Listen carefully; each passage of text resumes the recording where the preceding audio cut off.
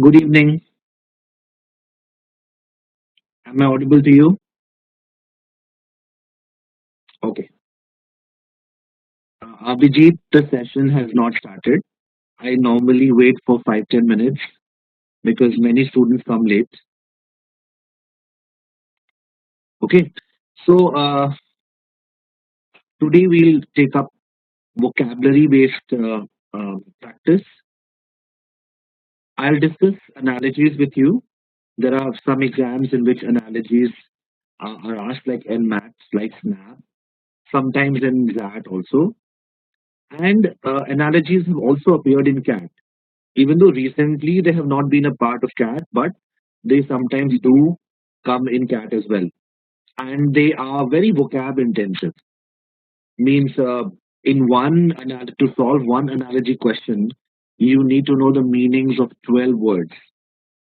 2 words in the question and 10 words in the options, because there are 4 or 5 options. So unless you know the meanings of all these words, it becomes difficult. However, it is not just the meaning of words. There are certain other things which you were probably not aware about analogies, which I will discuss here. So today is going to be more theoretical. Today it's going to be more theoretical. I'll show you how to solve analogy questions under the assumption that you know the meaning of these words. I know that there are so many words you don't know, but still, to better understand, I will have to work under the assumption that you know the meanings of these words. Once you understand the strategy, then as and when you learn the words, you will be able to apply them. Uh, the term analogy means relationship. Okay, so if I say there is an analogy between these two events, means there is a relationship between these two events. Here, when we talk about verbal, in verbal, the analogies that we have to find out is between 2 words. They would give us 2 words, and we have to find out what is the analogy, means what is the relationship between these 2 words. So there are going to be 2 words A and B, like this, A and B. You find out what is the relationship between A and B, and then they are going to give you 4 or 5 options. In a similar pattern, you will have C, D, E, F, and so on and so forth. Whatever relationship exists between A and B, the same relationship you have to find from the given options. Which 2 words they show the same relationship? That is your task. The question is how to form a relationship. What kinds of relationship exist?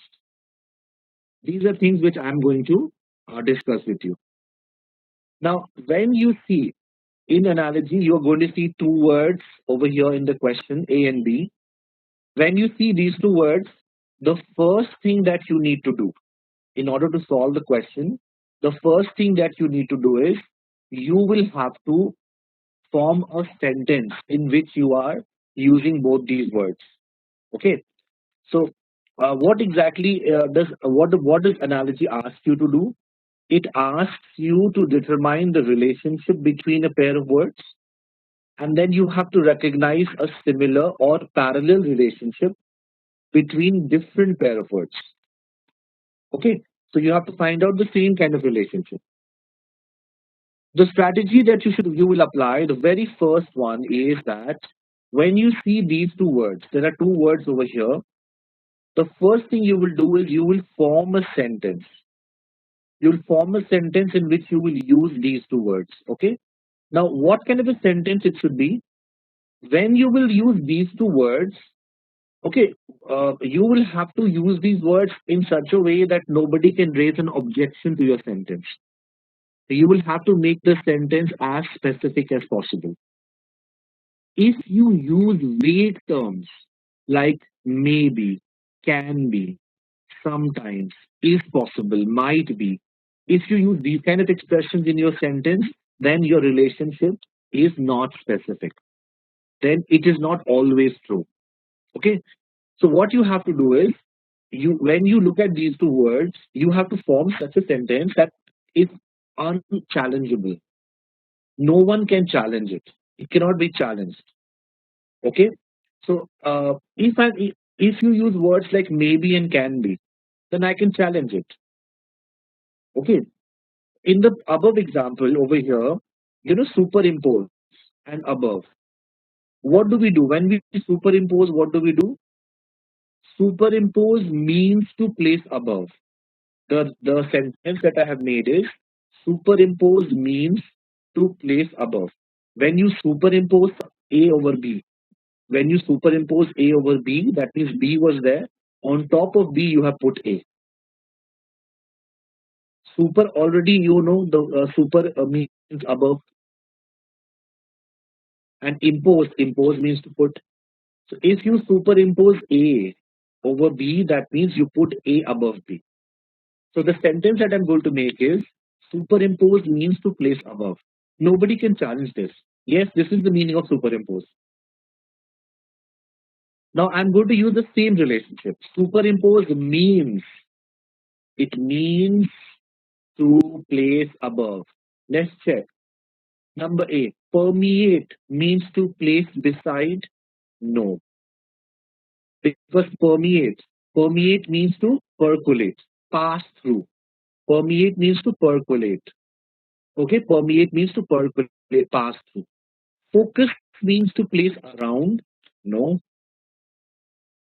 Insert means to place between. Yes. Yes, insert means to place between. Splice means to place below. No. Splice, what is the meaning of splice? Splice means to join. When you splice two things, that means you join it. The antonym of splice is sever. Sever means to cut. Splice and sever.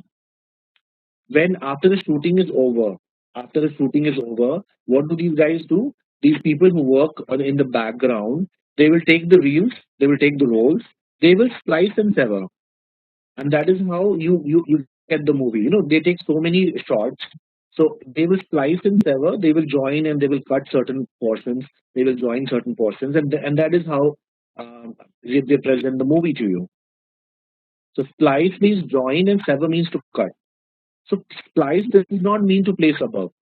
Fuse, uh, fuse means to place behind. No. Fuse also means to join.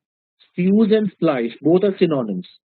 Splice and fuse both means to join. Okay. So remember, what is the meaning? What did we do? The sentence. We formed a sentence, and we formed a sentence that cannot be challenged. If I had formed a sentence like this, superimpose means to sometimes place above. Okay, superimpose means to sometimes place above. If I say sometimes, then immediately you can raise objections, isn't it? You can challenge it.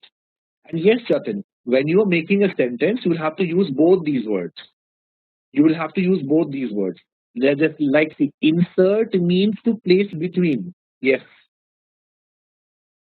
Just like superimpose means to place above. We are using both the words. Both the words on the right hand side and the left hand side, right? So this is the first thing that you're going to do. Now, this is easier said than done. Okay, this is easier said than done. Why I'm saying this? You will see that one of the most difficult jobs is to form the sentence. Right now, I have given you a very easy example. Okay, one of the most difficult jobs is to form this sentence which is not challenged. Okay, now what are the problems that you'll face?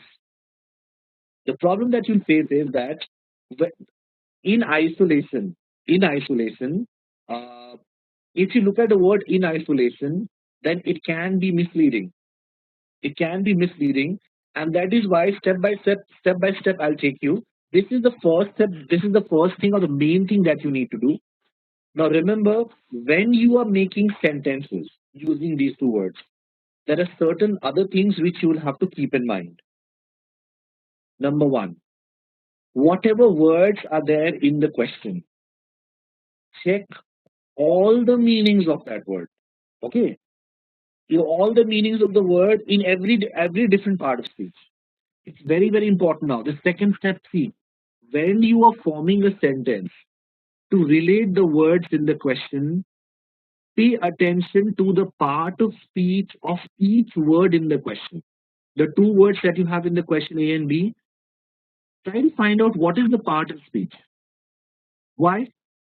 Because it is very, very important. Identifying the part of speech is very important because there are so many words in English which have absolutely different, absolutely unrelated meanings when they are used as different parts of speech. For example, cow is to intimidate. You are thinking cow is an animal. Okay. And intimidate means to threaten. So you will make a sentence. It is so easy to intimidate a cow. Cow is such a meek animal. Meek matlab kamzor, Dabbu's type, submissive. So what is the sentence you will make? A cow is very easy to intimidate. It is so easy to intimidate a cow. That is the kind of sentence you will make. Cow is easy to intimidate. Let's check. Hear is easy to listen. Stay is easy to leave. State is easy to prove. Fear is easy to threaten. Pray is easy to kneel. Does not make any sense. Okay, does not make any sense. Now, what you've done is that you have become stuck with the idea that cow is only an animal. You are not ready to look at other angles also. You're not ready to consider the fact that cow is also a verb. And as the verb cow, if you're trying to cow someone, you try to threaten someone. Many people don't know the meaning. Are you trying to cow me? That does not mean are you trying to make me an animal. If I say, are you trying to cow me? I don't need to say, तुम मुझे गाय बनाना चाह रहे हो क्या? I need to say, are you threatening me? I am not going to be cowed down. You must have heard. India is not going to be cowed down by China. That is what we claim these days, isn't it? This is not 1962, 1972. Whenever we had that war with China, right? So India is not going to be cowed down. 62, okay, it was 62, right? So India is not going to be cowed down means you cannot bully him. You cannot bully me. Nikita, no, cow and cower are two different things. If somebody is trying to cow you, you may either stand confident or you may cower. Okay, cower means dar jana, to become scared. Cow means to threaten someone, to make someone scared, to scare someone. And cower means to become scared. So they are kind of antonyms. Okay. Now, if you only go with the mindset that if you only go with the mindset that cow is an animal, then you are in trouble. You will not be able to find out any answer. But the moment you realize that cow, when I change the part of speech from a noun to a verb, because as a noun, cow is an animal, but as a verb, cow means to threaten. Cow also means an unpleasant or disliked woman. No, it can be used figuratively, not unpleasant and disliked woman, in the sense that if you're calling a person a cow, you are trying to say that that person is very innocent, very submissive, very stupid kind of a person. Because cow, what kind of an animal is a cow? Cow is kind of very stupid kind of an animal, very innocent that kind of an animal, timid, docile, submissive. Yes, and yes, I mean you can use it for women also, in the sense that if you're calling a woman cow, that means what you want to say is that that woman is kind of, she's obese, she's submissive, she's timid. You can use it figuratively. Okay. So now everything changes. See, everything changes now. The moment you know that cow, when I change the part of speech, everything changes now. Now what is the sentence that we will make? Cow means to intimidate. Cow and intimidate are synonyms. Yes or no? They are synonyms. Cow means to intimidate. Cow is a synonym of intimidate. Now let's check. The moment we make the sentence that cow means to intimidate, hear means to listen. Yes. Stay means to leave. No. State means to prove. No. Fear means to threaten. No. Pray means to kneel. Is it compulsory that you'll have to kneel? No. So only A is possible. Only A is possible.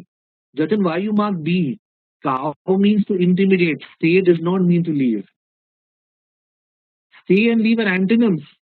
How can this be the answer? Kneel, Abhijit, kneel. You,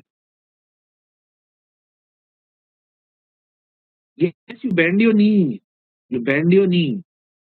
Genuflect, yes, genuflect. Absolutely, Madhur. Good, you use that word. Abhijit, kneel. Many people kneel in front of God. घुटनों के बल बैठ जाना. Okay, kneel. I'll have to now. You are going to brush up my Hindi. Okay. So kneel. Right. So see, I told you, making forming sentences, it's easier said than done, isn't it? Now there's one more challenge. There's one more challenge. There are so many words, even if I don't change the part of speech, in the same part of speech, they have so many meanings. Yes or no? In the same part of speech, they have so many meanings. Then also it becomes problematic. So what I would suggest is just, don't just check the part of speech. Check all the meanings of the word in the question. Whatever meanings you know, check all the meanings because there are a number of words which have more than one meaning, even when they are considered as a single part of speech. Even if you consider it as a single part of speech, still they have number of meanings. For example, lion is to pride. Okay, pride, pride, as a noun, pride, one pride is vanity. Vanity. Yes or no? Vanity means ghamand. And pride as the noun also is a group. It's a group of what? It's a group of lions. What is a pride? Pride is a group of lions. Now I did not change the part of speech. As a noun, pride means vanity. As a noun, pride means vanity, hubris. Yes or no? Hubris and vanity. Um, and as a noun, pride means a group of lions. So even if I don't change the part of speech, what happens? There are two meanings. I should check. I should check both the meanings.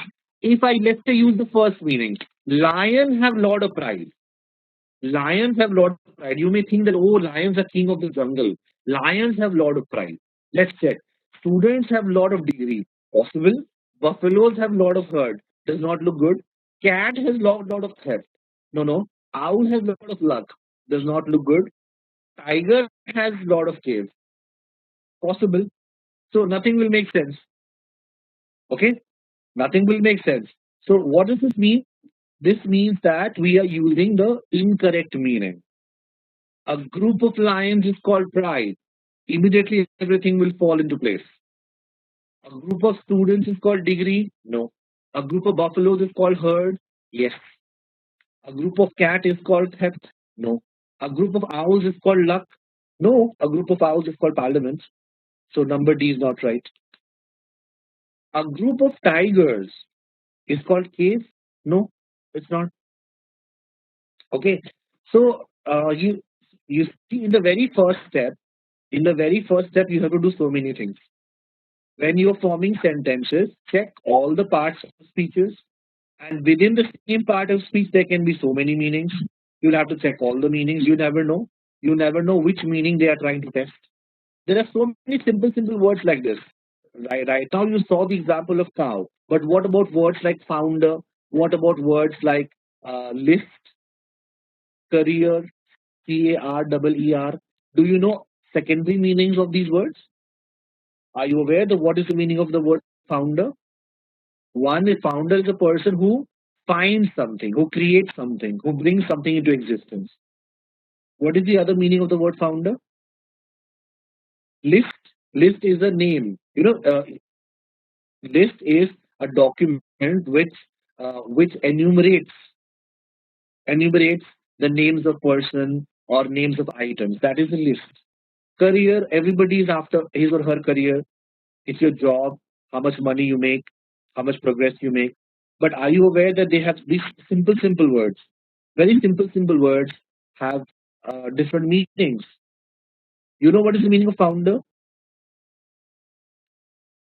Founder means to sink. Founder means to sink. I, I believe everyone has watched the movie Titanic in English, not dubbed. Everyone has watched the movie Titanic. You did not pay attention when you were watching the movie Titanic in English. You did not pay attention because they discuss when Titanic is hit by that iceberg, and in the captain's room they are discussing, and one guy says, "Oh, this ship can't sink." Another person responds, "She's made of iron, sir, and no matter what we do, Titanic will founder." Means it will sink. So many companies are going to founder because of this lockdown. Yes or no? So many organizations, so many businesses will founder because of this lockdown. They will sink. So founder means sink. People don't know. List, list, list means a founder means sink. List means to lean to one side. Don't list on the balcony. You may fall. Okay. Don't list. Don't list on the tree. Don't lean. Whichever direction the wind blows, all the leaves, the tree will lift in the opposite direction, or in that direction, on the opposite direction. The leaves and the branches will lift. The leaves and the branches will lean. So list means to lean. Career means to move with a lot of speed, move uncontrollably. The car careered. The car careered because it was at top speed. It careered. It sped and it moved uncontrollably. Simple words. These are very simple words. Okay, and these are used a lot. We don't know the meaning of the word guy. We think guy means a boy, but guy also is a cable. I don't know whether you're aware of this or not, but guy also is a cable, a rope. So there are so many words we don't know, the meanings we don't know, and that is why analogy becomes very challenging. This is what I wanted to make you aware. This intention is not to scare you. The intention is just to make you aware that multiple meanings exist. The moment you change the part of speech, then everything can change. And even if you don't change the part of speech, so many words have so many meanings. Okay. So this is what you will have to keep in mind. Once you have formed the sentence, what will you do? You will test all the choices with similar sentences before choosing your answer. Check all the choices. Do not jump to a conclusion about the correct answer after testing only one or two of the answer choices. Check all of them. Why? Because you may have to refine your sentence. It's possible. For example, let us take a look at this question. This question says, cathedral is the building. Okay. We all know cathedral is a building. So I'll make a sentence. Cathedral is a kind of building. Cathedral is a building. That is a sentence I make. I'm in deep trouble. Cathedral is a building. Yes, nobody can challenge it. But then cat is an animal. Yes. Samba is a dance. Yes. Paper is a book. No. Play is a theater. No. Anathema is a curse. Yes. So how can I have three answers? How can I have three answers? Cathedral is a building. So cat is also an animal. Samba is also a dance. Anathema is also a curse. I cannot have three answers. This means that whatever sentence I have made, it requires refinement. Okay. So if I had only stopped with the first one, okay, I had made the relationship. Cathedral is a kind of building. I check. Cat is a kind of animal. Yes. Oh, this is the answer. I marked this and then I moved. What happened? I did it incorrectly. Why? Because there are other options that show the same relationship. So this means that whatever sentence I have made, I'll have to now tweak that sentence. I'll have to make it more specific. How to make it more specific? Ask yourself, cathedral is a building. Yes. What kind of a building is it? What kind of a building is cathedral? Cathedral is a religious building, isn't it? Because cathedral is a church.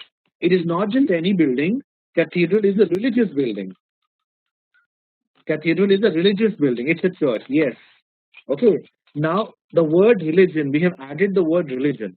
Let's check. Cat is a religious animal. No. Samba is a religious dance. No. Paper is a religious book. No. Play is a religious theater. No. Anathema is a religious curse. Yes. Yes. Anathema is a religious curse. Anathema is a curse that you give in the name of God or religion. So yeah, our answer is going to be E. Did you understand? Anybody has any doubt here till now? All clear, right? Okay, great. Sometimes what happens, see, you just mark the sentence. When I make the sentence, I use the word cathedral first. Cathedral is a kind of building. This order is also important. If I'm using the word on the right hand side first, then when I am checking all the options, I will have to follow the same pattern. I will have to use the words on the right hand first, followed by the words on the left hand. If I reverse the order of the words while forming a sentence, because many times it will be easier for you to reverse. It will be easier for you to reverse the order of the words in order to form sentences. Okay, so if I make a sentence like this, a holy building, a holy building or a religious building, a holy building is called cathedral. For example, now what I did is I used building first and cathedral later. So left hand side first, followed by right hand side. If I do this, when I'm checking the options, I will have to, for every option, I'll have to go in the same direction, from back to forward, from left hand side to right hand side. Did you understand? If I'm forming a relationship from right towards left, that is what I'm going to check in all the options. If I'm forming from left towards right, that is what I'll have to do in all the options. Please don't make a mistake in this, because this is otherwise this is going to become a very silly mistake. You do everything right, but when you check it from the opposite direction, and then nothing will be able, you will not be able to answer it. So I told you, if you reverse the order of the words while you are forming the sentence, then you must do so with every pair in the choices. Okay, you must do so with every pair in the choices. This is what I just told you. Now, some people are very smart. What they do is they look at the word score and they look at the word symphony, right? They know score. Oh, they will look at the options. Oh, goal and football, right? In football, why do we hit a goal? Because we want to score. And this should be the answer. B should be the answer. Somebody may look at the word symphony. Okay. So when they look at the word symphony, they will say this has something to do with music. Music, yeah, there's a musician here, there's a concert here. Yes, yes, this should be the answer. They will mark number D as the answer. Okay. Please ignore any correspondence you find between a word in the question and a word in an answer choice. The meaning of this is that please do not make associations, do not make sentences vertically. No, you have to make associations horizontally. Okay? No vertical associations allowed. No vertical sentences allowed. Don't look vertical, look horizontal. So, in this present question, what do you think? What is going to be the answer? How will you find out? Is there any sentence you can make? Symphony is music, isn't it? Symphony is music. And music is based on a score. Score means, score means, score are the notes, musical notes. Symphony is music, isn't it? Symphony consists of score. Yes, a symphony is based on score. Symphony, symphony is music. A symphony is based on score. See what I'm doing? From the left hand side, I'm moving to the right hand side. A symphony is based on a score. Is the painting based on an easel? No, easel is just a wooden frame. What is an easel? Easel is the wooden frame on which we attach the canvas and we paint. So painting is not based on the easel. Easel is just a wooden frame which which helps you keep the cloth or the or the paper tight in its place so that you can paint. Football is based on the goal. No. Play is based on a script. Yes, it is. Number C looks good. Concert is based on a musician. No. Book is based on an index. Of course not. Book is not based on an index. What is an index? Index just tells you where to find certain information in the book, isn't it? What all information is there in the book? The book is not based on the index. Yes, it's just a list of contents. Absolutely. So it is not. The book is not based on the index. Index is just an enumeration. Just provides us the list of contents. So what is going to be the answer? In the present case, answer is going to be C. Now we learned the word score. Score means musical notes. Okay, musical notes. What are notes? Notes are musical symbols. Musical symbols are called notes or notations.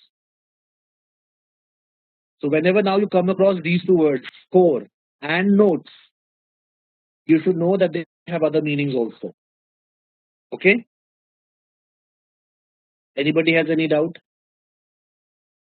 These are the steps you will follow. Okay, these are the steps you will follow in order to make a relationship and in order to find out what is your answer. These are the steps you can follow. Okay, but I'm not done right now. Somebody may ask, what all are the possibilities? What kinds of sentences we can make? Yes, what are the kinds of relationships that exist between words? Yes, two words can be synonyms, two words can be antonyms. We know about these two relationships. If there are two words, they can be synonyms. If there are two words, they can be antonyms. But are there other relationships that can exist? So I will discuss 26 different kinds of relationships with you. 26 frequent relationships. This again not an exhaustive list. Okay, with examples, I will discuss 26 different kinds of relationships that can exist between two words. Now, I'm telling you that 26 also is not exhaustive. There can be other relationships also. But these 26 are the most commonly found relationships between two words. So they will help you. These 26 relationships, if you keep them in mind, they will help you. Out of these 26, two you already know. One is synonym, one is antonym. One word is a synonym of another, one word is the antonym of another. So you have to learn 24 more. Out of 26, you already know two of them, 24 more you have to learn. So one by one, we are going to take a look at all these relationships. Okay. Before that, till now, anybody has any discomfort, anything you do not understand?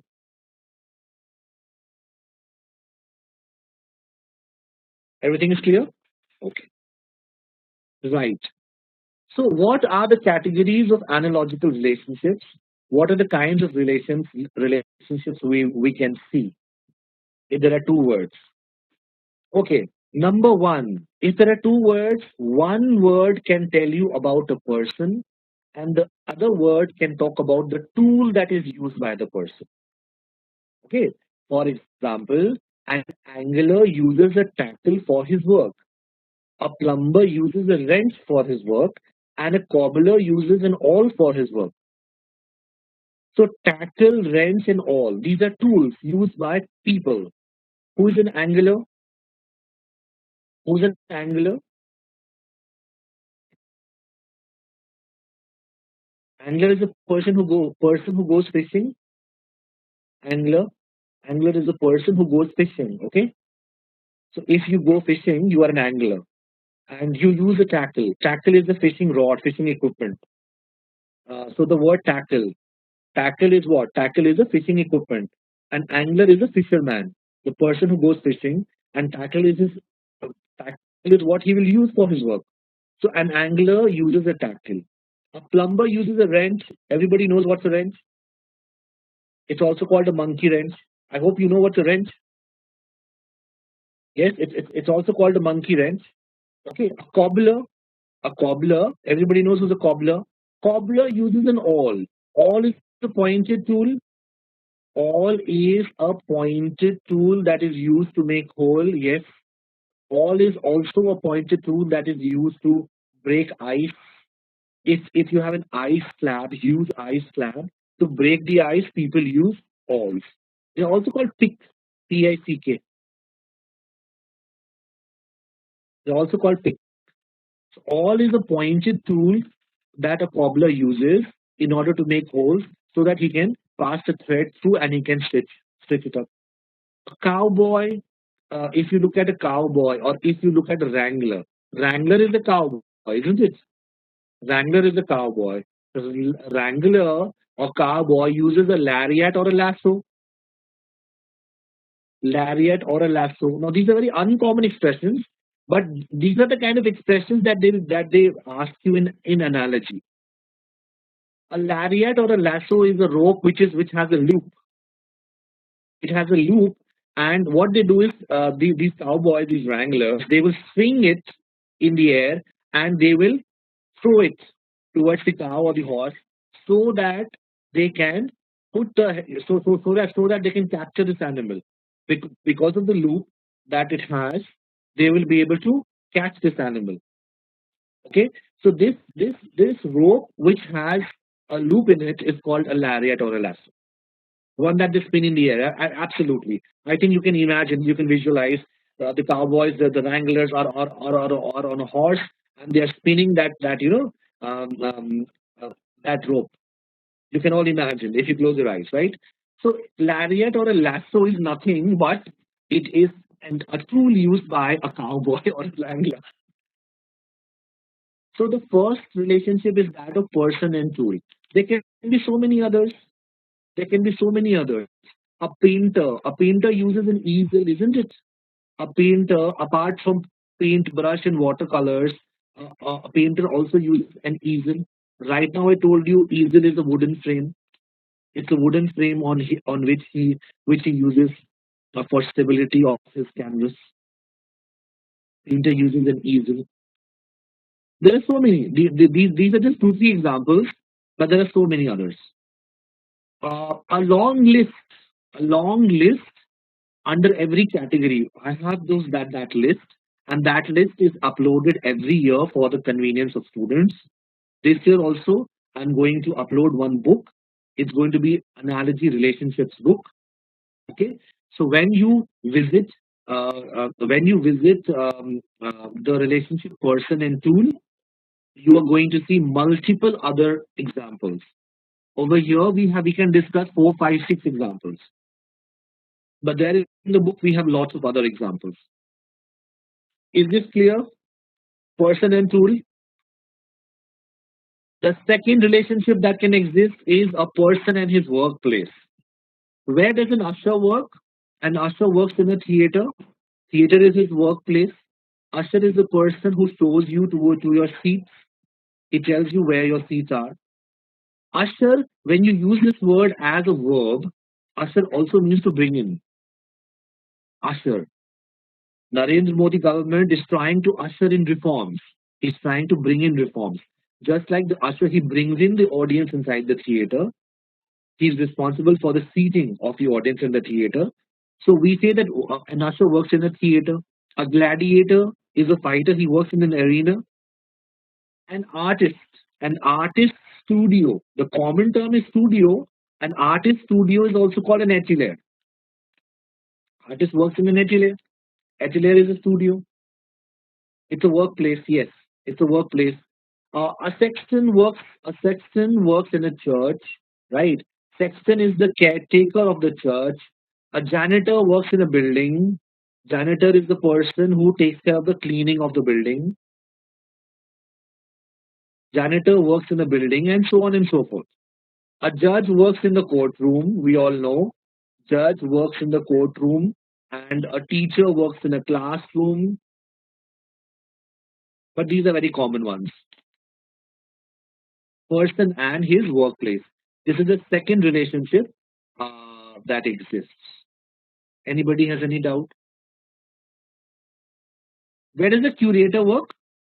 Curator? Where does the curator work? In a museum?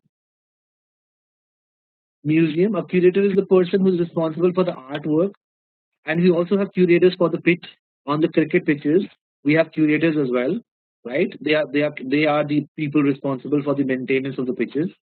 But otherwise, the curators, they are the people who are responsible for the artworks in the museum. So curators work in the museum. This is the second relationship. The third relationship that can exist, first was person and tool, second is person and his workplace, third is person and what he avoids. A claustrophobe, because he's scared of enclosed spaces. A claustrophobe avoids enclosed spaces. Pay attention to the sentences also. Nobody can challenge these sentences. If you have claustrophobia, what will you do? You will stay away from enclosed spaces. If you have acrophobia, if you are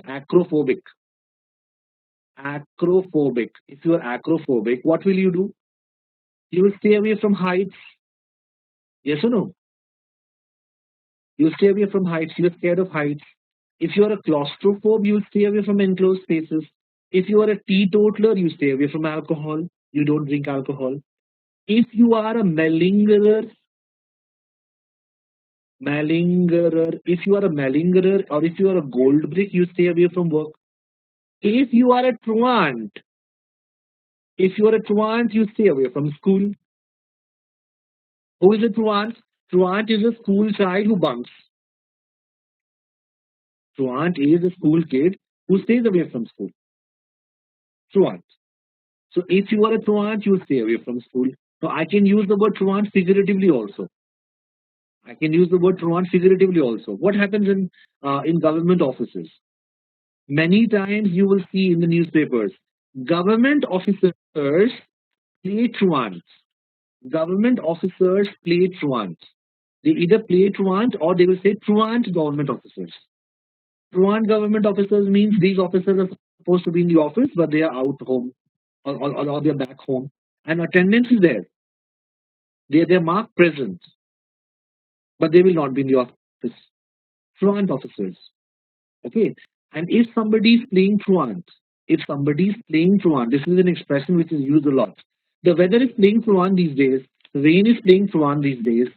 If something is playing truant, that means you are expecting it, but you are expecting it, but it's not appearing. It's playing hide and seek. Absolutely, Nikita.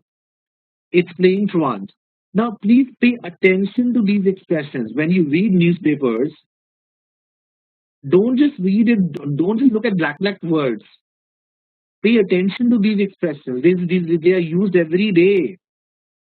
Play truant. Okay. So, a person and what he avoids over here, these are some examples. The book that I will upload will have many more examples. Person and what he will avoid. A pacifist. Who is a pacifist?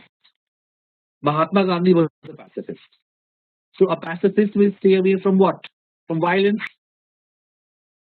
Yes or no?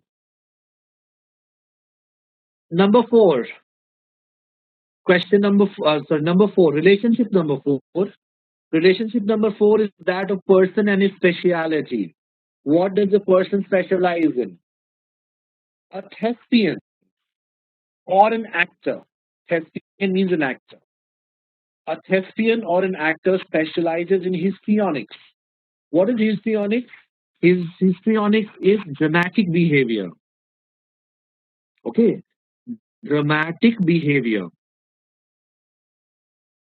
If you are not a master of histrionics, can you become a thespian? Can you become an actor? No. You have to know dramatic behavior. So when this word histrionics is used for an actor or a thespian, then it becomes a positive word.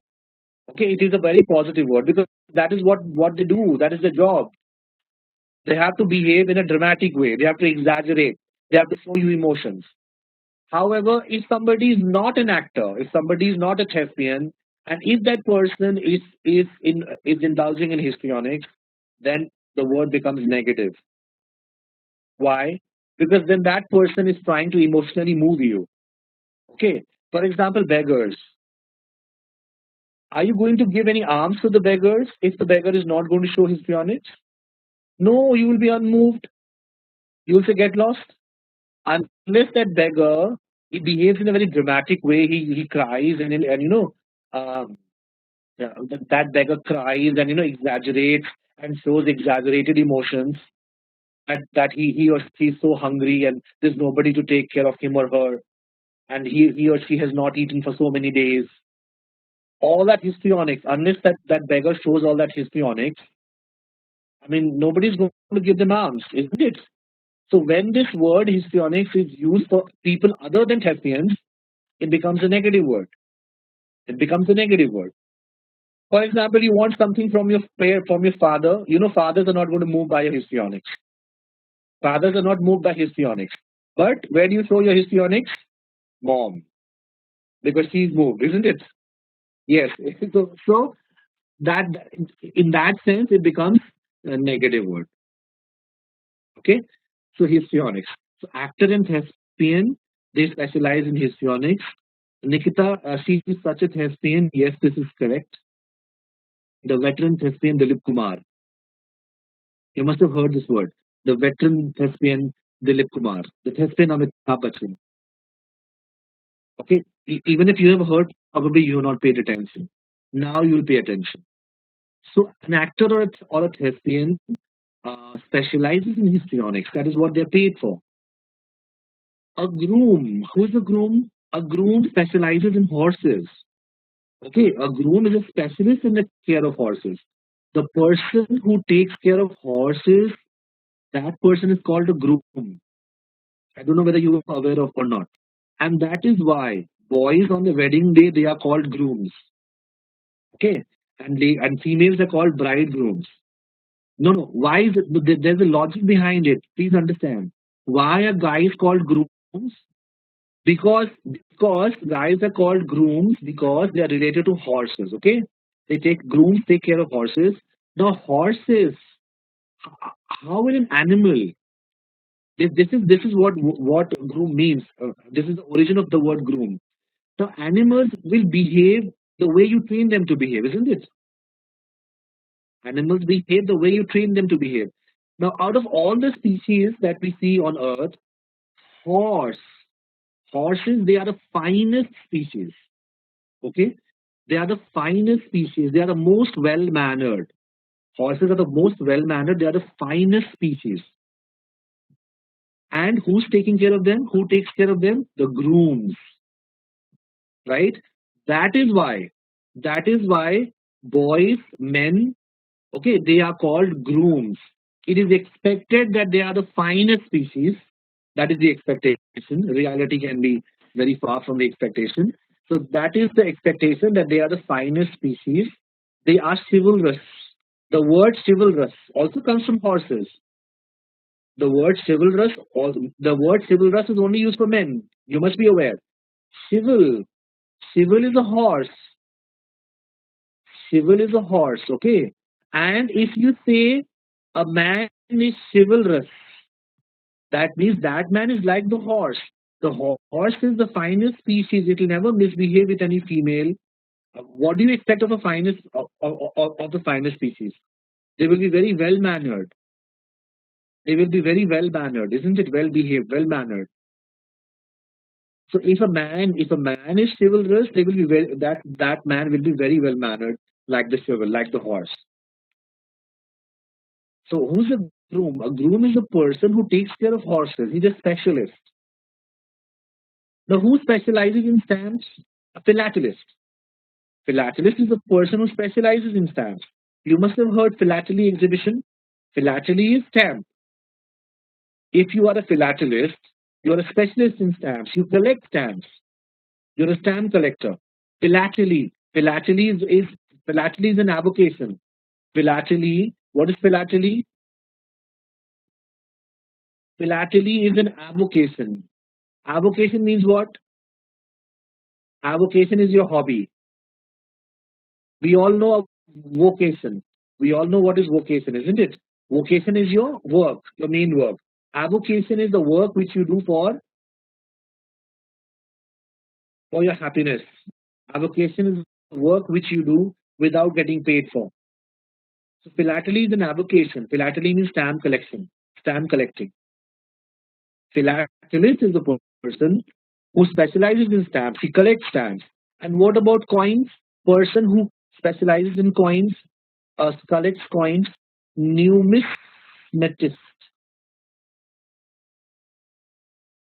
Numismatist is the person who specializes in coins. You take a coin to a numismatist, he will definitely give you some information about that coin. This person, a numismatist, collects coins. He's a specialist in coins, and so on and so forth. Okay. Madhur, your question is that is a protagonist a thespian? Protagonist is the lead thespian. Protagonist is the person who has the lead role. Okay, Madhur? But then in a movie, there are other people also who have side roles or who have supporting roles. Every actor is called a thespian. Protagonist is the lead thespian. That is the only difference. Okay. Were you guys not aware of the word thespian? I thought you were. You were not? You were. Okay, very good. Very good.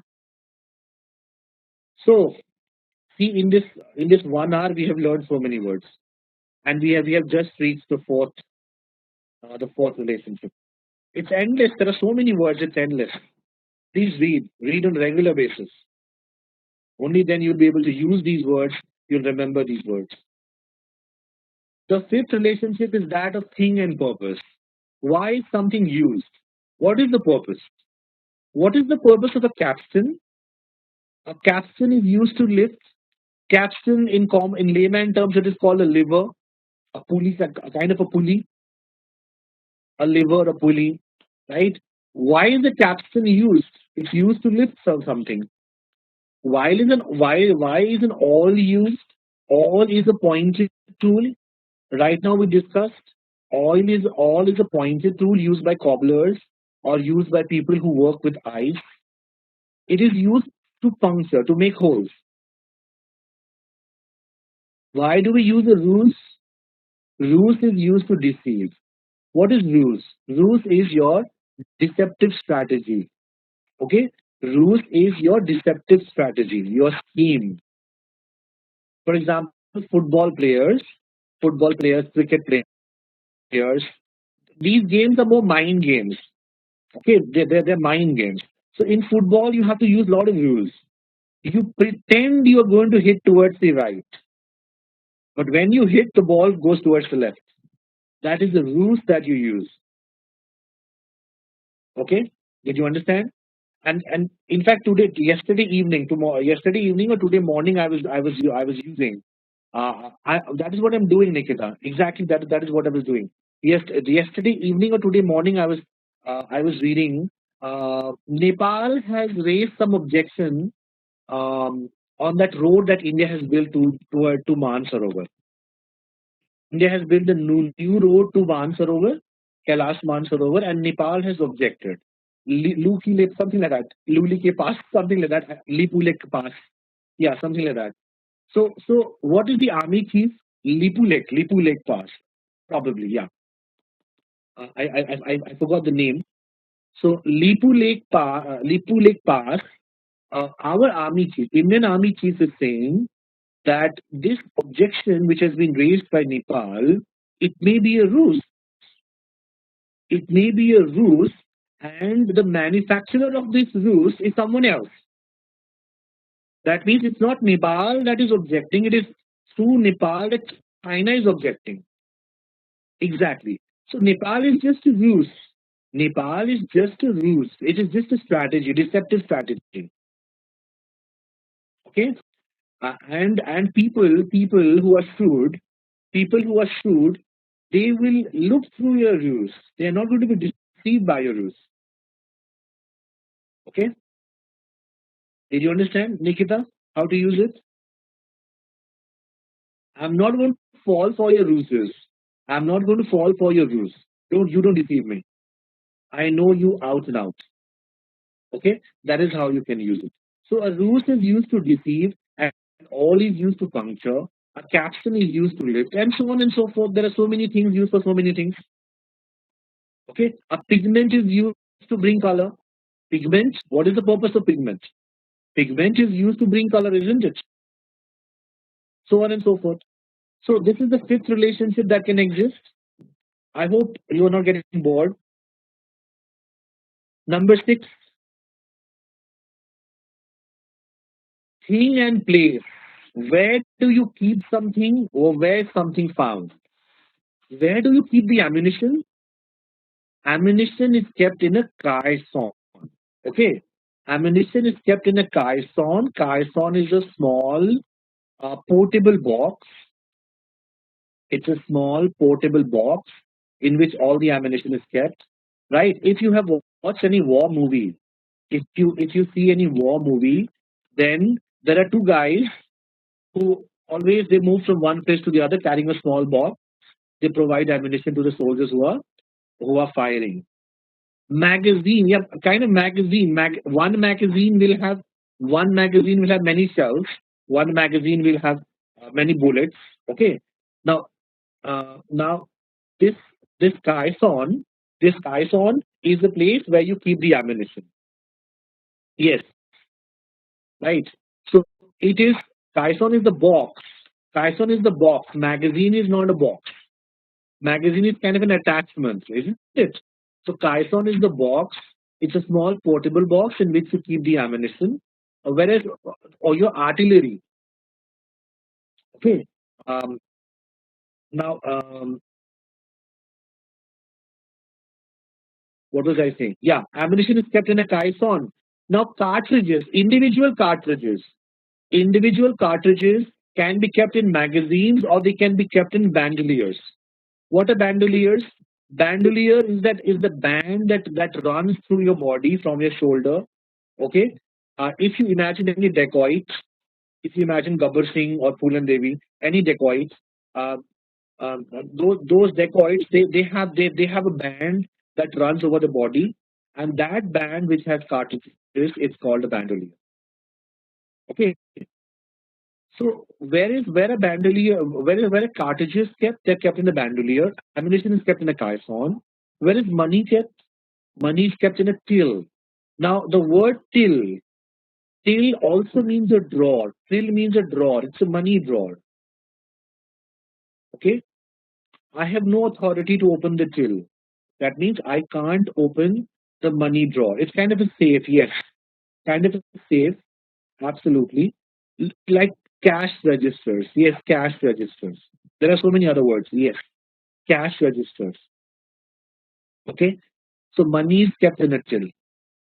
Money is kept in a till. Cartridges are kept in a bandolier. Ammunition is kept in a caisson. Grains, grains. Where are grains kept? Grains are kept in a granary. They're also kept in a silo. Now, silos also used for nuclear weapons. Nuclear weapons or very dangerous weapons, they are also kept in silos. Grains are kept in a granary, and so on and so forth. Thing and place. Where is something kept? Right? Did you understand? Number seven. Number seven, thing and raw material. What is candle made of? Candle is made of tallow, molten wax. Okay, melted wax. I should rather use the expression melted wax. Wax. Okay, tallow is melted wax. So melted wax is called tallow, and candle is made of tallow. Cork. What is cork made of? Cork is made of bark. Now this is bark of the tree. Okay. Um, yes, molten, melted, kind of same. Yes. Yes, Mohit. Both are adjectives. But molten is more adjective and melted can be used as a verb as well. That is the only difference. Bark of the tree, we are talking about bark of the tree, isn't it? This is not the bark of the dog, it's the bark of the tree. Cork. Cork. Cork is the bottle the stopper. The bottle stopper. It is made of bark. Over here, cork does not mean the shuttle. Over here, cork means it is not the badminton shot shuttle. That is also called cork. Over here, it means the stopper of bottles. Cork is made of bark. Leather is made of skin or hide. Hide also means skin. Yes and no. Hide also means skin. I hope you're aware. Snake hide, crocodile hide. Yes or no? Are you aware? Hide also means skin. Two people were arrested for smuggling tiger hide. Tiger hide means tiger skin. They were smuggling tiger hide. That is illegal. So leather is made of skin or hide, right? So things and raw material. BARQE, BARQE. What is BARQE? BARQE. Let me check what it's saying. BARQE, bark. Yes, it is same. It is same. That is another spelling. Okay.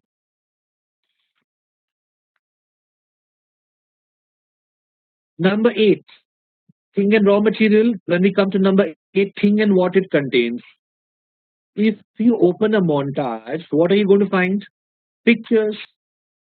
Montage or collage. Montage or collage. It will have pictures, isn't it? Montage or collage, it contains pictures. Almanac, or also called dossier. Dossier, dossier or almanac, it will contain facts, it will contain information on somebody or something.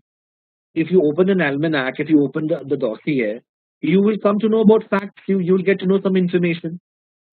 Whereas paint will contain pigments. What does paint have? Paint contains pigments. Potato has starch. Potato has starch, isn't it? So on and so forth. Thing and what it contains. This is the eighth relationship. Coming to the ninth relationship, number 9, things that go together. Things that go together means these things are used together. Okay, pigment is used to add color. Yes, so paint will have pigment, isn't it? Things that go together. For example, there is a dish called bacon and eggs. Bacon and eggs is the dish. So bacon and eggs go together. These are because this is the name of a dish. Similarly, gong and stick goes together. Can you use the gong without the stick?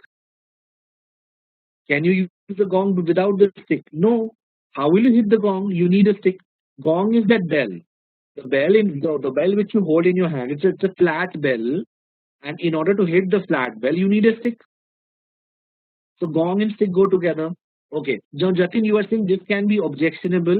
In Indian context, it can be objectionable because in India we can use we can use eggs without bacon.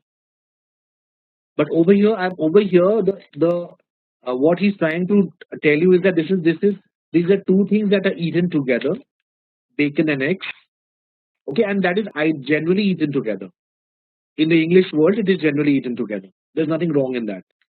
Okay, white paint does not contain pigment. So the word is not white paint, it's paint. Paint contains pigments. It's not white paint. Simple. Don't add any word there. Why are you adding a word? Paint contains pigment. Full stop. Who's asking you to write white paint? Okay. Bacon and eggs. Bacon and eggs go together. Gong and stick go together. Mortar and pestle go together. Okay, mortar and pestle go together because mortar and pestle are used to crush something. You know what is a mortar and pestle? A pestle and a mortar. All of you know what is pestle and mortar? Chemistry lab. It was in your chemistry lab. Okay, right. I hope everybody knows what's the pestle and the mortar. So mortar and pestle go together. They always use together. In the mortar, you put something, you keep something, and you use the pestle to crush it. Crush whatever you want to crush. In Hindi, what is it called? Uh, it's it's found in the kitchen, Mohit. Kitchen. In the kitchen, if you want to crush Oakley, Musal Oakley, Musal and Oak, Musal. Yes, it's called Musal and Oakley. Hammam dasta. Okay. Yeah, different regions have different expressions. Yes, different regions. I have heard hammam dasta in towards Delhi. I don't think they use hammam dasta, but yes, different regions have different terms. Okay, so pestle and mortar go together. They are always used together. These are things that go together, right? Okay, it was in your school chemistry lab, right? Mumbai and Delhi language differs a lot. Oh yeah, yeah, I think so. Yes. Number nine. This is number nine. We come to number 10. Number 10, action and purpose. Why do we perform an action? We read to get knowledge. We eat to get nourishment. Okay. We sleep to refresh ourselves. We read to get knowledge. We eat to get nourishment. Why do we perform an action? What is the purpose of the action? Why do we eat to get nourishment? Why do we read to get knowledge? Like this. This is the 10th relationship. The 11th relationship that can exist is that of young and the grown up.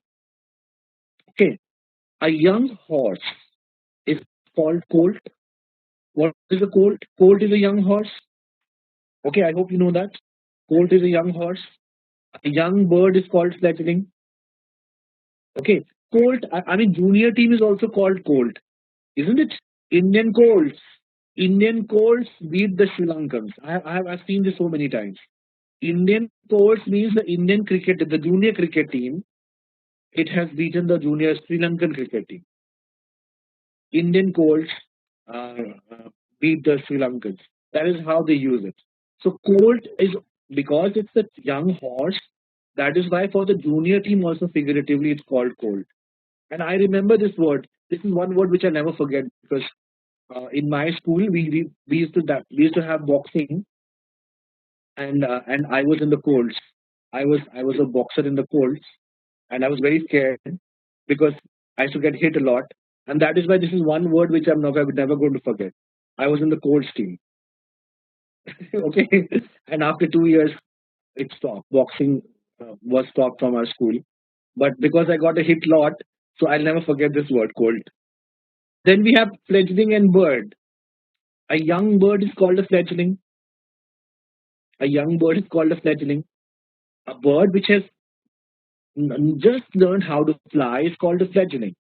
And in fact, you can use this word figuratively also.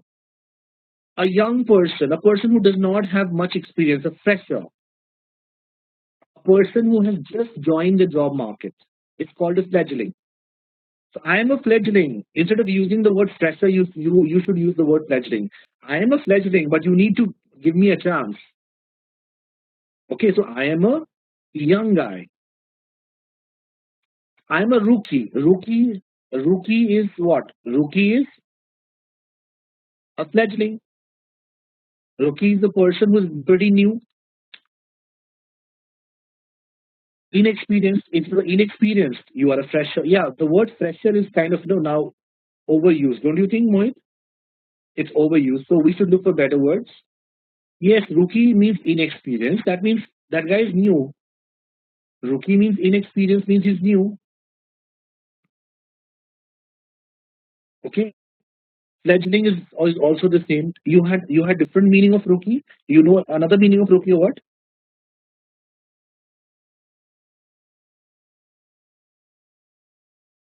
Rookie. Yeah, rookie. Figuratively, you can use it anywhere.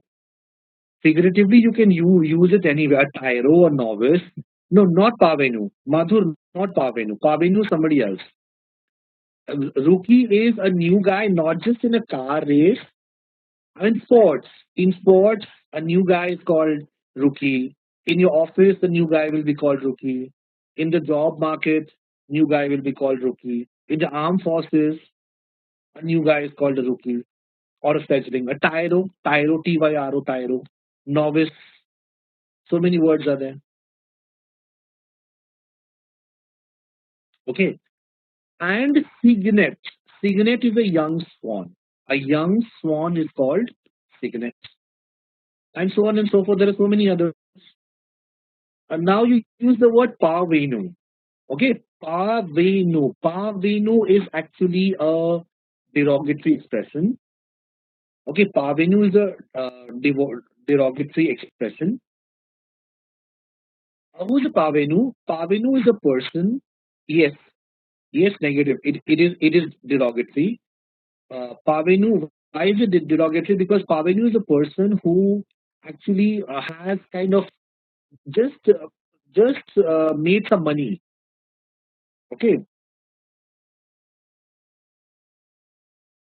just made some money. But even though this guy has made money recently, this guy does not has not developed the manners uh, of the rich people. This guy does not is not accepted in the society of rich people. This guy does not dress up like rich people. So not really misuse his power, Jatin.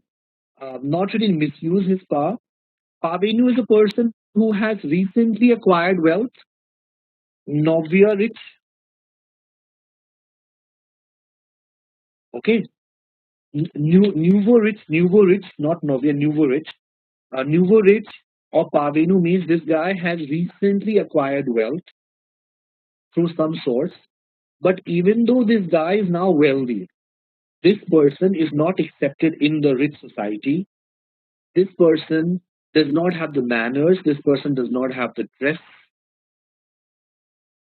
Okay, Nouve. Yeah, I think this is the spelling, isn't it? N O. Let me check. Nouve. Yeah, Nouveau. Veau.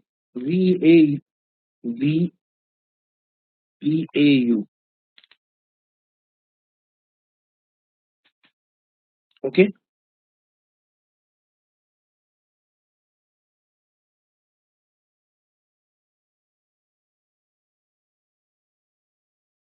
right. Like in Titanic movie, there was this lady who was earlier a servant, then she got rich, and she had trouble being accepted in the rich society. Absolutely, absolutely. Okay, so that is why this word is used in a negative way. So this guy does not misuse his power. The only thing is that because he is new, he has not developed the manners, the mannerisms, the habits of the rich people. That is why it's used in a negative way. Then number 12, opposite gender.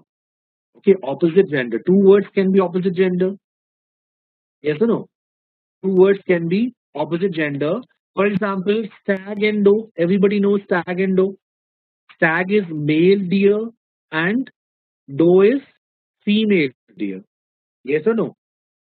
Stag is male deer. You all are young. You know if you go to any pub, no stag entries. You have to have a doe with you, right? So stag and doe. Stag is male and doe is female. We know that. And in fact, this is another word. Doe is another word which I personally I will not forget. Why? Because when I was in school, my music teacher he taught me a song, Sare Gama Pa in English. Doe, a deer, a female deer. These are the words. Doe, a deer, a female deer. Ray, a cup of golden sun. Me, a name, I call myself. Far, a longer way to run, right? So from that day I know that doe is a female deer. Doe, a deer, female deer. This is Saregamapa in English. You can listen to the song on YouTube if you want. So stag is male and doe is female. Nikita, which school was this? Personal information. That is personal information. Right. So they're opposite genders. Similarly, bull and cow. Bull is male and cow is female. Bull is male and cow is female. We know that. Fox is male and vixen is female. So on and so forth. Ox also, yeah, ox also. Bull and ox, yes, Avinash. Okay. Uh, little bit, I think ox. There's a slight difference in the meaning of bull and ox, but yes, ox can also be treated as male, but this male is castrated. So yes, ox and bull both are male, and cow is the female. So opposite genders. Two words, they can be opposite genders. Okay, right? Okay, and then we come to number 13.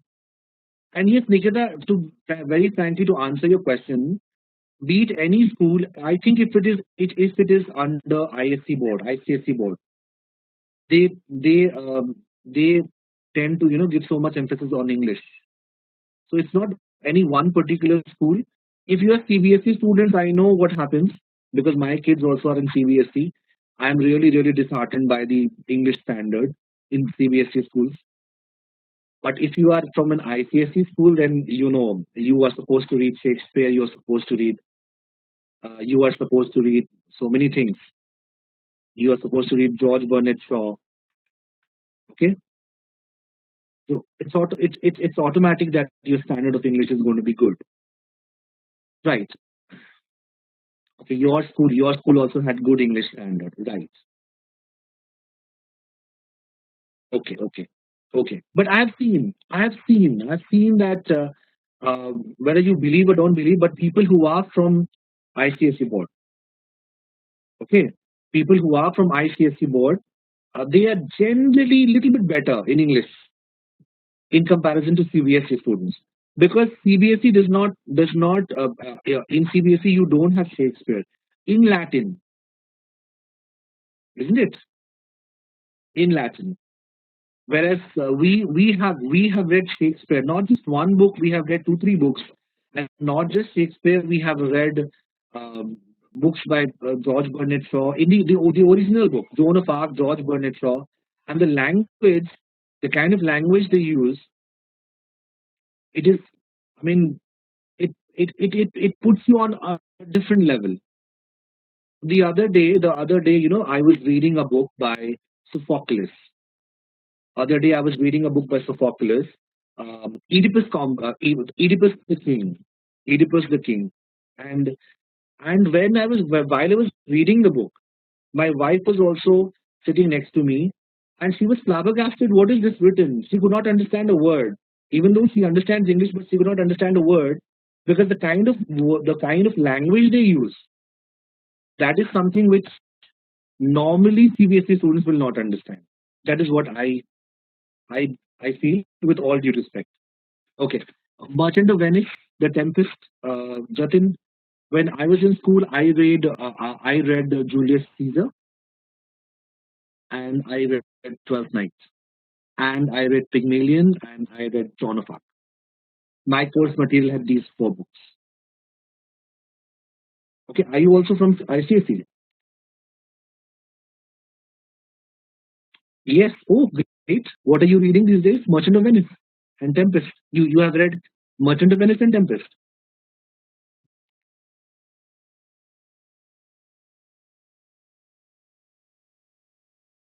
Yes, in class 10th. Yeah, yeah, right. Okay. So let's come back to business and 12th. Yes, 10th and 12th. I think they must have changed the pattern a little bit these days because they were very concerned. CBSE students, how do they get 99%? CBSE, they inflate marks, and ICSE students, poor chaps, they don't even get 90.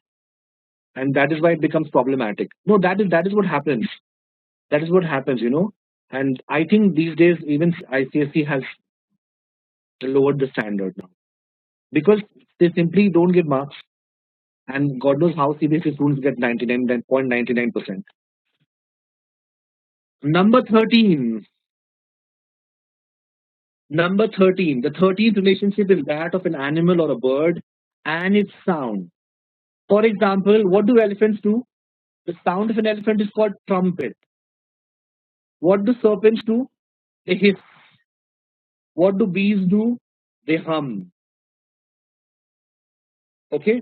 So elephants, the trumpet, or trumpet is the sound of the elephant. Serpents will hiss, or hiss is the sound of a serpent. Bees will hum. Hum is the sound of the bees. So it can be an animal or a bird, and the sound. For example, a lion will roar.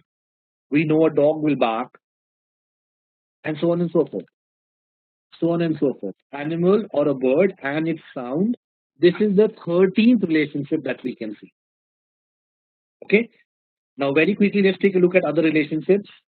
Number 14, habitat. Habitat means where does an animal live?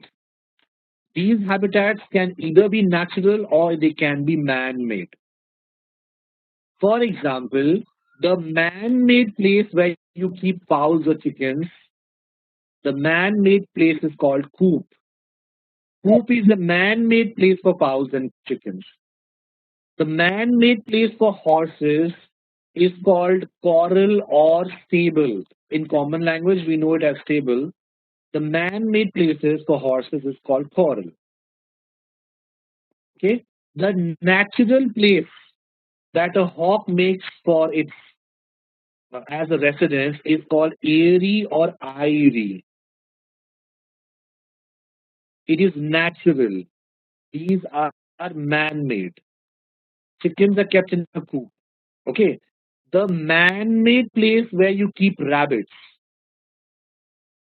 is called huts, whereas the natural place where rabbits live, they are called burrows or warren. It's a natural place where rabbits live.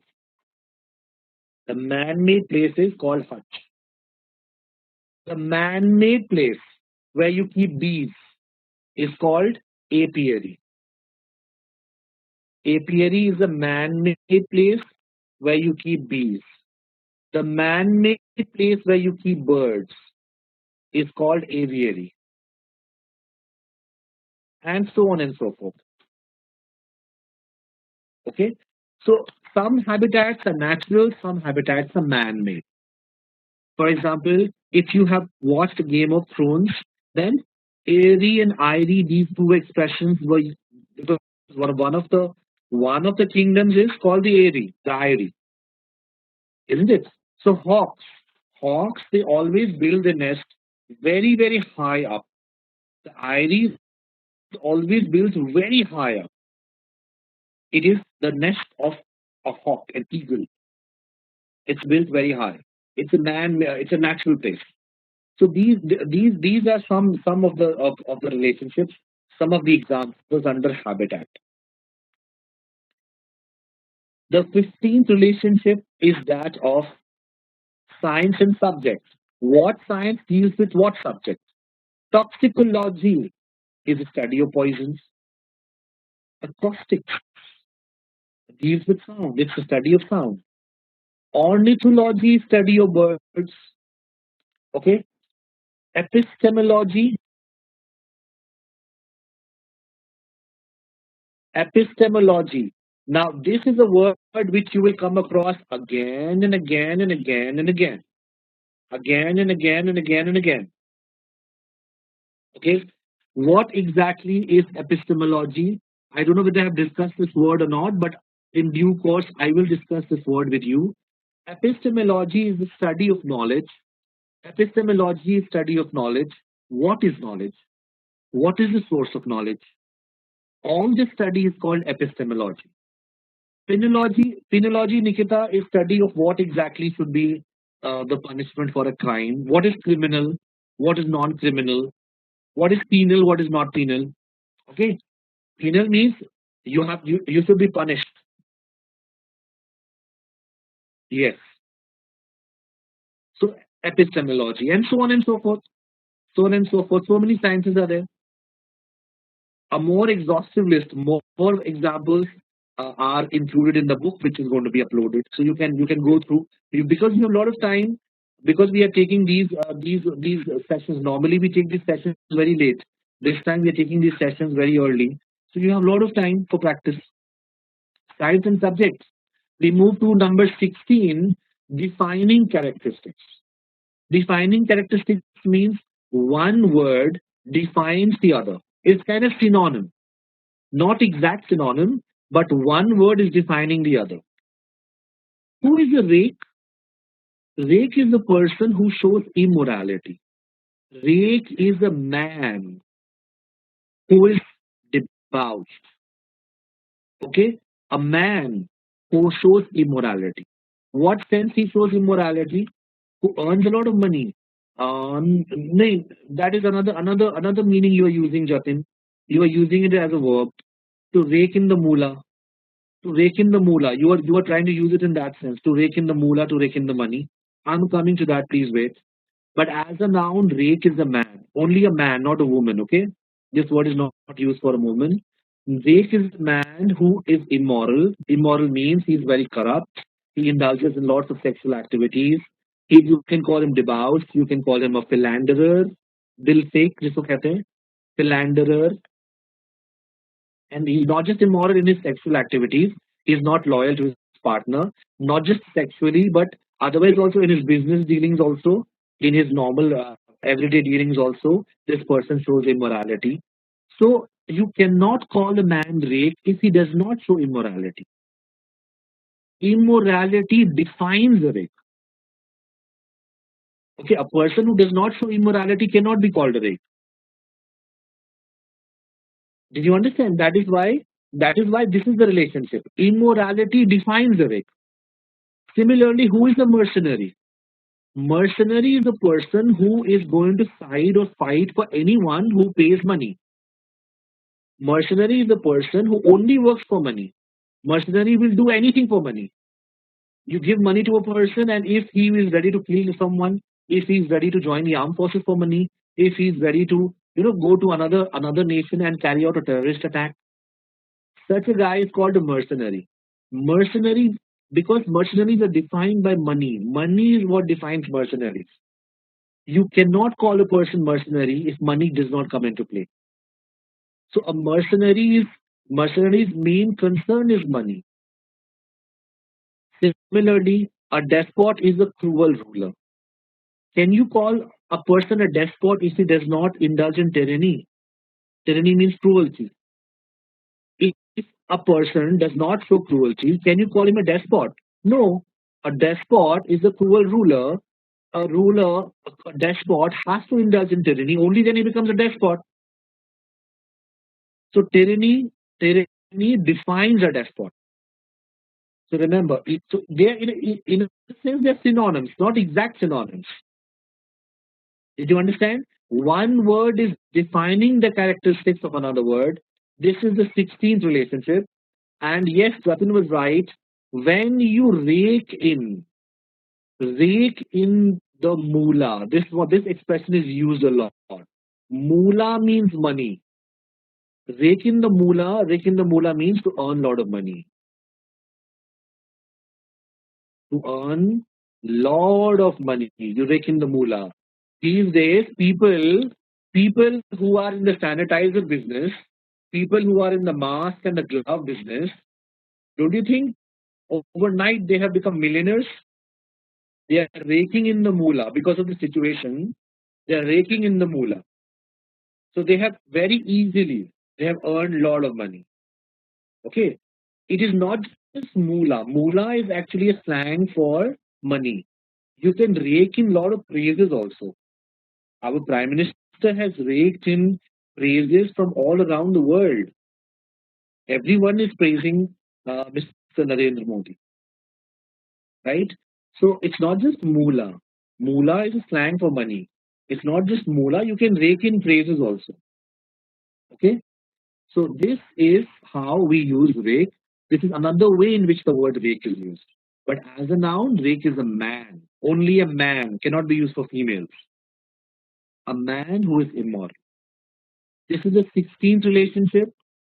I will come to the next one. Number 17, unit of measurement. Okay. Now, when we measure, we can either measure quantity or we can measure quality. Both measurements are there. For example, if you want to measure depth, how do you measure depth? Depth is measured in fathoms. 1 fathom is equal to 6 feet. Are you aware? You don't have anyone in Navy? 1 fathom is equal to 6 feet. Depth is measured in fathoms. If I say 20,000 fathoms, 20,000 fathoms means 20,000 multiplied by 6 feet. 120,000 feet. So depth is measured in fathoms.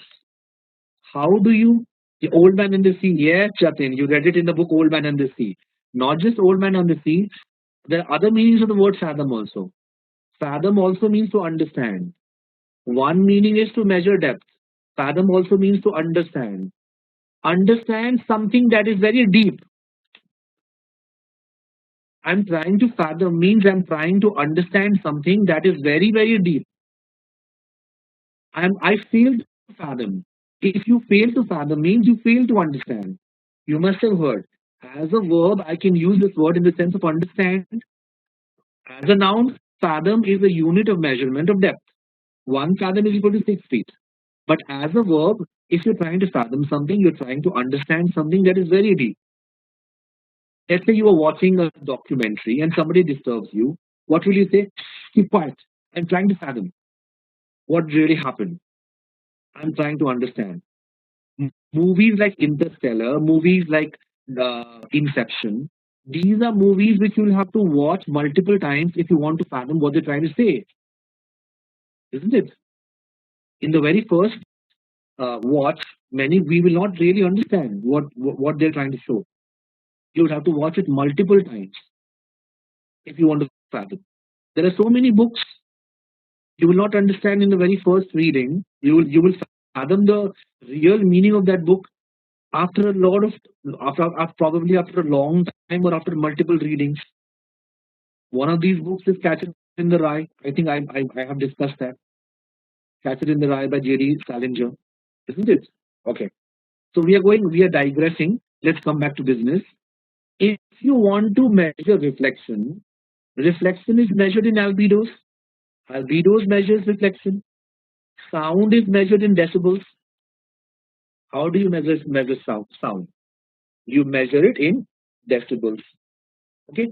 Uh, what about diamonds? Diamonds or gemstones? Gemstones, diamonds, they're measured in CARATS, carats. CARATS, another spelling is KARATS, carats. Okay. But do you know what is this word CARET, carat? What is CARET, carat? Carat is a symbol. Carat is a symbol to show omission. A symbol to show omission. Okay, you have omitted something. When you add a symbol, it is called carat. I think now I'll have to. Uh, this is important information, so let me just use this. Yes, Nikita, absolutely, absolutely. I am going there. This you wanted to write. I am not going there. You forgot to write the not. So this symbol which you added to show that you have omitted a word, it is called a CARET. This is the difference. The difference is that this caret has E. CARAT. It measures diamonds, weight of diamonds, diamonds or gems, other precious stones. This has an A, and this also is spelled KARAT. Okay, so this symbol is called a caret. Remember, inverted graphemes are also same. Yes, yes. Okay. Next one.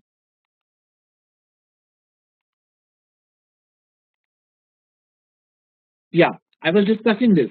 Now, over here we are talking about quantity, right? Over here we are talking about quantity. What about quality? Sometimes we measure quality also, isn't it? We measure quality also. So, how do you measure the quality of alcohol? If you want to measure the quality of alcohol, what is the measurement of quality of alcohol? It is proof. Proof. Proof. Okay. Proof is the measurement of quality of alcohol. Did you understand? Proof does not measure quantity. Alcohol is in liters because alcohol is liquid. If you want to measure the quantity, you will use liters. If you want to measure the quality of alcohol is measured in proofs, and so on and so forth. So it's not just quantity, we can measure quality also. Yes, I think, yeah, Apeksha, I think you are right. CARAT carat also uh, was was for quality or quantity. 24 carats. We say 24 carats. Yeah, I think it is quality. Yes, you are right. CARAT carat. CARAT carat measures the quality of diamonds. Yes, it does not measure quantity. It measures quality, purity. Yes, yes, yeah, you are right. Yes, so it measures the purity of diamond. Absolutely, you are right. Okay, so it is not just quantity; it is quality as well. Both can be measured. We have both kinds of units of measurement. This is what you will have to keep in mind. Abhijit, you are saying carat is also used for drawing. Carat is also used for drawing. Is it? How?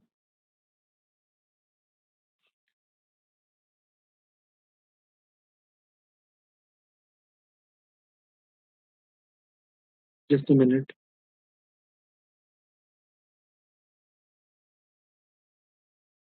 Yeah, yes, Siddhant, carat is a unit of mass equal to 200 mg according to net, yes. But if you actually look at it, it if you go forward, it says it is a unit for measuring the fineness of gold, purity. It overall signifies the purity. Yes, yes. It is not just diamonds. It is of gold also. Carat. Yes.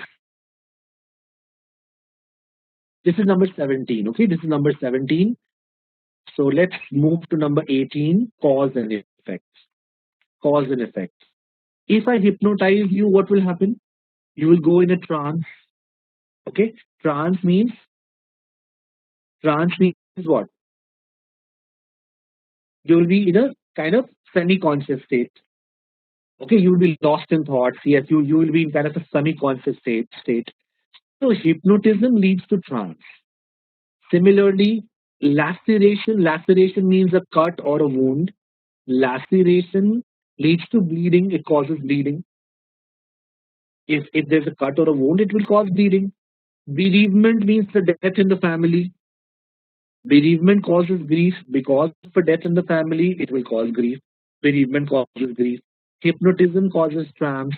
You go in a trance. You are lost in thoughts. You are in a semi-conscious state. You don't know where you are. Laceration is a cut or a wound. Laceration causes bleeding. Bereavement causes grief. Cause and effect. Okay, one is the cause, the other one is the effect. Cause and effect. Is it clear? Till now, anybody has any doubt? Number 19. Number 19. Synonyms. Synonyms. Okay. Synonyms or a grammatical variant. Synonyms or grammatical variant would mean the same. So many. A meal and a repast, they mean the same. Meal is a synonym of repast. Have you had your repast? Means have you had your meal? They are the same. An amulet and a talisman mean the same. Amulet, talisman, or charm, they all mean the same. It is that locket, it is that tabiz wabij, which we think is for good luck. It's called an amulet or a talisman or a charm. Okay. A decree and a command means the same. A decree and a command, they're orders that you have to follow. They mean the same. Ape and simian mean the same. Ape means like a monkey, and simian means like a monkey. Ape is a monkey, simian means like a monkey. They mean the same. Okay, ape is monkey and simian means like a monkey. So they mean the same. We can say that simian is just an adjective form of ape. They mean the same. Cooking and culinary mean the same. Cooking and culinary mean the same. The only thing is that culinary is more often used as an adjective, even though I can use cooking also as an adjective. But primarily, cooking is noun. So they are synonyms. Marriage and nuptial means the same. This is my marriage ring. This is my nuptial ring. They mean the same. They are the same. Okay. So these are some examples of two words that are either grammatical variants. That means they mean the same. Grammatical, just the grammatical form is different, or they are synonyms. So meal and repast mean the same. Amulet, talisman mean the same. Decree, command mean the same. Ape, simian mean the same. Cooking, culinary mean the same. Marriage, nuptial mean the same. Number 20. Number 20 is antonyms. Just like we have synonyms, we have antonyms or an antonym variant. For example, clamor means lot of noise and silence. Clamor means din, D-I-N, din. Lot of noise, noise. Stop all this clamor, stop this din, stop this noise. Silence is the opposite. Zenith or zenith is the highest point.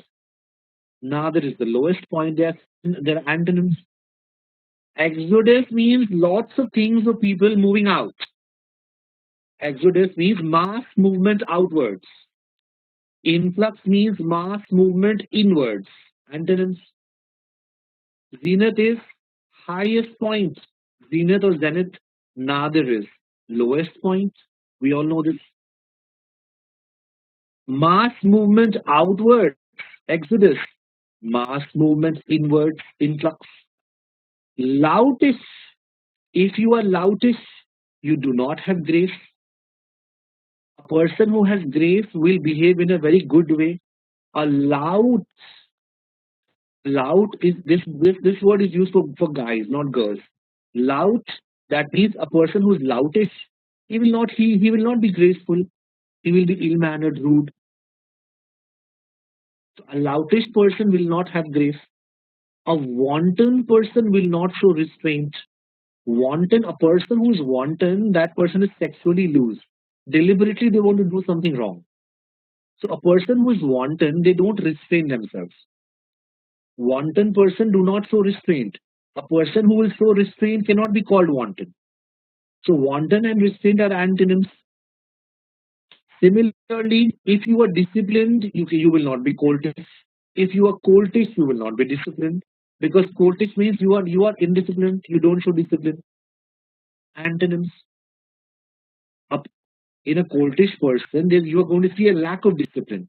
In a wanton person, you are going to see lack of restraint. They will not be able to restrain themselves. A loutish person will show a lack of grace. A loutish person will not be graceful. So, in a sense, they are antonyms or they are antonym variants. This is how it's working. Okay? Antonyms. This is number 20. Coming to number 21.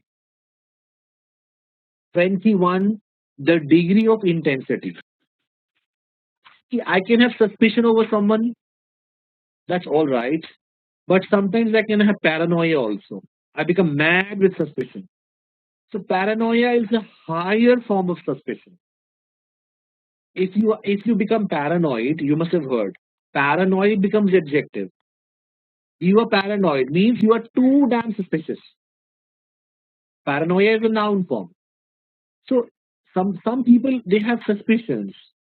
Some people they have paranoia. Okay, so paranoia is lot of suspicion, heightened form of suspicion. Some people are sentimental, that's okay, but some people get maudlin. Maudlin means excessively, sickly sentimental. So sentimental that you feel like beating that chap. Glowing, glowing, mawkish, especially after a few drinks. Okay, so if somebody is maudlin, that guy is so sentimental that you feel like beating that guy or that girl after breakup. Yeah, or in movies also they show after breakup. Kabir Singh, yeah, Kabir Singh or Kabir Khan, Kabir Singh, yes. Movie's name was what? Kabir Singh. Yes, yes, Kabir Singh. So I mean, he was not mawkish. He was not mawkish. Okay, that was his way of being maudlin, right? Then we have stern. Stern means strict. Stern means strict. Somebody is stern. Okay, our teacher is very stern, strict. Someone is draconian. They will not even let you breathe. Draconian means so strict that you cannot even breathe. So there's a degree. Okay, degree. One is very high and one is low intensity. So one word represents uh, both the words are expressing the same thing, but one is a very high intensity, the other one is of low intensity. This is the 21st relationship. Now we come to 22nd. Number 22nd, collective nouns. A group of owls is called what? Parliament. We all know, isn't it? Group of owls is called parliament. Group of poems. Group of poems is called what? A group of poems is called anthology. Anthology is a collection of poems. Uh, a group. A group of peacocks is called muster. A group of crows. A group of crows is called murder. I don't know whether you are aware of this or not. Murder also means to kill someone. We know that, but murder also is group of crows. Yes. Okay. Similarly, a group of whales. Group of whales is called gam. Group of fish is called school. School or shoal. Both meanings, both words will work. Okay. Group of fish is called school or shoal. Group of whales are called gam, and so on. Group of ships, fleet, fleet of ships. But if these are warships, they will be called armada. Okay.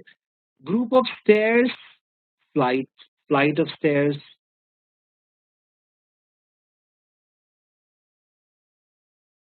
flight of stairs. Acha. What about this? What about islands? Group of islands. If there is a group of islands, Indonesian island, what do we call it? Archipelago. Archipelago. Archipelago. Okay, archipelago. Like this, and so on and so forth, and so on and so forth. There are so many others. It's practically impossible to cover all of them here. But these are groups. These are groups. So one word is the collective noun of the other word. This is the 22nd relationship. The 23rd relationship is that of government systems. I think we discussed this in some previous session. Government systems. Plutocracy is the government of the wealthy people. Democracy is the government of the people. Democracy is the government of the people, isn't it? And plutocracy is the government of the wealthy people. Democracy is the government of the people. Plutocracy is the government of wealthy people. Gerontocracy is government of elderly people because geron means people who are old. Theocracy is the government of religious people, religious leaders. I think in some previous session I have discussed these government systems. Okay, so these are government systems. This is 23rd relationship. Then we have 24th. Number 24, manias. You may have obsession or addiction of for something. The obsession for stealing is called kleptomania. Okay, kleptomania is an addiction. Kleptomania is a disease. It's an addiction for stealing. If you are a kleptomaniac, you simply cannot keep your hands off something. In a male, the obsession for sex is called sataromania. This is for males. In a female, the obsession for sex is called nymphomania. And I hope nobody is a prude here. Okay, when we discuss nymphomania, yes, that is what I wrote. That is what I wrote. Nymphomania is a female who is obsessed for sex. I don't want you guys to be prudes. Prude is a person who becomes easily offended. Who is a prude? Prude becomes easily offended when you talk about sex. Okay? All of us, all of you are adults, so there's nothing wrong. You're over 18. And these words are used a lot. So, so if you are a prude, you will have to still learn these words. So taromania is a male. Okay, it's a male who's obsessed who has an obsession for sex, and nymphomania is a female. If you are an ergomania, because ergo means work, if you have ergomania, you have an obsession for work. If you if you have pyromania, then you have an obsession for fire. Pyro means fire.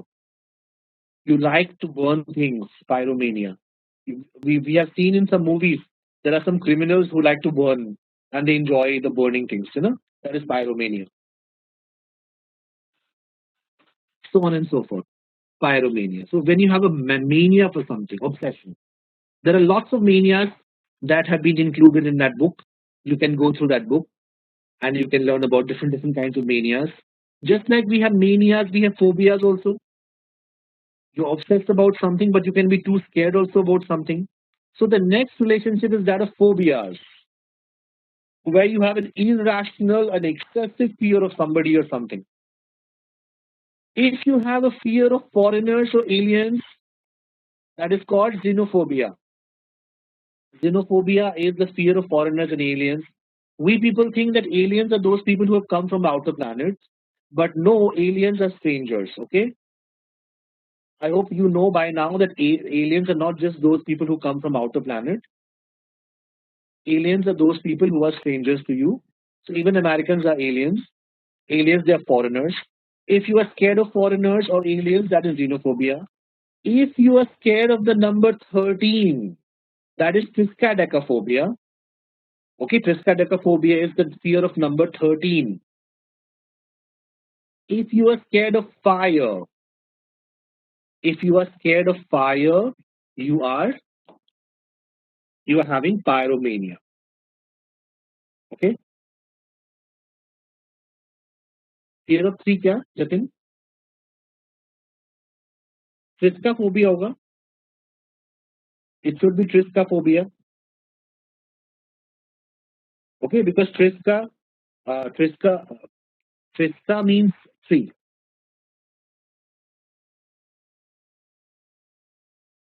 Okay, but I think there is no word there should not be such word, Jatin.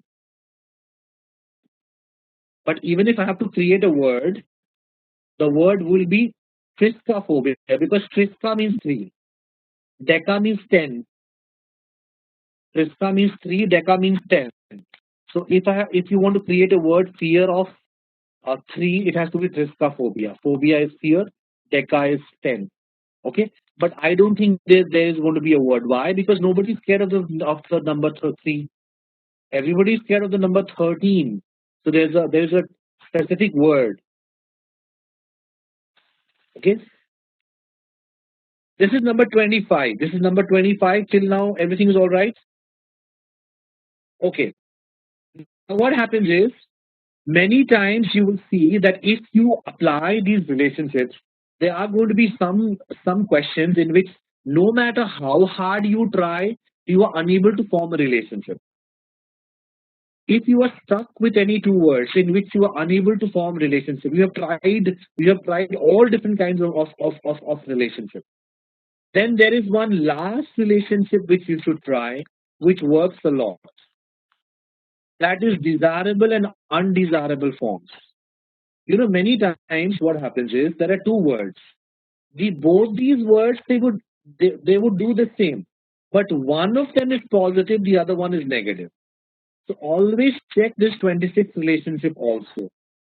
For example, it is so good to show generosity. That means you spend a lot of money.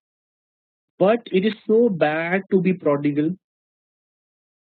Prodigal means you spend a lot of money on wasteful things.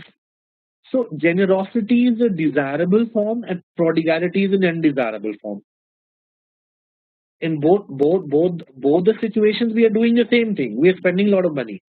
But when you show generosity, the word becomes positive. When you show prodigality, it becomes negative. It is good to be sensitive. Human beings, we are sensitive, isn't it? We are sensitive. We can sense things. Should we be touchy? Should we start crying on everything? No. So one is positive, the other one is negative. It is good to be sensitive. We should not be touchy.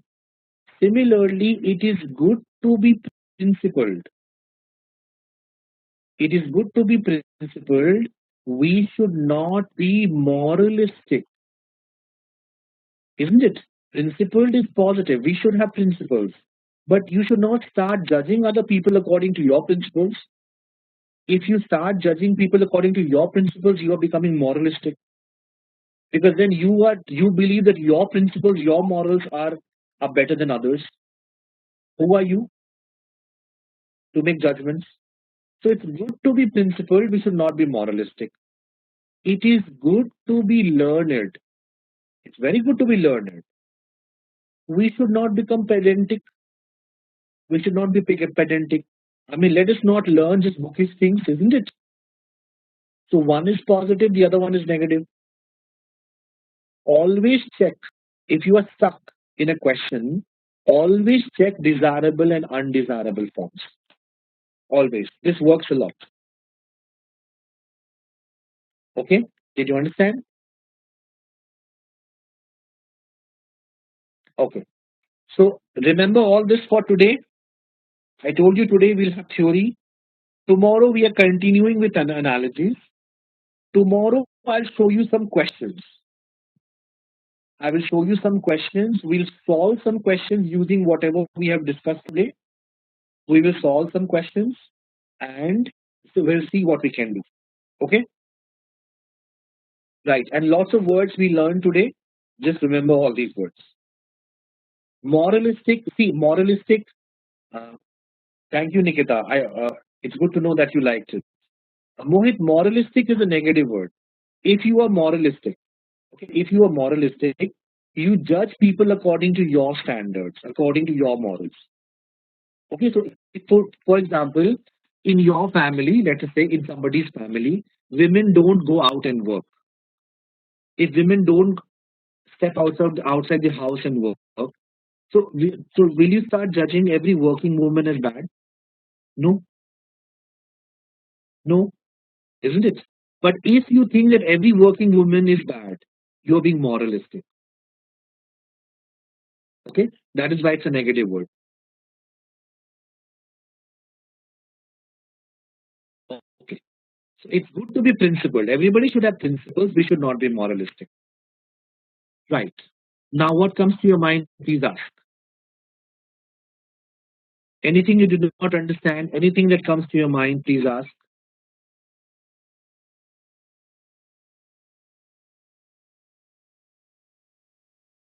Okay, lots to learn. Yeah, but okay, no problem. We'll get there. You should say to yourself, we'll get there. Yes, lot to learn, but we'll get there. And in fact, you are getting there day by day. Don't worry, Mohit. When you started, just compare when you started. Where were you, and today where are you? Even if you have not been able to, even if you don't understand everything, even if you are not able to achieve anything, at least you see some upward movement. I hope so. I hope. Okay. I hope that is what I hope. It seems like I didn't know and nothing, right? No, no, let's not get disheartened. Okay, let's not get disheartened. Then there's always going to be a lot of things to learn, and this is the learning curve is never ending, right? So let's call it today. I didn't know nothing is wrong. That is American slang, Nikita. Yeah, even though it's wrong, but it's American slang, acceptable. We know we don't need no education. We don't need no thought control, isn't it? So isn't that wrong? We don't need no education. So he means to say we need education. So Americans, you want to you.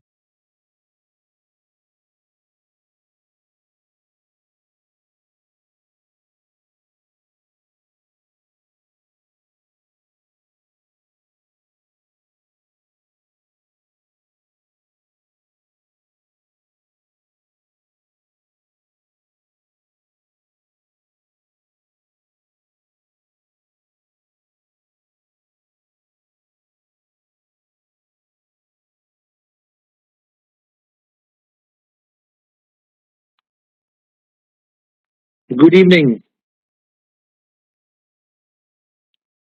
Am I audible to all of you?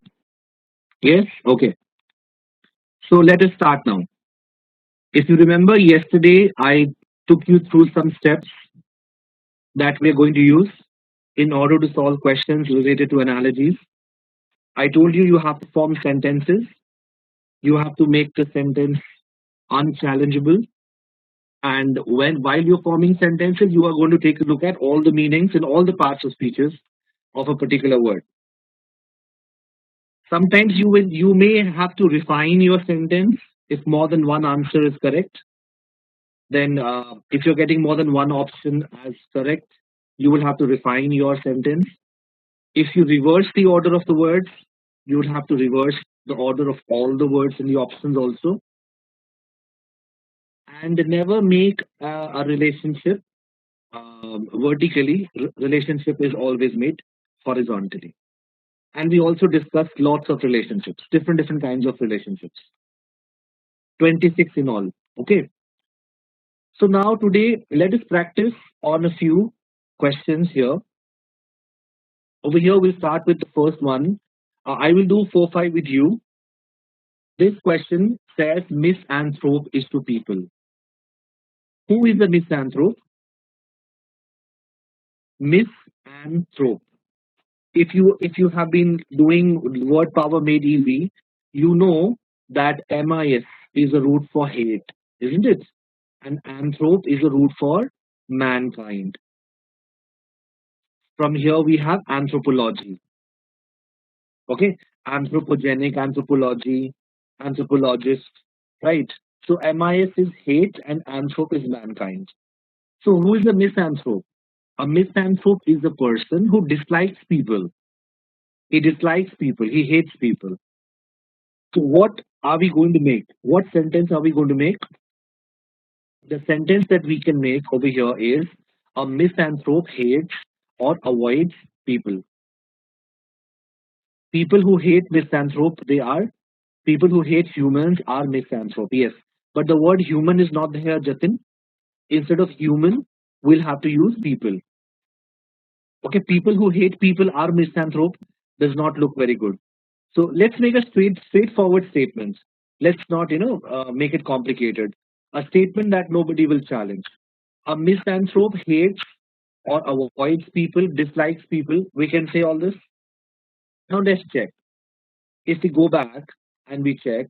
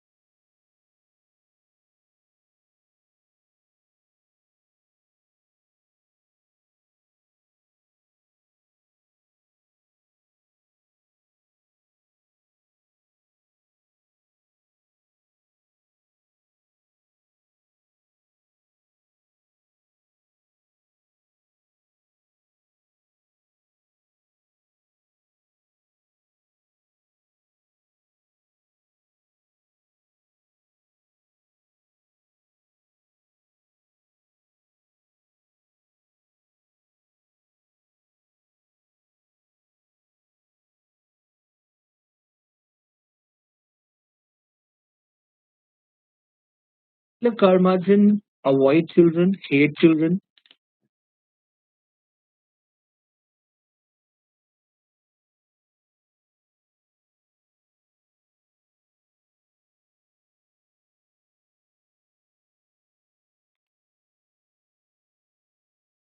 Can you hear me now?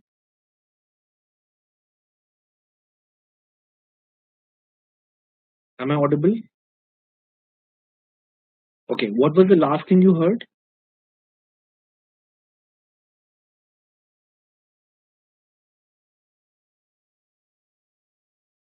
Misanthrope. Oh, only the question. Okay, right, no problem. So, what exactly is the sentence? What exactly the sentence that we made? Misanthrope avoids people, isn't it? Now let's check. I think you know what sentence we make. Misanthrope is a person who avoids people, who hates people, who dislikes people. Let us check. Does the patriot avoid people, his country? Does the patriot hate his country? No. Does a reactionary dislike his government? Will a reactionary hate his government? Will a reactionary avoid his government? Can't say. You can't say. Okay. Why? Who is the reactionary? Who is the reactionary? A reactionary is a person who opposes changes, especially social and political changes. I have written the meaning of reactionary. Reactionary is a person who opposes changes. Okay, he or she does not want changes. And what kind of changes? Social and political changes. They want to maintain status quo. Are not really orthodox. Madhur, I'll not call it orthodox. For example, if you are if you change, if you're ready to change your religious beliefs, then I will not call you orthodox. Orthodox more is more in it is actually more um, concerning religion. If you're not ready to change your religious beliefs, if you have the same old religious beliefs, then we say you are orthodox. Okay, so reactionary is the person who opposes changes, a person who does not want to see any kind of change. Now, I will not say that such a person is necessarily an orthodox. I will not say that such a person is necessarily a conservative.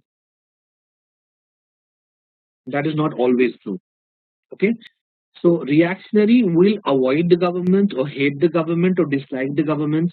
That is also not true. That is also not true. For example, if I am a BJP supporter and right now BJP is in the government, right? And I don't want BJP to go away. I don't want BJP to go away. I will oppose any kind of political change. So you can call me a reactionary, okay? But I never hate the government, right? So number B also is not right. Coming to number C, who is a curmudgeon? Curmudgeon is a bad-tempered person, okay? Curmudgeon is a person who is bad-tempered. Now, a person who is bad-tempered, is it necessary that such a person is going to hate children? Not really. A curmudgeon will hate children, avoid children, dislike children. No, that's not necessary. Who's a xenophobe? Xenophobe is a person who is scared of strangers or aliens. So xenophobe will hate strangers. Xenophobe will stay away from strangers. Number D. Number D is right. Okay. No, pugnacious. Pugnacious means if you are pugnacious, you're always ready to fight. Madhur. Out of the blue, I don't know from where you brought the word pugnacious. If you say somebody is pugnacious, that means that person is always ready to fight. That person is belligerent. That person is aggressive. Yes, pugnacious. Okay, pugnacious. Because pug, pug is actually fight. Pug is the root for fight. You see this in repugnance. Repugnance, isn't it? If if if you have repugnance towards something, if you see that thing again, you will fight it. You will not love it. You have a repugnance towards something. You have a dislike towards something. Similarly, a pugilist. Who is a pugilist? Pugilist is a fighter, a boxer. Pugilist is a boxer. We all know pugilist is a boxer. Okay. Now you are saying that a person who is curmudgeon, a curmudgeon, he may be pugnacious. Uh, kind of yes, yes, that's possible, but that's not always true. I may be bad tempered. I may be a curmudgeon. I may be a bad tempered person, but I may not pick up a fight. So that's not always true. Okay. The answer for this question should be D, because xenophobe is a person. A xenophobe is a person who has xenophobia. And yesterday, I think we discussed xenophobia is fear of strangers. So a xenophobe will stay away from strangers. A xenophobe dislikes strangers. Number D will make sense. What about E? Will a miscreant stay away from dogma? Quite the contrary. A miscreant is a trouble creator. Who is a miscreant? Miscreant is a troublemaker. Okay. Will a troublemaker stay away from dogma? Of course not.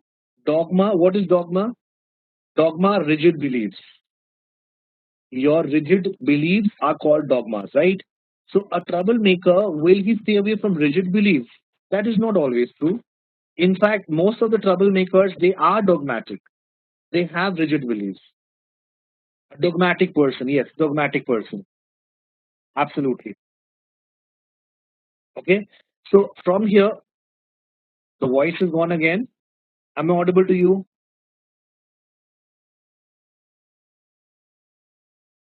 Yeah, I think I'm audible to everyone. Okay. So what should be the answer? We made the sentence, a misanthrope hates or avoids people, and now when we check, a patriot will hate or avoid country? No. A reactionary hates or avoid government? No. A curmudgeon hates or avoids children? No. A xenophobe will hate or avoid strangers? Yes. A miscreant will hate or avoid dogma? That is not always true. That is why answer for this question is going to be D. Remember all these words, okay? Remember all these words because these words are used a lot. Question number two. Question number two. Can you tell me if I say implacable is to compromise? Who is implacable? Implacable and compromise are antonyms, kind of antonyms, yes. A person who is implacable does not compromise. Okay. What is the meaning of implacable? Let us discuss implacable. You know placable can be placated. Absolutely. A person who is placable, okay, can be placated. I hope everybody knows what is the meaning of placated. Okay, can be placated means their anger can be appeased. If somebody is placable, you can do something to reduce that person's anger. Okay, when you talk to them, when you talk to that person will tone down his or her temper. A person who is placable is ready to give in. A person who is implacable, now im becomes a negative prefix. Implacable. A person who is implacable remains stubborn. It's not easy to placate such a person. It's not easy to convince such a person. So a person who is implacable is not will not be ready to compromise. That is why we call that person implacable. So now if we go back over here, implacable is to compromise. What is the sentence that we can make? An implacable person does not compromise, isn't it? An implacable person does not compromise. So let's take a look. Let's take a look at all the words. A perfidious person does not conspire. Quite the opposite. Perfidious means disloyal. Disloyal. Okay. Perfidious comes from the word perfidy. What is perfidy? Perfidy is disloyalty, treachery. Okay. So I did not know that you will. I did not know that I will suffer the consequences of your perfidy. So perfidy means disloyalty. Perfidious person is disloyal. So will a disloyal person not compromise or not conspire? No, quite the opposite. A person who is disloyal will conspire. Will an irascible person not avenge? An irascible person does not avenge. Avenge means take revenge. Person who is irascible is rude, bad tempered. Will a bad tempered person not take revenge? He may take revenge, he or she, can't say. Okay? An honest person does not swindle. Yes, that is why we are calling him honest. An honest person does not swindle, otherwise, you will not call him honest. Number C looks good. An honest person does not swindle. Let's check D. An amenable person does not deceive. That's not true. A person who is amenable can deceive you. So number D also will not make sense. A hasty person does not prevail. A hasty person means a person who does things very quickly. A person who does things very quickly, will he not stay anywhere? That may not necessarily be true. I can do things very quickly standing in one position, isn't it? I can prevail, and I can do lots of things in a hasty way, very hurriedly. So number E also will not work. Answer for this question is going to be C. I mean, honest person does not swindle. Just like an implacable person does not compromise, an honest person does not swindle. Now, remember these words: perfidious, irascible, swindle. Swindle means cheat. Swindle. If you swindle someone, you cheat. In fact, there is a word called milk. You know what is the meaning of milk? That shopkeeper milked me. Okay, milk means to overcharge. Milk means when you are cheating someone by overcharging them. You milk someone. Okay, right. Now there is this word amenable. This is one word which I would like to know whether you know the meaning of this word or not. Amenable. Amenable is the pronunciation is not amenable. It is amenable. Friendly. No. No, the meaning is not friendly. No. Okay, many people have a big confusion about this word, and this word is very important. The word that you are looking for is amiable or amicable. Amiable or amicable. Okay, I will tell you. I will tell you why. Because ami means friend. Okay, ami means friend. If somebody is amiable, that person is friendly. Amicable, again, ami means friend. Okay, it's a root for friend. If somebody, if you resolve a dispute in an amicable manner, the word amicable is only used for some dispute.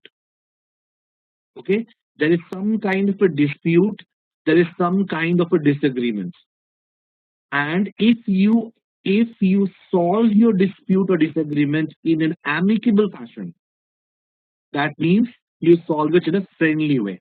You don't fight. You sit and you talk and you solve it. Okay? So you solve your disputes in an amicable way.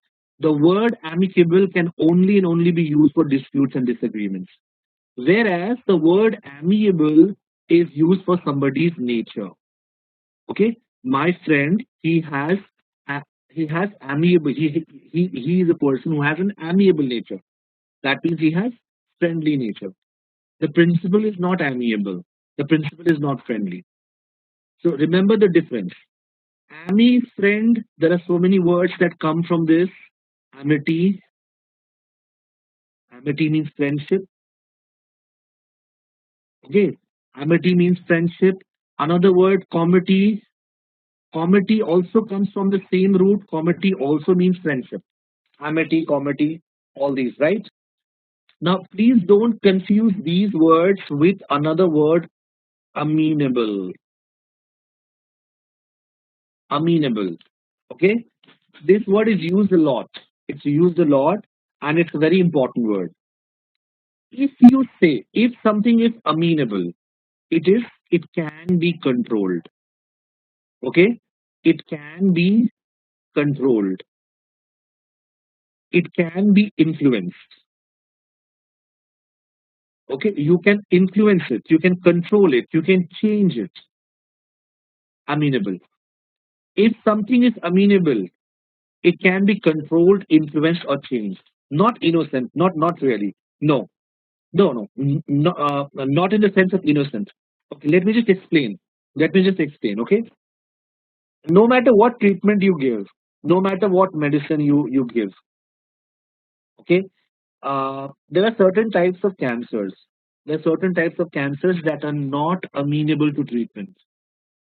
They are not amenable to treatment means no matter what you do, no matter what kind of medicines you give, it cannot be influenced, it cannot be changed, it cannot be controlled by treatment. So this is a disease which is not amenable to treatments. In the current context, we can say that COVID-19 COVID-19 is a virus that is not amenable to treatments. It is not open. So in a sense, if something is amenable, if something can be controlled, influenced, or changed, that means it is open. If I say COVID-19 is not amenable to treatment, means it is not open to treatment. No matter what you do, you will not be able to treat it as of now. Okay? Now, this is not just disease. This is not just about disease. Some people, some people, they have children who are very amenable. Some children are very amenable. You just tell them to keep quiet, they will keep quiet. Unlike my kids, they are not amenable at all. Right? You tell them to keep quiet, they'll shout and scream. Right? The moment they know I have to take a class, they will, they'll start singing the guitar and playing all the drums and whatnot. Right? So some people have amenable children, some people don't have amenable children. So my children are not amenable.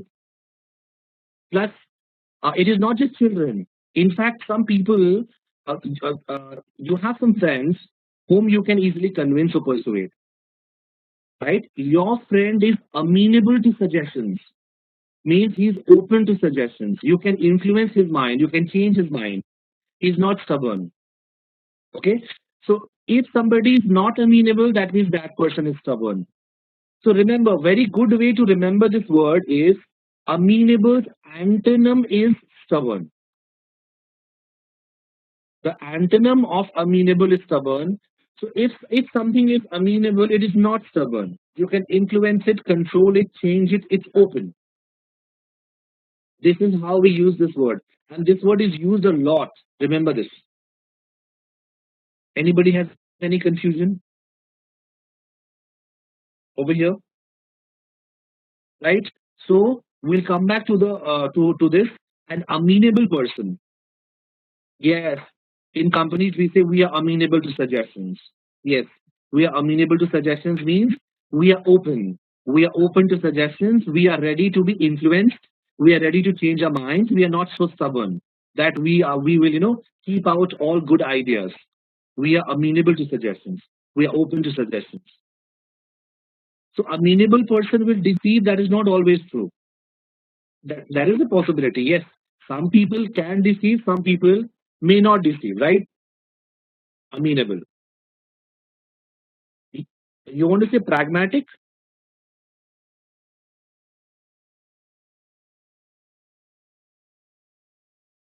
Pragmatic. Pragmatic is practical. Pragmatic. Okay. Pragmatic means practical. Not really. Not really. Amenable and pragmatic, they have absolutely no relation. Okay. Number three. Question number three. Offense is to picadillo. Now, problem is we don't know what is picadillo. Many people don't know. And if you don't know, then no matter what you do, you will not be able to solve this question. What do you think? Do you know what is a picadillo?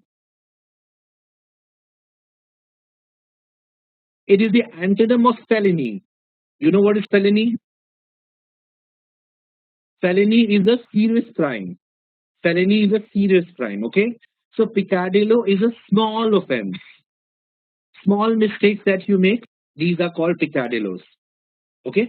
Damini, you are sending your chats privately. Please change your settings.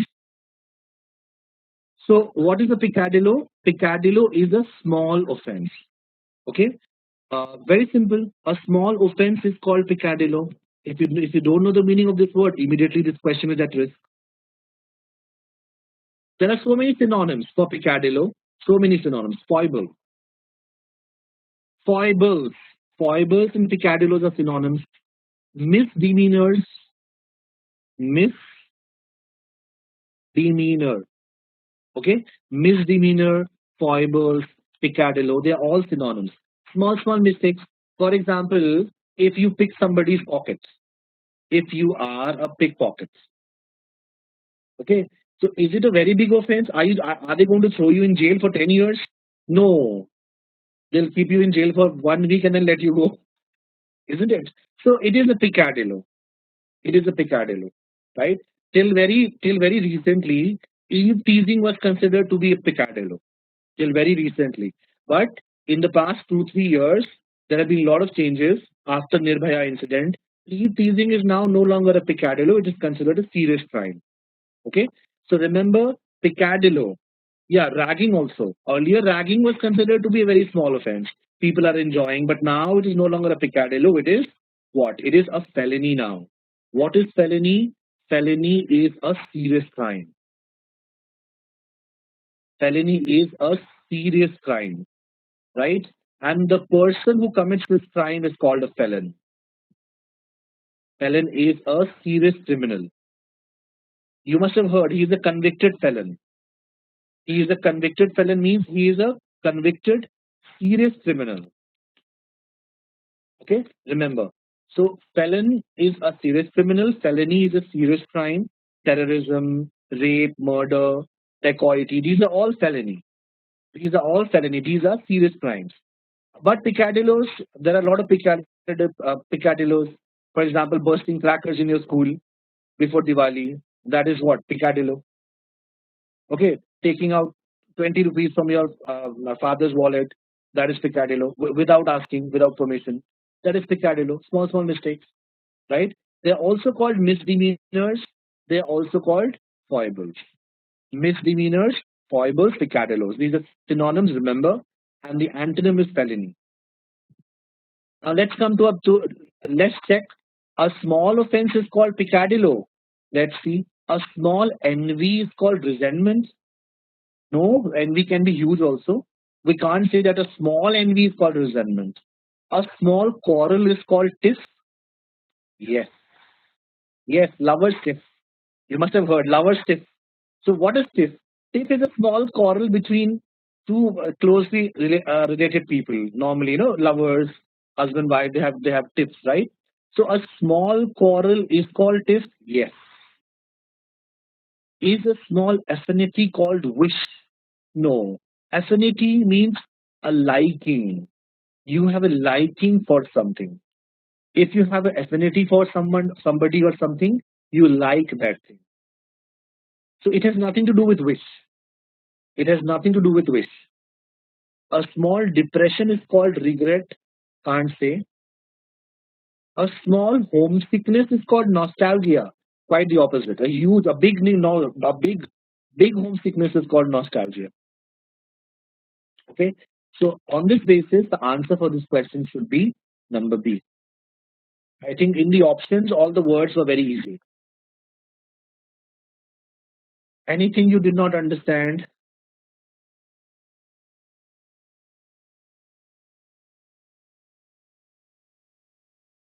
Number 4, recluse and withdrawn.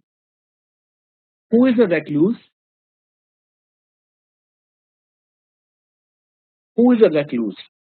A recluse withdraws himself. Yes, a recluse is a person who withdraws himself from society. Okay, over here, withdrawn does not mean withdraw cash from the bank, from the ATM. Withdrawn means you avoid society, you avoid people. Who is a recluse? A recluse is a person who wants to stay alone. Okay, he wants to stay alone. So what does the recluse do? What kind of nature does recluse have? A recluse is a withdrawn person. He has withdrawn. He has he does not want to intermingle with other people. So What kind of a person is recluse? Recluse is withdrawn, isn't it? That is how we can, or that is a sentence we can form. A recluse is a withdrawn person. Yes, this person has shut himself in. Absolutely. Now let's check. Recluse is a withdrawn person. Isolationist is an unreserved person. Is an isolationist unreserved person. Quite the opposite. These two are antonyms. So this is not true. Is the pacifist an aggressive person? Quite the opposite. Pacifist is a person who believes in non-violence. Will a pacifist be aggressive? No. Is the miser a liberal person? Quite the opposite. Miser is not a liberal person. Miser is he is not liberal at all. A bigot is a biased person. Yes, yes.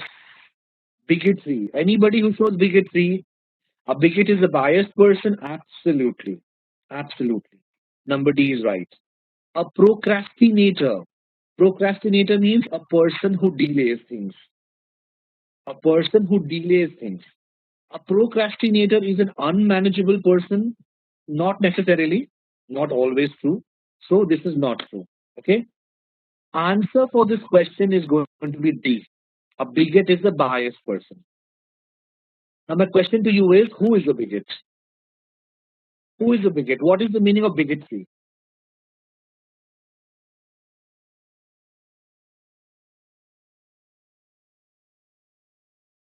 Partiality. Okay. Partiality. Ah, right. Now let us take a look at bigotry. What exactly is the meaning of bigotry? Bigotry is the possession. Okay. What is bigotry? Bigotry is the possession of strong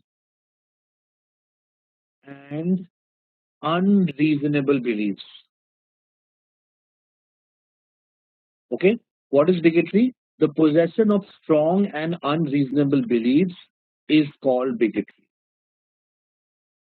Okay. You have some beliefs, you very strongly believe, you very strongly believe in it, and your beliefs are unreasonable. They're unreasonable means even if I provide you evidence to contrary to your belief, you are not ready to change it. That is bigotry. It's always a negative word. It's always a negative word. And a person who holds such a belief is called a bigot. Such a person is called a bigot. Okay? A person who holds strong and unreasonable beliefs is called a bigot. Now, some examples. Some examples over here. Bigotry. For example, people who work for salaries. Okay? People who work for salaries. What is the bigotry? Their bigotry is that every year there should be a raise. There should be at least 5 to 10% raise, at least, if not more. There should be a raise of 5 to 10%. Now this is bigotry. We possess very strong and unreasonable beliefs. Even if we don't perform, I mean, should we be given a raise? No, but we think that it actually a raise is our birthright. So such a belief is bigotry. Okay, such a belief is bigotry. Similarly, similarly, if somebody says, "Yeah, this is no hike," forget hike. People are being given the pink slip. Hike to thodo. You save your job if you're working, isn't it? So bigotry. This is one example of bigotry, right? Now we see religious bigotry also. We see religious bigotry also, because if you have some very strong and unreasonable religious beliefs, that is also bigotry. Yes or no? There can be so many examples. There can be so many examples of bigotry. For example, if you think that India is only for one particular religion, that I think is bigotry, isn't it? So you possess very strong and unreasonable beliefs. That is bigotry.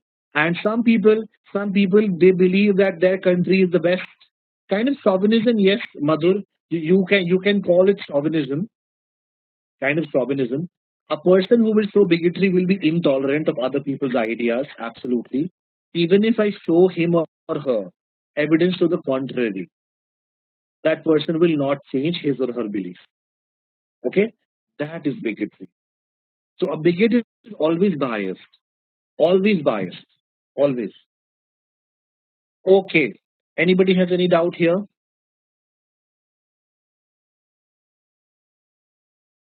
Jingoist? Yeah, jingoism, kind of, yes. Jingoism is more in the in context of your country. If you are a jingoist, okay, if you show jingoism, if you are a jingoist, then you are kind of hyper nationalist. You are hyper nationalist.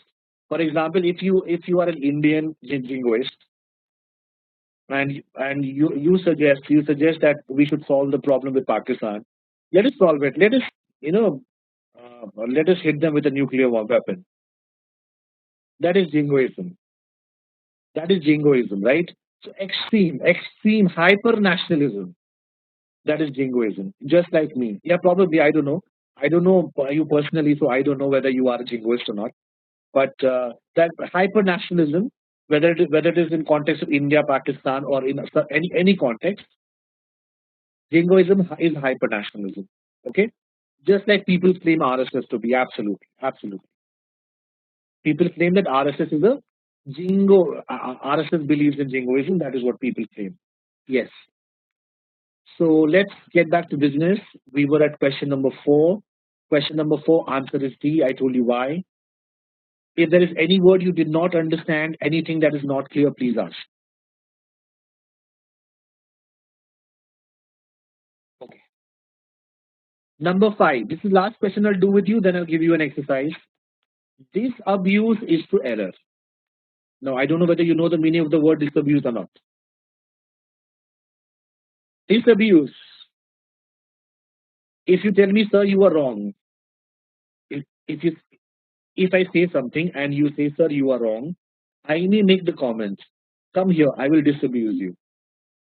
I will disabuse you. Does that mean that I'm going to abuse you? No. Disabuse means to correct an error, to rectify an error, to put things straight. Straight. Disabuse means to rectify an error, to correct, rectify an error, to correct an error.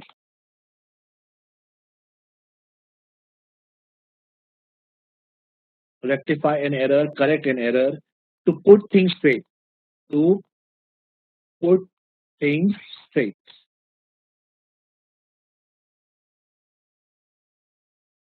right? Your intention is to get rid of the error. Whenever you disabuse anyone or anything, you are trying to correct the error. Whatever error is there, you're trying to rectify it. So disabuse means to correct the error. Okay, remember this word. This word also is used a lot at many places. Now, based on this, let's see. Disabuse means to correct error, rectify error. Rehabilitate means to rectify addiction or correct addiction. Yes, it does. When we rehabilitate someone, that is what we do. Yes, absolutely. Number A looks good. When we persevere, do we correct dereliction? Not necessarily. Persevere means to have patience, to forbear. Okay, to forbear, to have patience. So if you have patience, if you forbear, if you have patience, do you correct dereliction? What is the meaning of dereliction? Dereliction, what is the meaning of dereliction? Anyone?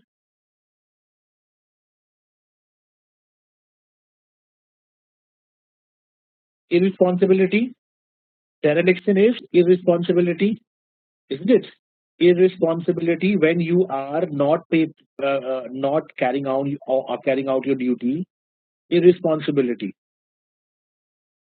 Dereliction of duty. You must have heard. You are being suspended because of dereliction of duty. Irresponsibility. You have not paid attention to your duty. So if you have patience, Okay, if you have patience, are you going to correct dereliction with patience? Can you correct irresponsibility? No. Okay, so dereliction, maybe, maybe not. Yes. So I think we should discuss probably you. So many people are asking so many words. Now dereliction actually comes from the word derelict. Okay, derelict. Now let's take a look. What is derelict? Number one, derelict is any building. Okay, any building that is in a very bad condition, that has no one, no one to look after it. Okay, so because there's no one to look after it, that is why it is dilapidated. It is dilapidated. It is in a very bad condition. Dated. Yes. So can you see this? If you say a building is derelict, that means it is a building that has no one to look after it. It is dilapidated. There's no one to care for it. It's not just a building. A derelict can be a human being also. A derelict, especially, it's generally used for children, especially children. If you call a child a derelict, that means having no one to take care of, having no one to take care of.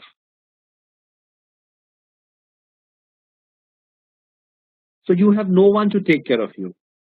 Okay, and because there's no one to take care of you or to take care of this child, that is why this child is in a very poor condition.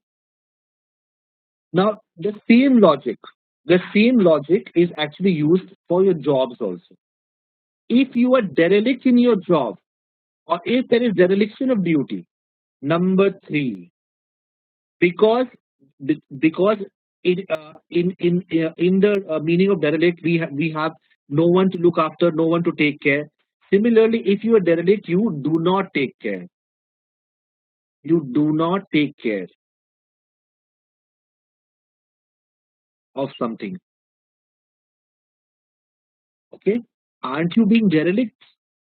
If I say aren't you being derelict, means aren't you being irresponsible? You are not taking care. You are not taking care of things that you are responsible for. So you do not take care of something. You are being irresponsible.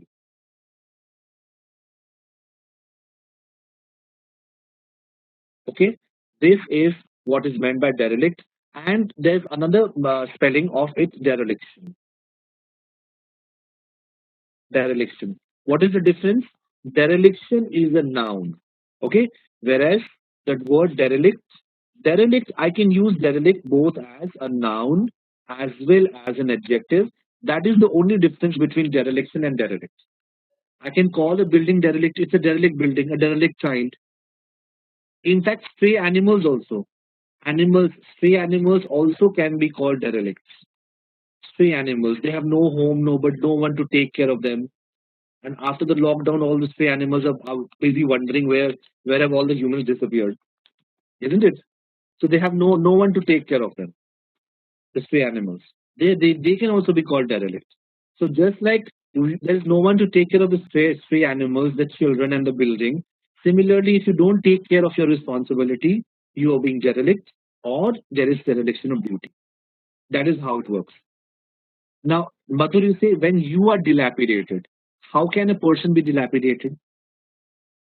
A building can be dilapidated. Okay, a room can be dilapidated, right? And delinquency, Jatin, is not exactly dereliction. Delinquency, delinquent, delinquent. Who is a delinquent? Who is a delinquent? Anybody? An offender, yes, an offender. But what kind of an offender?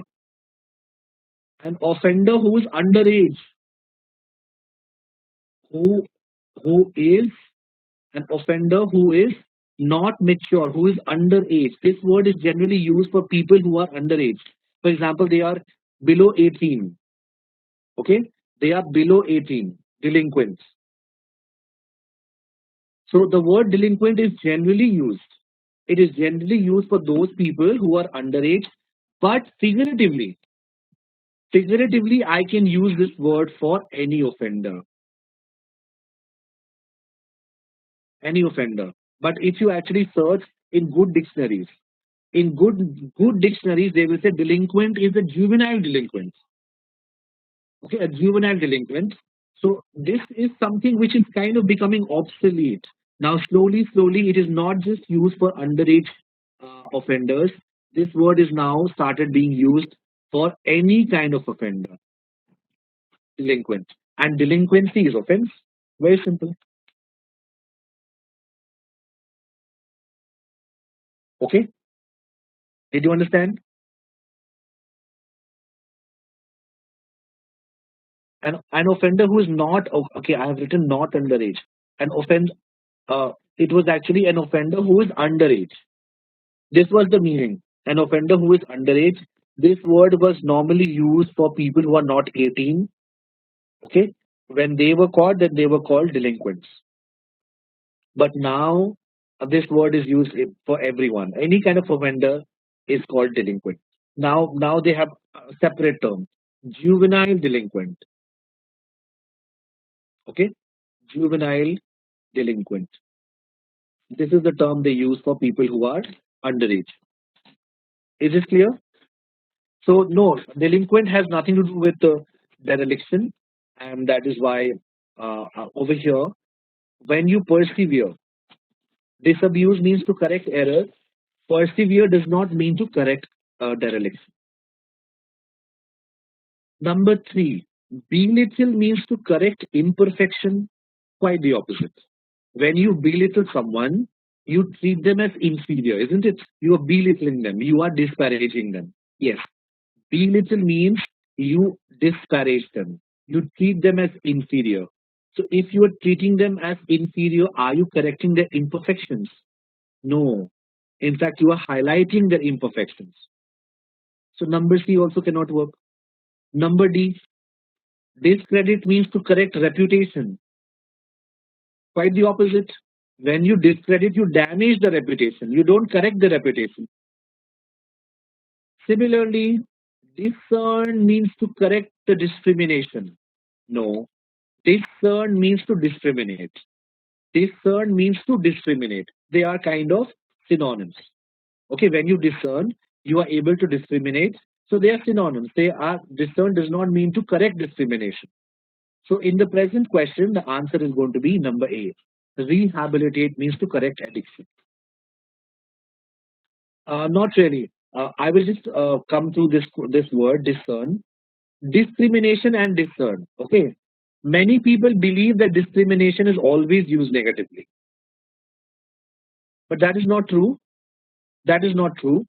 The word discrimination. Okay, discriminate actually can be used positively also. Discriminate means to what? To recognize differences. If you can discriminate, you can recognize differences, which is not necessarily negative. It is not necessarily negative. When you go to a shopping mall, there are so many choices you have. But you look at all the choices, you can discriminate, you recognize the differences, and then whatever is suitable for you, you purchase that product, isn't it? If you did not have the power of discrimination, how would you make a selection from so many options? So this word, people think this word is negative, but no, this word can be used positively also. Yes, I can use this word negatively also. Okay, if you can discriminate, you can recognize the differences. I can put two kinds of soap in front of you, and I can ask you, can you discriminate which one is? Can you tell me which one is better? Which one has more moisture? There's nothing wrong in it. I'm asking you to recognize the differences. But when you use it in the sense of differentiate, okay, differentiate to bring about inequality. Okay, when you differentiate to bring about inequality, then it becomes negative. You are differentiating so that one person is more equal than the other one. In that case, this word becomes negative. Okay, that is called discrimination, racial discrimination, or religious discrimination. On the basis of religion, one community or one person is better than the other one. On the basis of race, one community is better than the other. That becomes negative. Otherwise, merely recognizing differences does not make it negative, right? This is the meaning of discriminate. Now let us see the word discern. If you can discern, you are able, you are able to see through things. Okay, you are able to see through things and see those and see what others cannot see,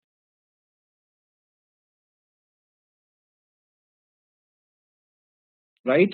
If you can discern, that means you are perspicacious. Perspicacious. Perspicacious. Yes, you are perspicacious means you can see even those things which other people cannot see. You recognize the nuances if you can discern.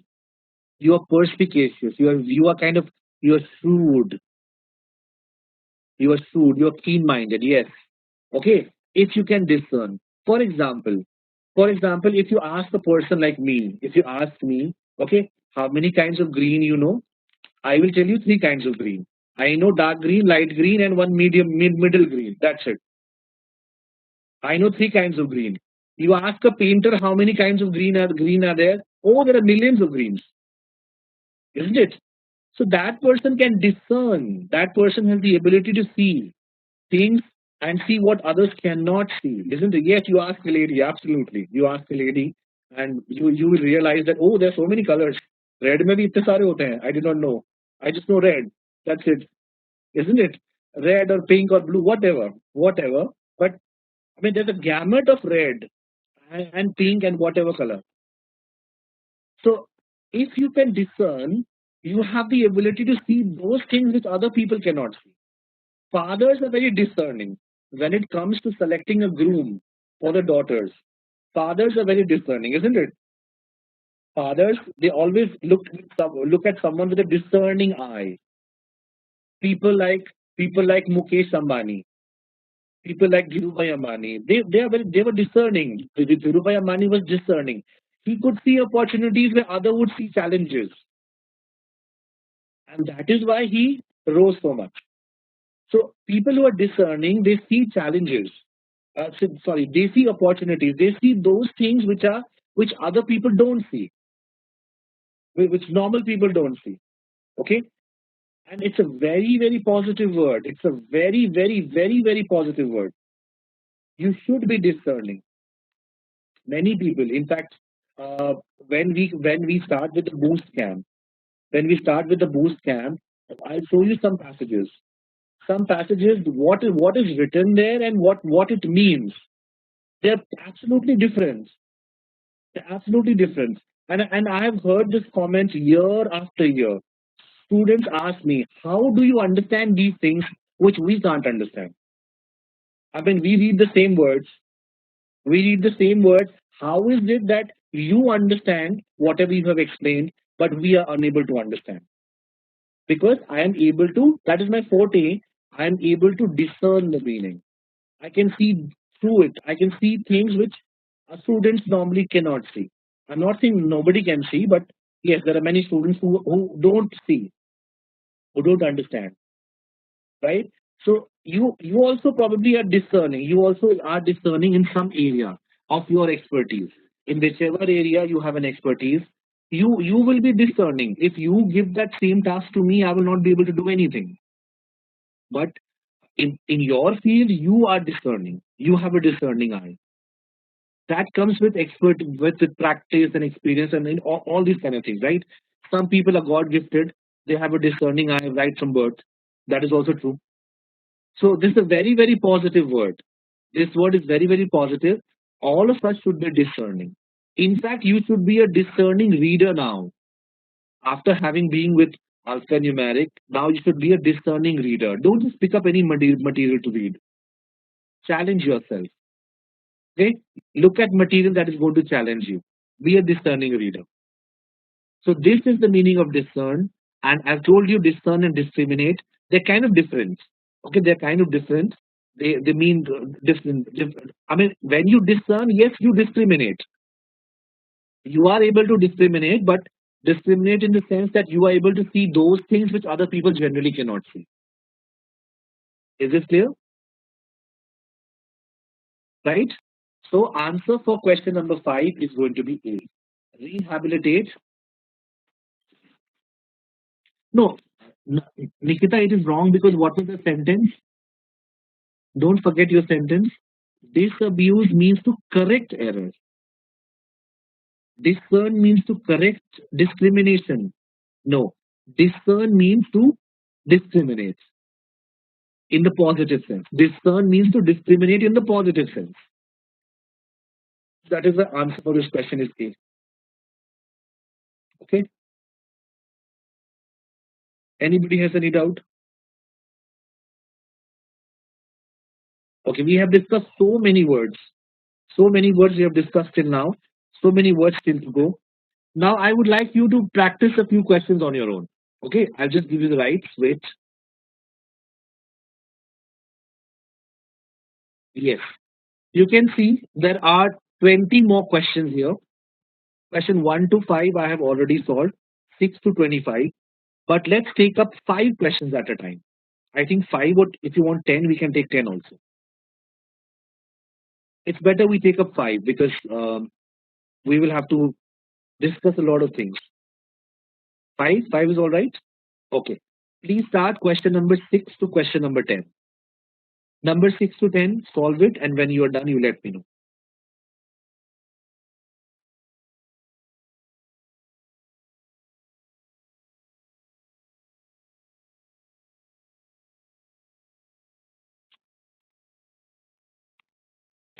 Should we check?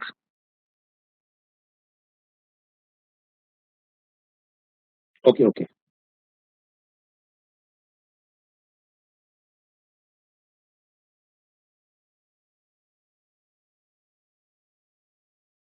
Okay.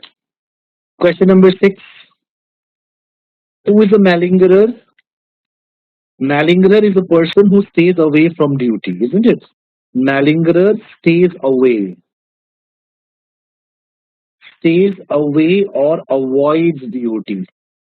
A malingerer is a person who pretends to be ill. How does he stay away from his duty? He pretends that he is ill. Okay. Slacker. Slacker. Slacker. Shikhar. I think the spelling that you want is slacker. Okay. So malingerer pretends to be ill. He pretends to be ill, and that is how he stays away from duty. So what do you think?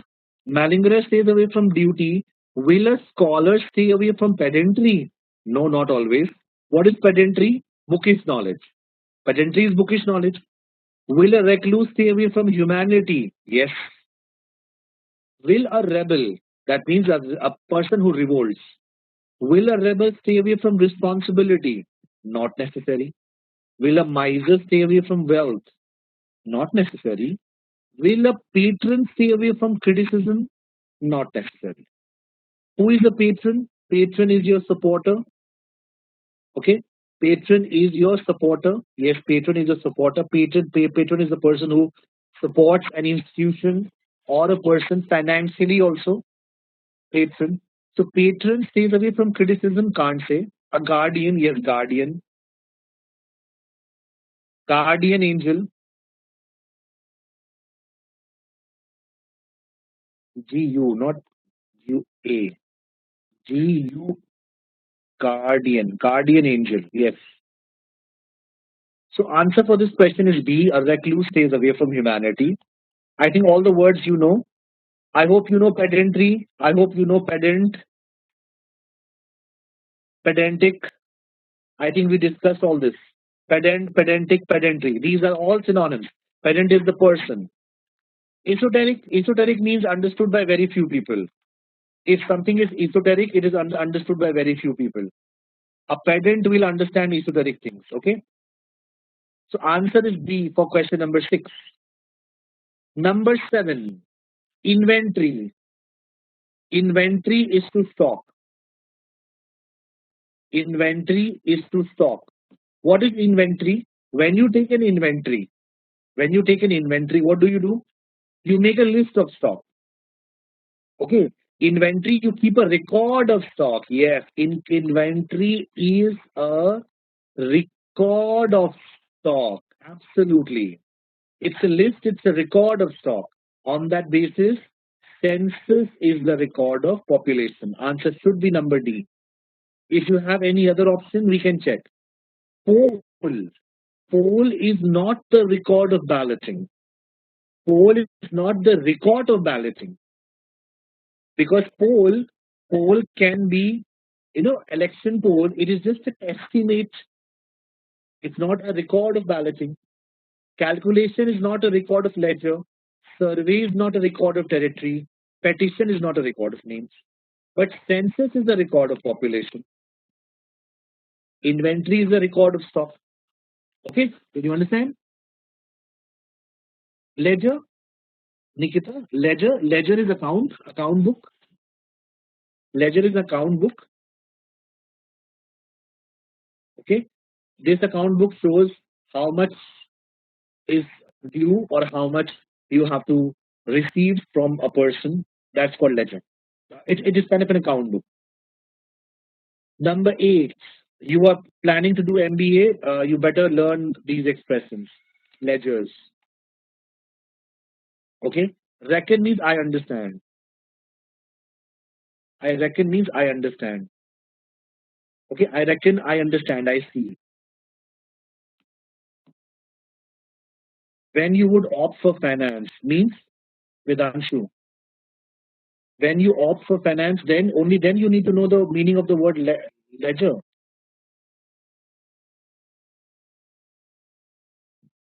Then in first semester of your MBA, you will have to study accounts. You already know, Jatin. Yeah, you are an accounts student. You read it in BCom. Okay, you read it in BCom, absolutely.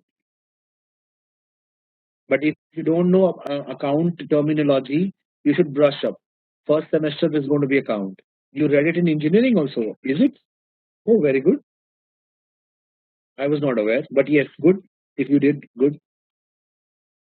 Prescience. Prescience. I think we discussed this word. Pre and cien. Prescience means pre-knowledge. Prescience means pre-knowledge. If you have prescience, you have the ability to predict the future. Prescience is ability. Okay. Prescience is ability to know the future.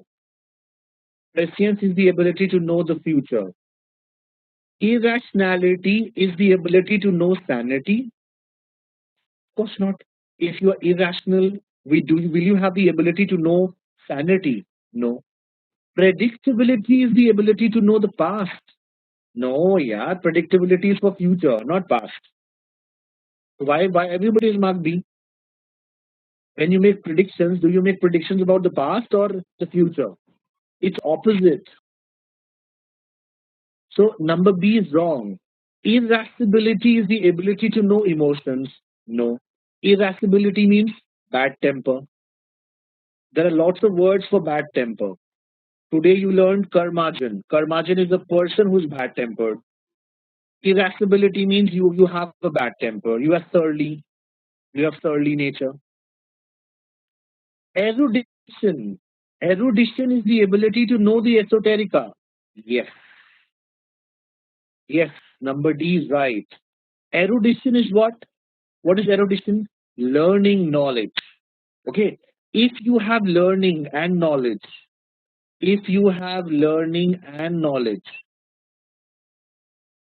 then you will know the esoterica. Esoterica means what? Understood by few. If something is esoteric, it is understood by few. Esoteric is adjective, esoterica becomes noun. That is the only difference. Erudition is learning or knowledge. You must have heard erudite. The word erudite is used both as a noun as well as an adjective. Erudite is a learned person as a noun. And as an adjective, you can say, we have an erudite professor. That means our professor is very learned.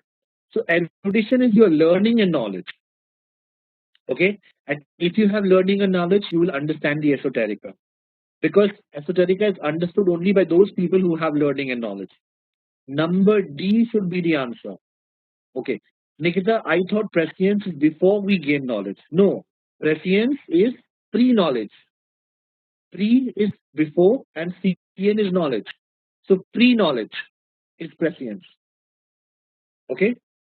Yes, you misinterpreted the meaning. Prescience is the ability to know the future. That is prescience. So if you have erudition, you will know the esoterica. Number D should be the answer. Talkativeness is the ability to know the loquacity. Of course not. They are synonyms. Talkativeness means loquacity. You talk a lot. Loquacity means you talk a lot. So talkativeness is not the ability to know loquacity. Talkativeness means loquacity. So answer is going to be D for question number 8. Okay. Number 9. Question number 9. Elegy is to sorrow. What is an elegy? Elegy is a poem. Okay. Elegy is a poem that is written when somebody dies. So elegy is written to commemorate their lives. So elegy is a poem that laments death. Yes, it's a poem that expresses sorrow. Elegy expresses sorrow. Remember, elegy. There are other words also. Elegy, dirge, D-I-R-G, dirge. Requiem also. I think we discussed this word. Elegy, dirge, requiem. All these are either songs or poems that express sorrow. Okay? So, what is the sentence? Elegy expresses sorrow. Does the PN express distress? Quite the opposite. PN is a poem of praise. It's a poem of praise. Okay? If you today people in India, most of the people in India, they are singing paeans for the prime minister. Okay? Poems of praise for the prime minister. So paean is a poem of praise. Encomium. Encomium. Encomium, does it expresses criticism? No. Encomium. What is the meaning of encomium? Encomium is praises. Encomium means praise. So will encomium express criticism? Quite the opposite. Quite the opposite. So see, there are so many words for praise. A paean is a poem of praise. Encomium is a speech of praise. Okay? Encomium is a speech in which you praise someone. So it cannot be the answer. Number B cannot be the answer. A requiem will express euphoria. Quite the opposite. Requiem will express sorrow. Because requiem is either a funeral ceremony. I think we discussed this word in some previous session. Requiem is either a funeral ceremony or it is the song or poem that is sung at the funeral ceremony. So no, it will not express euphoria. Euphoria means excessive joy. Tirade expresses joy. No, tirade. Tirade is a diatribe. Okay, diatribe. What is tirade or diatribe? It is a speech of criticism. It is a speech of criticism. It's a speech in which you criticize someone or something. A tirade or a diatribe. These are synonyms. Will eulogy express admiration? Yes, it will. What is eulogy? Eulogy is when you speak good words. EU is the root for good and LOG is word. When you say good words, for someone. Now, when do you use a eulogy? The word eulogy is used in two senses. Again, funeral ceremonies. Okay, during a funeral ceremony, eulogy is the speech that is delivered in praise of the person who has just passed away. Okay, so that speech is also called eulogy. It's a speech in which you praise the person who has died. That is eulogy. Or any speech of praise is called eulogy. Not just in a funeral ceremony, any speech of praise is called eulogy. You say good words for someone, you express your admiration, that is eulogy. So answer for this question, because elegy expresses sorrow, eulogy expresses admiration. E is going to be the answer for question number 9.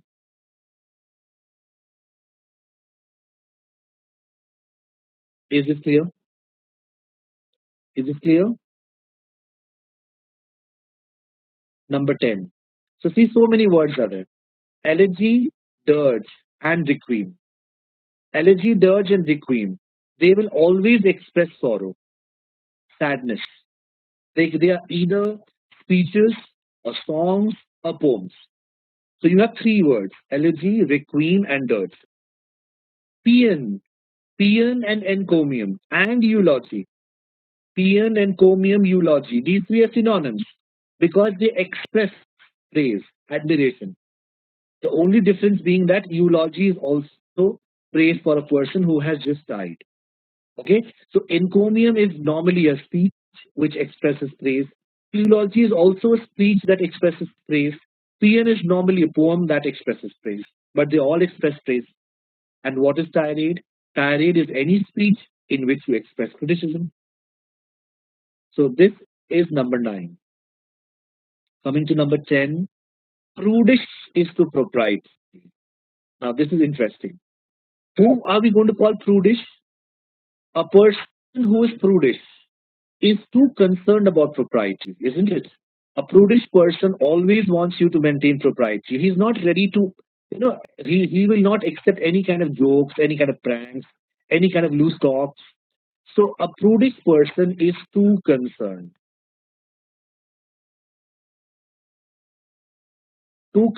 about propriety. That is how we can, you know, use it. A prudish person is too concerned about propriety, or we can say it is good to believe in propriety. We should not be prudish. Prudish. One is a desirable form, the other one is an undesirable form. Prude and prudish, they're not different. Prude is the person, Mohit. Prude is the person. See, how can you learn the word prude? Prude the root dicta rude. A prude is going to get rude if you talk to him or her about sex. Very simple. A prude will get rude if you talk to him or her about sex, right? Such a person is called prude, and their natures are called prudish. If you have prudish nature, you feel uncomfortable when people are talking about biology, people are talking about procreation, people are talking about sex. Okay, that is prudish. So prude is the person. It is prude and prudish mean the same. Only thing is the part of speech changes, right? Now propriety. What is propriety? Propriety means showing proper behavior. You're conforming. You're conforming to the standards. Nikita, you are right. You are conforming to the worldly standards. You are behaving in a proper way. Okay? You are behaving in a seemly manner. Seemly manner. You are behaving properly. So a person who is prudish, he always wants you to behave with propriety. He always wants you to behave properly. He never wants you to, he never wants you to indulge in loose talk. For example, friends, when you are friends, you discuss a lot of things that people will not consider proper. But that does not mean that you are a criminal. So that is why I'm saying, if you are prudish, you are too concerned about propriety. Another way of looking at it is that it's good. It's good to insist on propriety, but we should not be prudish. So one is the desirable form, the other one is an undesirable form. Now, can you tell me what should be the answer?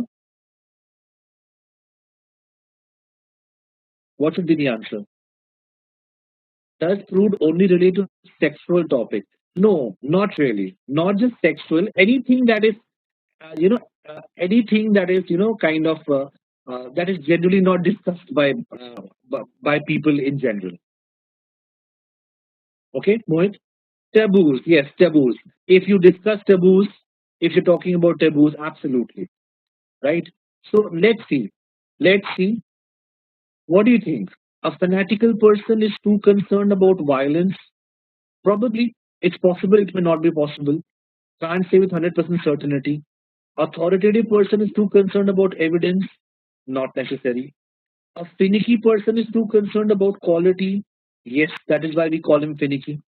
A finicky person is very fussy about quality. That's right. An obstinate person is too concerned about accuracy. Not necessarily. I can be obstinate about something else also. A fearful person is too concerned about comfort. Maybe, may not be. I think the answer for this question should be number C. It is good to insist on quality. Now we can take a look at it from the other angle also. It is good. It is good to insist on quality. We should not be finicky. One is desirable, the other one is undesirable. Finicky means fussy, Jatin. Finicky means fussy. You raise objections, small objections. If you're finicky, you're fussy.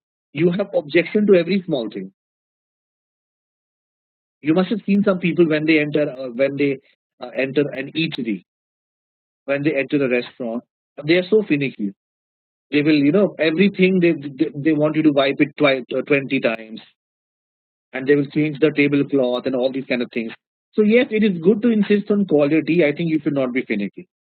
So finicky is used in a negative way. Obstinate is stubborn. Yes, yes, Nikita, obstinate is stubborn. Rigid, yes. It is good to insist on accuracy. We should not be obstinate. That is all right. But it's not necessary that we are always obstinate for accuracy. I can be obstinate for an ice cream. So that is why number D, desirable and undesirable. Yeah, it is not concerned. That is what I'm saying. That is why it should not be answer. No, I can be obstinate about accuracy. I can be stubborn that you have to give me accurate answer. I will not accept approximations. Okay. Or you may be obstinate about something else. Did you understand? Remember all these words. Prudish, this is one word that is very important. Very, very important word. Propriety. Propriety means proper behavior. Proper behavior. Impropriety would mean improper behavior. Propriety, impropriety. Okay? Okay. So anything else you would like to ask from question 6 to 10? Anything you did not understand? Proprietor is someone else. No, proprietor is the owner of a business. It has nothing to do. Yes, it has nothing to do with this word. Proprietor is the person who owns a business. Yes. Sole owner of a business is called proprietor. Okay. Let us take a look at question number 11 to 15. Yes, sole proprietor. Question number 11 to 15. Please try to solve 11 to 15, and when you are done, you let me know. Please start.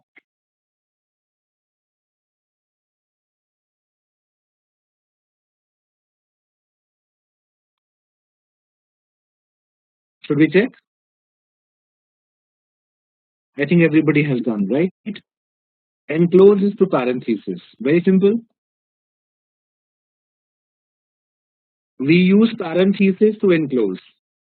Parenthesis is used to enclose, right? We'll go from back to forward.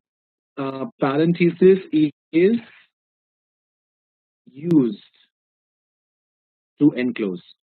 Brackets are used to abbreviate. No. Hyphen is used to emphasize. No. Comma is used to separate. Yes. Period. Period means full stop. Period is used to join. No. Colon is used to omit. No. So answer is number C. Very simple. Parenthesis is a symbol that is used to enclose. Comma is a symbol that is used to separate. Very, very simple one. Number 12, vag. Oh, I think we discussed this word also. Vag and humorous. Who is the vag? Vag is a humorous person. Who is the vag? Vag is a humorous person. Ruffian is a frightened person. Quite the opposite. Who is ruffian? Ruffian is a person who is very violent, violent, rude, ruffians. Are ruffian is a frightened person? No. A spendthrift is an inattentive person? Not necessarily. Who is a spendthrift? Maybe, yeah. What do you understand by spendthrift? A person who spends a lot. Okay. Okay. Yes. Spendthrift is a person who spends a lot. Can you give me another word? Prodigal, profligate.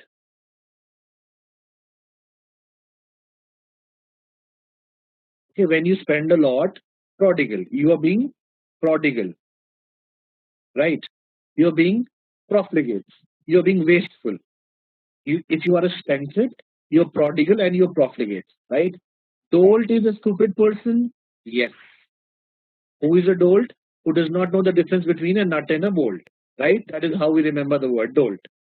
Dolt is a stupid person. Yes. Pirate is a merciless person. Not necessarily. Pirates can show mercy also. Pirates can show mercy. So pirates are going to be merciless, not necessarily. And pirates are robbers. Robbers are on in the sea. So this is not going to be the answer. A sinner is a repentant person.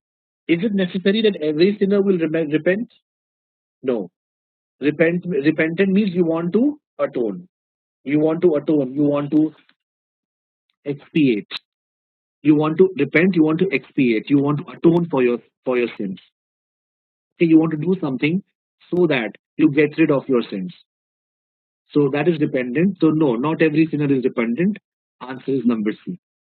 Okay. Now I use the word prodigal. We over here use the word prodigal. Now remember the word prodigal when you use this word for a son or a daughter, then the meaning changes. Okay. When you use the word prodigal with son or daughter, this word should be used with either son or daughter. That is what the dictionary tells us. If you call a son prodigal son, if you call a daughter a prodigal daughter, that means uh, prodigal son or daughter is the son or daughter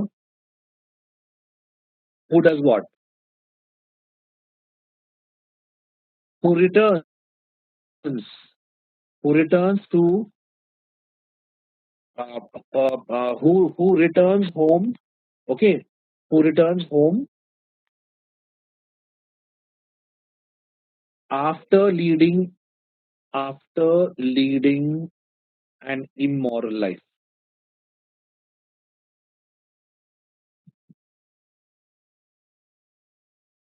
Okay, after leading an immoral life, if a son or daughter they come back, they come back home, they now again become normal, then we call that son or daughter prodigal son or daughter. In Hindi, there is a saying, वो सुबह का भूला शाम को घर लौटा types, सुबह का भटका शाम को लौटा. That kind of, black sheep of the family. Yeah, kind of. Yes, yes. So prodigal son or daughter is that son or daughter who returns home after leading an immoral life. No, my son is prodigal. Nikita, if you say my son is prodigal, that means you want to say my son is wasteful. You will have to say I have a prodigal son. Okay? Sri Ram can be prodigal. No, Sri Ram was not leading an immoral life. Immoral क्यों भूल गए मोहित? You have to be first leading an immoral life. After leading an immoral life, when you return to back to to your normal life. It's opposite. Yes.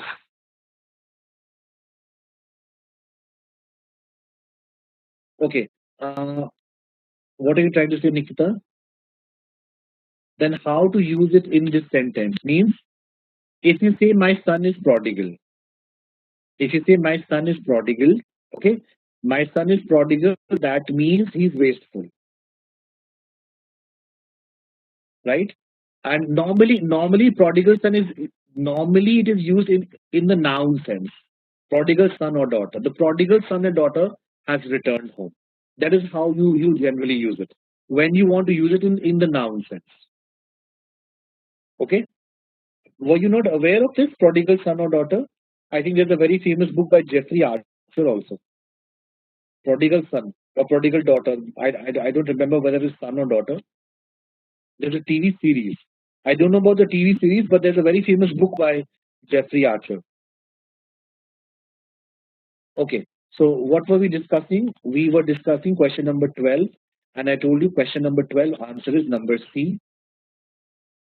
Okay, you read immoral as immortal. That is why you asked Sriram, right? Immoral, not immortal. Okay, no problem. Wait. Number 13. Leave is to abscond. What is the meaning of abscond?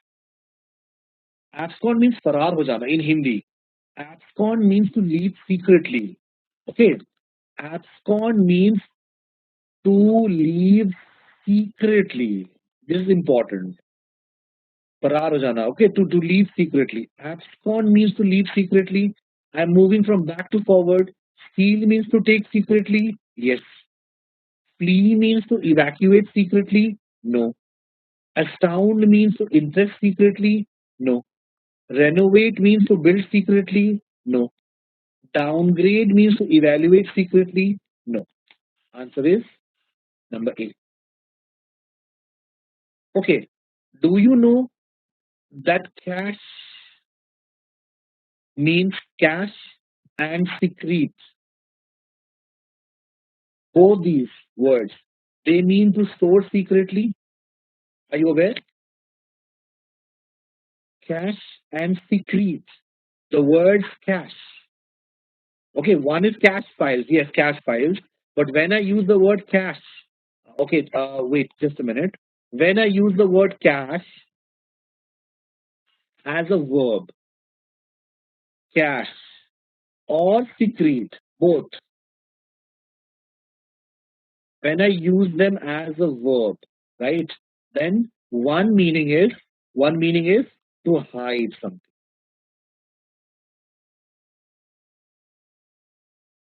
to store secretly. Okay, to store secretly. For example, the drugs were cached, the drugs were secreted in the linings of his case, in the linings of his suitcase. So the drugs were hidden secretly, stored secretly. Yes, I can use the word secrete in another sense also. As a verb, secrete, you must have heard in biology, secrete means to produce a liquid substance. To produce a liquid substance. Yes, absolutely. Okay, to produce a liquid substance, enzymes secretion. Yes, enzyme secretion.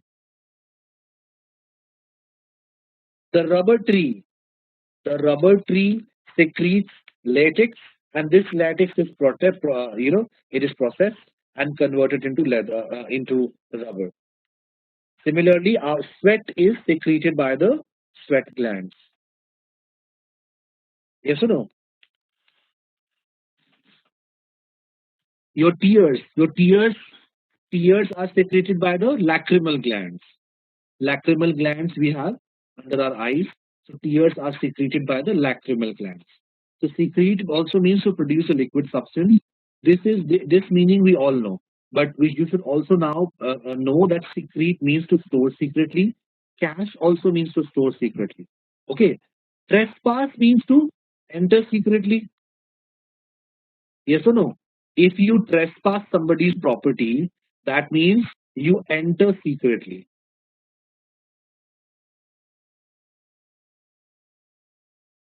Trespass means to enter secretly.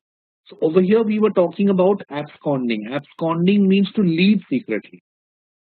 Steal means to take secretly, like this. Number 14. Yes, Jatin, you said flee means to evacuate. No, flee means to run away. Flee means to run away, and evacuate means to move people from a dangerous place to a safer place. That is evacuate. To empty, yes, to empty an area or a building. So when you, I mean, when you flee, you run away. But in evacuation, there's somebody else who is, moving you. So many laborers, so many migrant laborers, they are being evacuated. Okay. Okay. Coming to question number 14. Verbosity is the words. What happens in verbosity? Verbosity means use of more words than are necessary. Verbosity means use of more words than are necessary. That is verbosity. Prolix. You are being prolix, you are being wordy, you are being verbose. Yes, you use lots and lots of words. Use of more words than are necessary. Harmoniousness is the use of more relationships than are necessary. No. Floridness is the use of more embellishments than are necessary. Yes, absolutely. Florid means what? If you make your writing or your speech florid, you decorate it a lot. You make it flowery. You make it flowery. Florid language. I don't like this florid language. Means I don't like this flowery language. Make it plain and simple. Embellishments means decorations. So floridness means use of more embellishments than are necessary.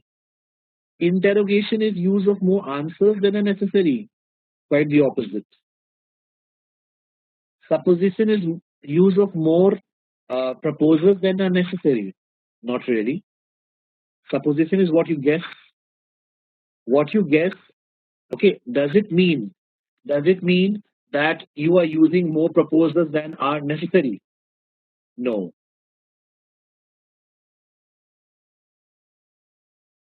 Oleaginous means it is actually unctuous. Oleaginous means it's not flowery, Mohit. Oleaginous means it is oily. It is oily.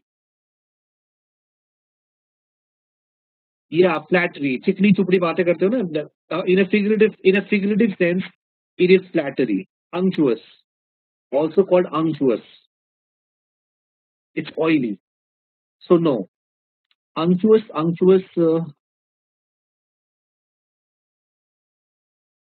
If something is unctuous, it is very oily. Okay, it is very oily. However, if your speech is unctuous, if you are behaving in a very unctuous way, then you are trying to flatter someone. It is oleaginous. Your behavior is oleaginous. You are behaving in a very unctuous way. That means you are trying to flatter someone. Okay.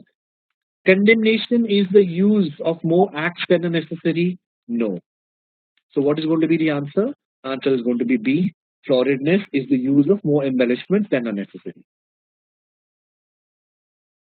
Okay, Mohit, did you understand? Oleaginous is not flowery. Oleaginous means oily. Literally, it means oily. Figuratively, if you are behaving in a very oleaginous way, if your speech is oleaginous, that means you are trying to flatter someone. Butter लगा रहे हो, oil लगा रहे हो, that is the sense. Right. And let's come to number 15. I think this is the last one for today. Then we'll not have much time. Malinger is to ail. When you malinger, what do you do? Malingerer. Who was a malingerer? Malingerer is the person who pretended to be ill so that he could stay away from office. So when you malinger, you feign illness. You feign or you pretend to ail. Okay. You feign ailment. Absolutely. Malingerer. is the person who malingers. When you malinger, you pretend, you feign, you dissemble. So many words are there. You dissemble. You pretend that you are ailing, you are sick. So malinger means to pretend to ail. Let's see. Study means to pretend to learn. No. Qualify means to pretend to achieve. No. Sneer means to pretend to respect. Quite the opposite. Sneer means scorn. Flatter means to pretend to appreciate. Yes. When you flatter someone, you pretend to appreciate whatever they do. Clash means to pretend to resolve. No. Answer is D. Okay. So remember, dissemble. Yes, dissemble is to feign. Dissemble means to hide your true feelings, to pretend. Dissemble. Okay. Malingerer. Malingerer will malinger. Okay. Malingerer will malinger. Malingerer will pretend that he is ailing, he or she, because he wants to stay away from work. Who was it, Truan, by the way, if you remember? Who was it, Truan? Truant was a child who stays away from school. You remember? Truant, Truant. Yeah, Truant is the child who stays away from school, avoids school, bunks school. Yes. Mohit, oh yes, बोल रहे हो इतनी जल्दी भूल गए. Truant. Truant is a child who stays away from school. Malingerer is a person who stays away from duty. Truant is a person who stays away from school. And truant is also used for adults. If if an adult is playing truant, that means he's staying away. He's playing hide and seek. He's staying away from his duty. That is how we use it. Okay. So I think that's it for today. This much is sufficient. And whenever we meet next, whenever we have, whenever we have um, vocabulary sessions, I think I'll show you more analogy-based questions. We will discuss.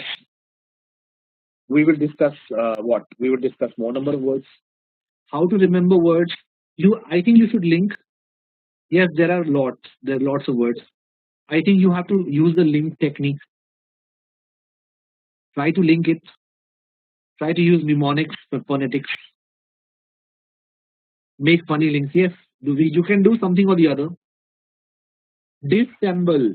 Dissemble sounds like assemble. Isn't it? Dissemble sounds like assemble. You are a computer engineer. I ask you to assemble a computer.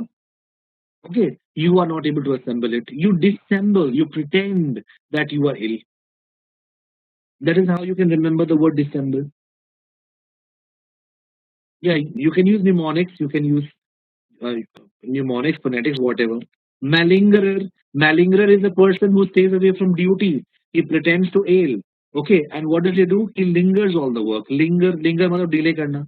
Don't linger. Don't hang around. Complete the work. So in the word malingerer there is linger. Try to use some mnemonics and phonetics. Search for these kind of dictionaries which are available online. There are lots of words, yes, but there are few words that are coming again and again and again and again. Okay? Yeah, there are some words that come again and again and again and again. So you should pay attention to those words as well. Avinash, you want me to post some on group? What? Mnemonic dictionary? Links, some links. Okay, I'll search for them. But I think you can also search because I mean, there are lots of apps. Yes, you can download apps. I don't need it. See, these are like crutches. Your links, mnemonics are like crutches. Till the time you don't remember, till the time the word does not become a part of your permanent vocabulary, you will need these crutches. I don't use these mnemonic techniques because I remember the meanings of all these words. I use them. I read them every day. Okay.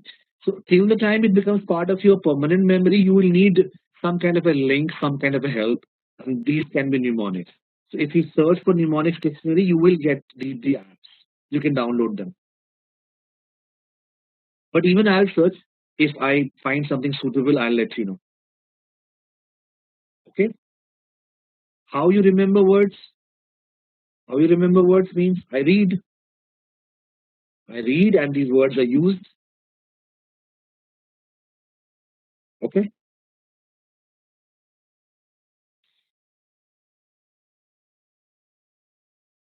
Okay. So anything else? Right. That's it for today then. Take care all of you. Good night. I think you don't have a point session now, so you can enjoy the remaining part of the day. Take care, all of you.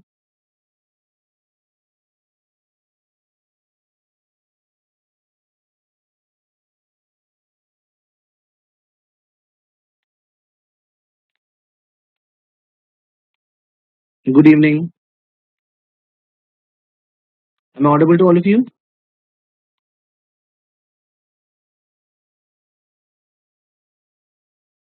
Okay.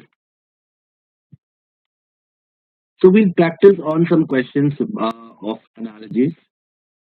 Last time we could solve around 20 questions. Today we'll try to solve more of them. Okay. So you know how to do it. I have told you we have had one theory class. I'll just give you the rights to move to the next slide. You can check. You can move to the next slide. This is exercise number 2 of analogies. Uh, I think I think we can solve how many? 10 questions at a time or 5 at a time? What do you want to do? You want to solve 10 at a time or 5 at a time? In one go, you can solve 10. Okay.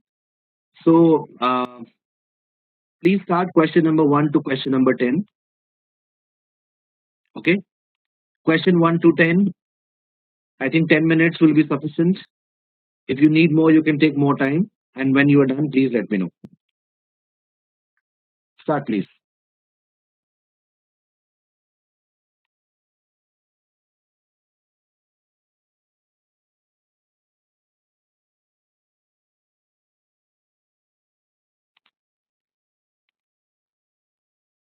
Okay.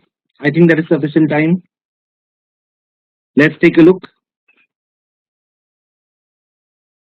Question number 1 to question number 10. Moralistic and principles. I many times told you that if you are principled, that is very positive. If someone is principled, that is very, very good. But then if somebody becomes moralistic, it becomes negative. Because a moralistic person is going to, he is going to impose his moral values on others.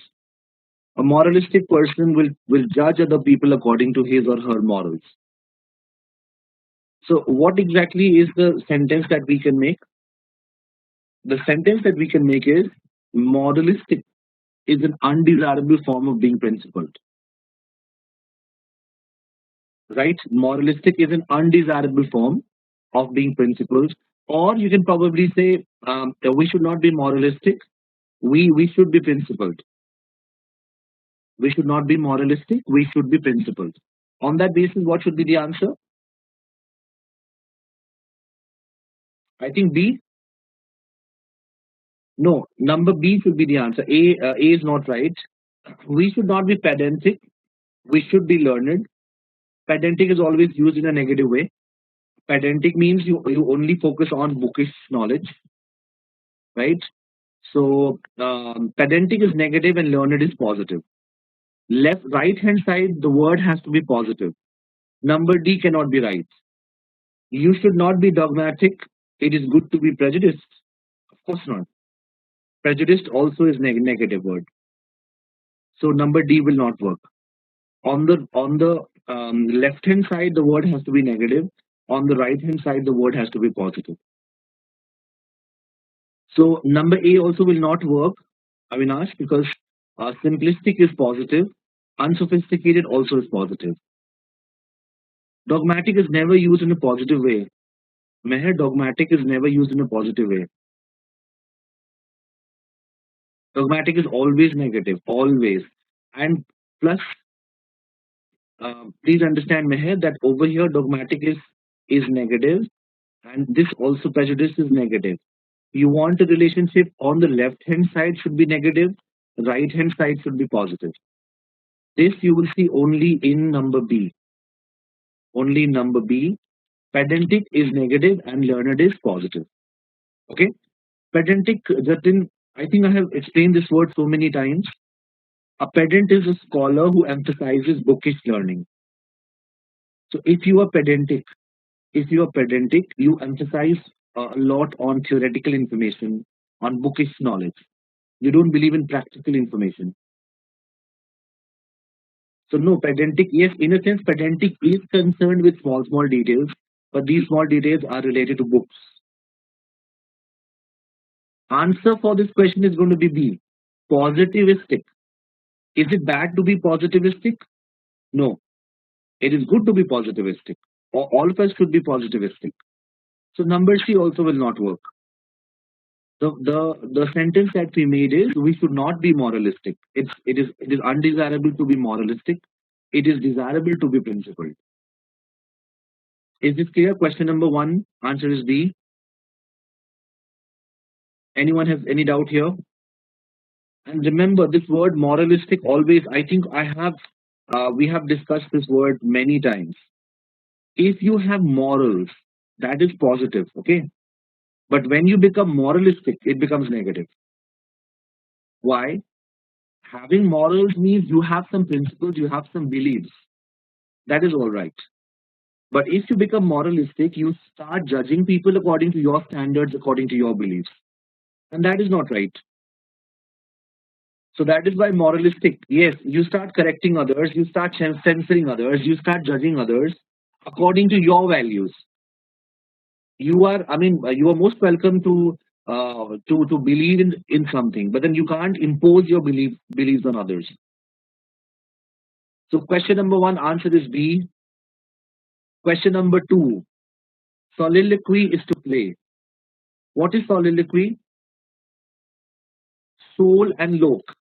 Soul means alone and lok means speak. Okay. Soliloquy, in a play, soliloquy is a part in which an actor is talking to himself.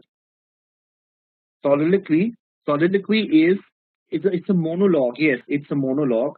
Uh, Soliloquy is not exactly Avinash stand-up comedian. See, please understand. Soliloquy means either the actor is talking talking to thin air, or the actor is talking to himself or herself. Okay, so it is not a dialogue. Soliloquy is antonym of dialogue. In a dialogue, there are two people. In soliloquy, there's only one person. So what happens? And through roots also. Through roots also you can see SOL is alone, soul, and lok is speak. So when you alone speak, that is soliloquy. It is also welcome speech. It can be in the form of a welcome speech also, but it can be towards the conclusion of a play also. It can be in the middle of the play also. There is no hard and fast rule that it is always a welcome speech.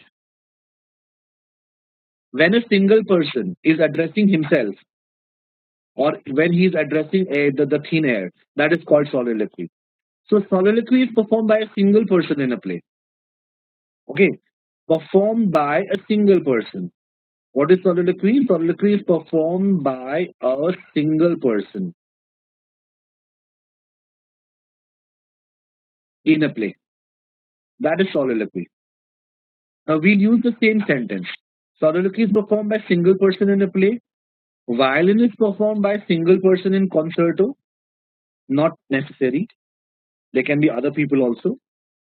Overture. Overture is introduction to a music. It's called prelude. Overture is performed by a single person in a musical. Not necessary. Duet, as the name suggests, duet is two. Duet is performed by a single person in an ensemble. That also is not true, because duet is always performed by two people. Ensemble is a group of musicians, so that's not possible. Lyric is performed by a single person in a poem. That is also not necessary. Aria is performed by a single person in an opera. Yes, that is absolutely true, because aria is a solo song, always. And what is an opera? Opera is a musical drama. Okay. Opera is a musical drama, and aria is a solo song that is performed in an opera by a single person. Answer for question number 2 is going to be E.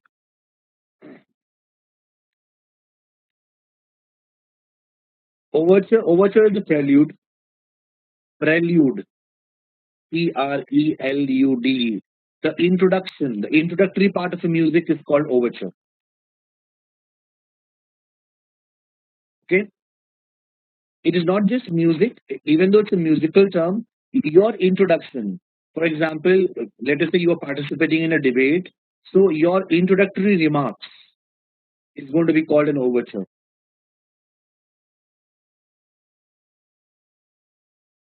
Arya was there in the passage we did few days back. Yes, yes, yes. Arya is a solo song. Absolutely. Number 3, meeting is to minutes. What do you think? How are these two words related? Meeting and minutes. Okay. You have marked number D. Okay. No, number D is not right. First, tell me what is the sentence you made? How have you related these two? Let us check why D is not right. What is the relationship you make between these two words? What exactly are minutes? Minutes are records of the meeting, isn't it? The records of a meeting are called minutes. Minutes are records. Record of the meeting. Minutes are what? Record of the meeting. So we'll go from back to forward. Minutes are the record of meeting. Orchestration is record of concert. No. Camera is record of filter. No. Deed is the record of sale. Yes. Sale deed. Yes. Number C looks good. Vibration is record of earthquake. If there is vibration, there is earthquake. Is that necessary? Not really. Not really. So the specific term for the record of earthquake is not vibration. But yes, any kind of sale that happens, the agreement that you make, its record is called deed. So number D will not make sense. I think C should be the answer. Signal is the record of television. Of course not. Signal is not the record of television. So answer for this question is going to be C. Deed. Deed is the record of sale. All the information related to the sale is mentioned in the deed. All the information related to the meeting is mentioned in the minutes. This way also you will come to the same answer. So number C is going to be the answer for question number 3. 4. Apprise and information. Apprise means to inform someone. I'm going to apprise you of the situation tomorrow. I'm going to inform you of the situation tomorrow. Apprise means to provide information. Admonish means to provide warning. Yes. When you admonish someone, you warn them. Okay. Defend means to provide doubt. No. Criticize means to provide justification. No. Comprehend means to provide benefits. No. Unite means to provide whole. No. Unite means to make whole. Unite does not mean to provide whole. Okay, and unite means to join. Unite means to bring two things together. But that does not necessarily mean that that thing is completed. It becomes whole. So E also will not work. Answer for this question is A. Question number 4, answer is A.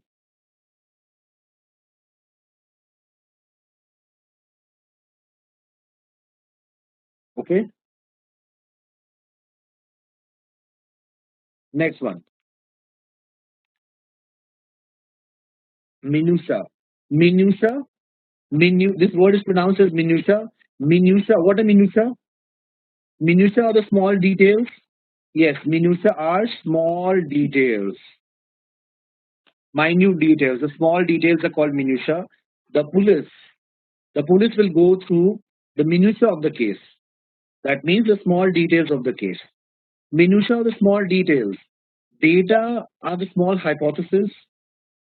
Research are the small findings. No. Approximation are small calculations. No. Approximation are round off of calculations. Queries are small answers. No. Quibbles are small objections. Yes. If you have a lot of quibbles, You have small objections. You have lots of objections. So yes, quibbles are small objections. Number E is the answer for question number 5. Minutia are small details, quibbles are small objections. Okay. Number 6. Cacophony is the sound. Cacophony means harsh sound, isn't it? Cacophony means harsh sound. So cacophony is harsh sound. Crescendo is harsh music. No. Crescendo is a gradual rise in the music. That is crescendo. So is it going to be harsh necessarily? No. Friction is harsh heat? No. Ripple is harsh liquid? No. Glare is harsh light? Yes. Yes. Glare is harsh light so that you are unable to open your eyes in front of the glare. So number D looks good. Glare is harsh light. Meter is harsh measurement? No. Answer for number 6 is going to be D. Crescendo, Meher, I told you. Crescendo is gradual. Gradual increase in the tempo of the music is called crescendo. Okay. Gradual increase in the tempo of the music is called crescendo.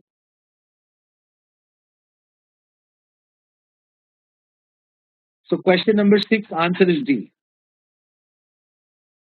7. Specious and genuineness. Specious means fake and genuine is the antonym. Specious things lack genuineness, isn't it? If something is specious, it will lack genuineness. So what is the relationship? It is that of antonyms. Specious things lack genuineness. Illusory things lack reality. Yes, correct. Do impulsive things lack purposefulness? Not necessary. I can do something in a very impulsive way and there can be a purpose also. So this is not always true. Do precipitate things lack speed? Quite the opposite. If something is precipitate, it happens very speedily. So number C also is not right. Do cunning things lack duplicity? Quite the opposite. Cunning things will have duplicity. Do imaginary things like mind lack mind? Quite the opposite. For imagination, you need to use your mind. So answer is A. Illusory things lack reality. Specious things lack genuineness. If something is specious, for example, when you look at advertisements, there are so many advertisements that give you specious logic. They give you specious logic. They give you fake logic, which you know is not going to work out the way they claim it is going to work out. So specious things lack genuineness, just like illusory things lack reality. Question number 8. If you have any doubt, please stop me. Okay, we are in no rush. Number C, Madhur. Yes, precipitate. If something is precipitate, it is moving very speedily. Precipitate. There are other meanings also of precipitate, precipitation. Okay, there are other meanings also, but there is one meaning precipitate. If something is happening in a precipitate way, that means it is happening speedily.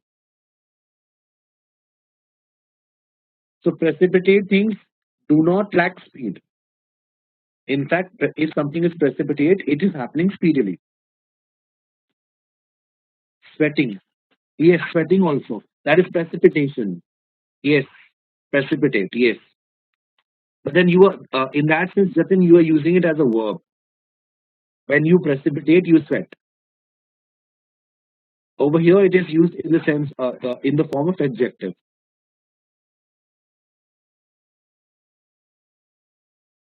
Question number 8. Foolproof and fail. If something is foolproof, is it going to fail? No. Foolproof means it is not going to fail. Foolproof things do not fail. If something is foolproof, it does not fail. Translucent things does not filter. Of course not. It does filter. Viscous things do not smear, quite the opposite. If something is viscous, that means if something is sticky. Viscous means sticky. If something is sticky, will it not spread everywhere? It will spread because it is semi-liquid. So number B also will not work.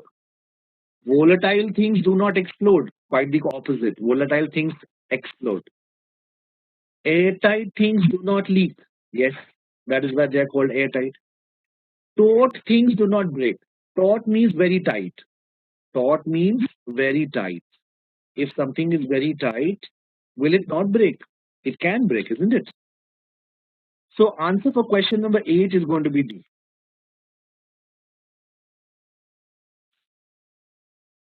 9. Resoluteness is to will. If you have resoluteness, you have a very strong will. Okay. Resoluteness means having a very strong will. Having resoluteness means having strong will. Zeal means having strong conviction. Yes. Yes. If you have zeal, you have very strong conviction. Number A looks good. Honor means having strong restitution. Of course not. Restitution is compensation for loss. Restitution, what is restitution? Compensation for loss. Right? If you are granted restitution, that means you are given the compensation for the loss that you have suffered. So honor means having strong restitution. That does not make sense. Esteem means having strong adoration. Is that true? Is that true? No. Why? Why is it not true? Because when you adore someone, you like them. That does not mean that does not necessarily mean that you respect them. Esteem. Esteem is respect. Adoration is liking. So there's a difference between respecting someone and liking someone. So number C is not going to work. Anguish means having strong hesitation. Of course not. Anguish is when you are in a lot of pain and suffering. Yes, anguish is when you are in a lot of pain and suffering. Pain and suffering is called anguish. So does anguish mean having strong hesitation? No. Sorrow means having strong compassion? No. Compassion, what is compassion? Compassion means when you feel when you show sympathy, when you show sympathy for someone, that is compassion. It's a belief. What? Compassion is a belief. No. Compassion is feelings of sympathy. Compassion is feelings of sympathy for someone. You feel sorry for someone, that is compassion. So answer for this question, number 9. Answer for question number 9 is going to be A. Okay. 10. Didactic is to instruct. Now what is didactic? Things that are didactic, they are used to instruct. Didactic means the intention is to instruct. Yes. Didactic things will instruct. Okay. If something is didactic, it will instruct. Now, the word didactic can be used in both a positive as well as a negative way. Okay. If you look at the word didactic, then one meaning is intended. It is intended to teach. Intended to teach a moral lesson.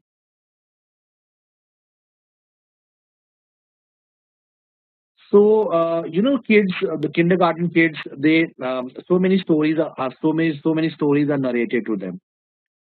We narrate the story of the tortoise and the hare. They are made aware of epics like Mahabharata and Ramayana.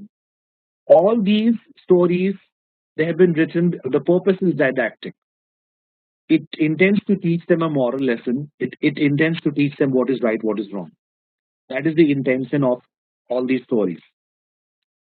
So over here it is very positive. Okay, it is very positive. If something is didactic, if its intention is to teach or instruct. But the same word can become negative also. If you're being didactic, you are preaching.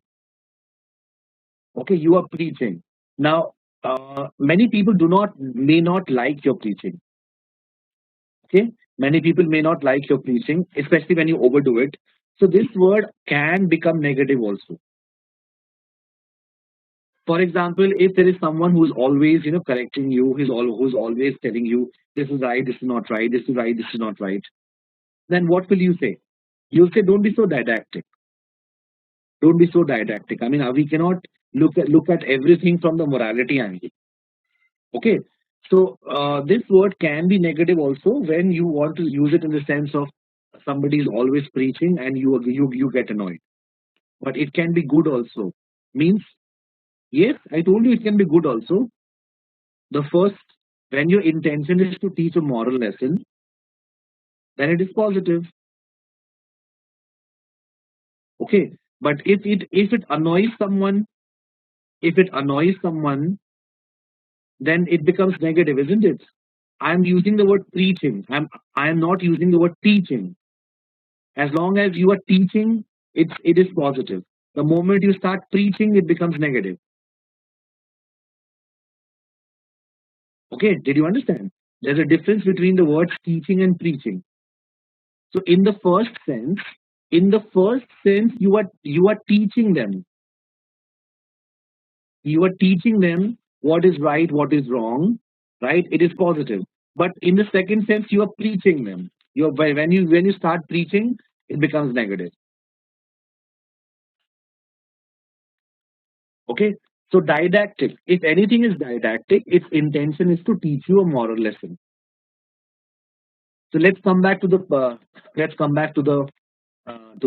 question. Didactic.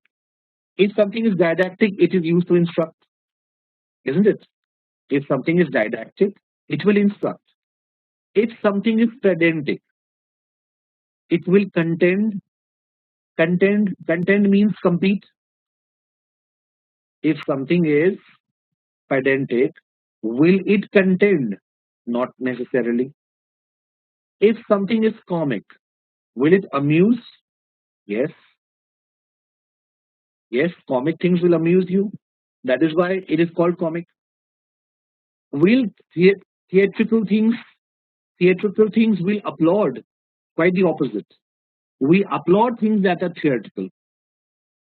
Imperative things will obey. No, we obey things that are imperative. Now see why you have C and D. C and D. If I move from back to forward, then it will work. But over here, I have made a relationship from left hand side to right hand side. Didactic things will instruct. Comic things will amuse. Number B should be the answer.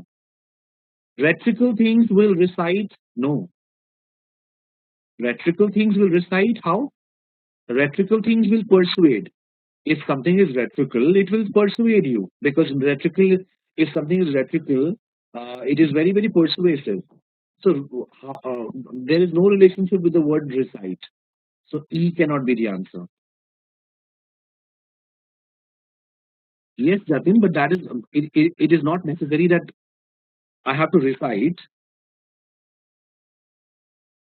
Rhetorical means it is oratory. It is very persuasive. Yes, it is very persuasive. If something is rhetorical, it is very persuasive. So that does not mean that you have to recite it. Recite means to say again and again, to repeat.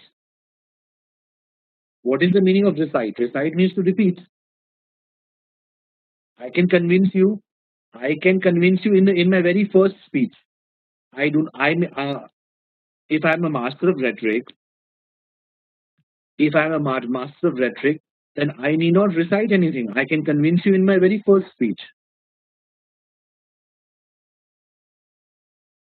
Okay? Yes, declaim also will work. Declaim also is correct. Madhur. Comic things. If something is comic, it will amuse you, isn't it? Comic or comical, both are okay. I mean, this word comic and comical both mean the same. So this is question 1 to 10. If you have any doubt, please ask. Anything you did not understand, please ask.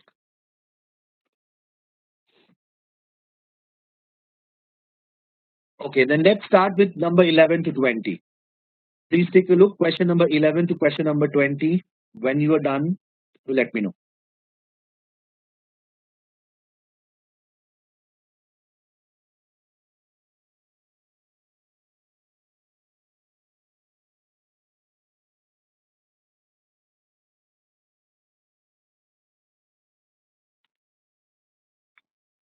Let's check. That is sufficient time. Number 11, garrulous and talkative. If someone is garrulous, he is too talkative. Garrulous means you are too talkative, isn't it?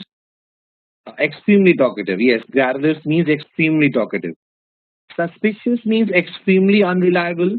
No. Suspicious means it is unreliable. Cantankerous means extremely obtuse. No. Cantankerous means bad tempered. What is cantankerous? Cantankerous is bad tempered, and obtuse means stupid. If someone is obtuse, that person is stupid. So bad tempered and stupid, it has no relationship. So numbskull, yes, numbskull and dull. So number B is not going to be the answer. Cloying means too sweet. Yes. If something is cloying, it is extremely sweet. So number C will make sense. Reflective means too insightful. Reflective means insightful. Okay, reflective. If you are reflective, you can be insightful. But that does not mean if you're reflective, you are too insightful. Similarly, if you're prudent, you are extremely indecisive. Quite the opposite. If you're prudent, you are decisive. So answer is going to be C for question number 11. Okay, is it clear? 12. Question number 12. Perturb and serenity. Perturb and serenity are antonyms. When you perturb, what do? You disturb. And serenity is peace. Perturb means to remove the serenity. Perturb means to remove the serenity. Because perturb means to disturb. Perturb is disturb and serenity is peace. So perturb means to remove the serenity. What is going to be the answer? Caress means to remove the affection. No. Protect means to remove the security. No. Harangue means to remove the bombast. No. Harangue is a verbal attack. Harangue is criticism. Harangue is when you criticize someone through your speech or your writing, you attack someone verbally. That is harangue. So harangue means to remove bombast. No. Bombast. Who's a bombast? Bombast is a person who boasts a lot. A person who boasts a lot is called bombast. So number C will not work. Annoy means to remove consideration. No. Reassure means to remove doubt. Yes. When you reassure someone, you remove their doubts. Number E is going to be the answer for question number 12. Okay. Number 13. Number 13. Furtive and stealth. Furtive and stealth, these both are synonyms. If you do something in a furtive way, you use stealth. So they are synonyms. Secretive, yes. Furtive and stealth both mean secretive. Secretive, right? So secretive, both are synonyms. Now we will look at synonyms. Loquacious means talkative. Is it the synonym of intelligence? No. Immoral. Is it the synonym of contrition? No. What is contrition? Contrition means regret. If there is contrition, you are regretful. You are apologetic because you have done something wrong. That is contrition. So It is not the synonym of immoral. Pontifical. Pontifical means related to Pope. Is it synonym of reverence? Reverence is worship. So are they synonyms? Not exactly. Pontifical means related to Pope, and reverence means worship or respect. So not everybody is going to show reverence towards things that are pontifical. Number C is not going to work. Whimsical and caprice, are they synonyms? They are. So number D is going to be the answer. Number D should be the answer. Arduous means it is tiring. It requires hard labor. Arduous and endurance are the synonyms? No, they are not. So answer is going to be D, because whimsical and caprice both of them means changing quickly. If something is whimsical or if something has caprice, that means it changes very quickly. Yes, it changes quickly. Absolutely. So number 13 answer is going to be D. Spate means a lot of something. Spate, the word spate means lot of something. Spate of inquiries. Okay, spate of inquiries. Spate of infections. So spate means like a flood. The moment some leeway was granted in the lockdown, we have seen a spate of uh, COVID-19 infections. There has been a flood of COVID-19 infections. Okay, so no, spate is not going to work over here. Answer for number 13 is going to be D. 14. Lionize and admire. When you lionize someone, you admire them a lot. Lionize means to admire a lot. Okay, so you can admire someone, but if you are crazy about someone, that is lionize. For example, in India, we lionize our cricket players and Bollywood stars. We don't just admire them, we lionize them. So lionize means to admire a lot. Based on this, what should be the answer? Authorize means to betray a lot? No. Aggrandize means to envy a lot? No. Exonerate means to suspect a lot? Quite the opposite.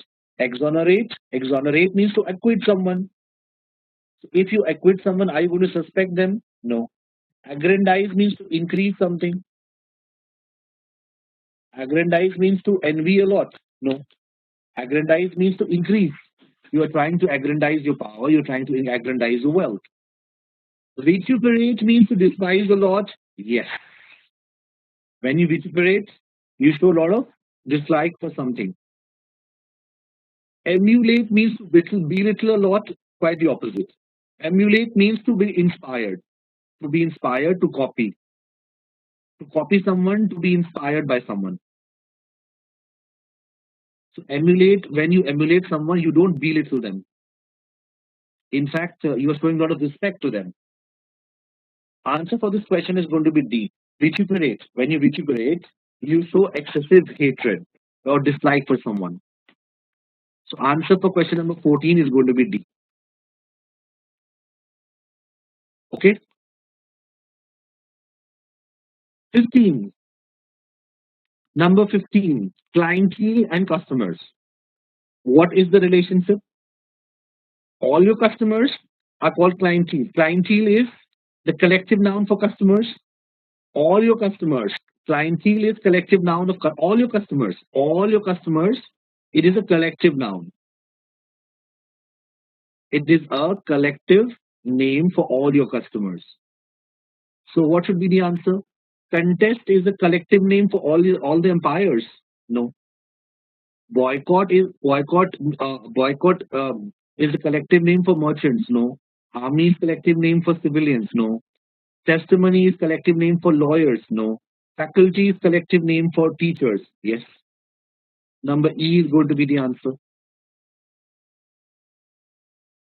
Okay. This one is easy. Clientele means all your customers. It's a collective name for your customers. So faculty means all your teachers. Question number 15, answer is E.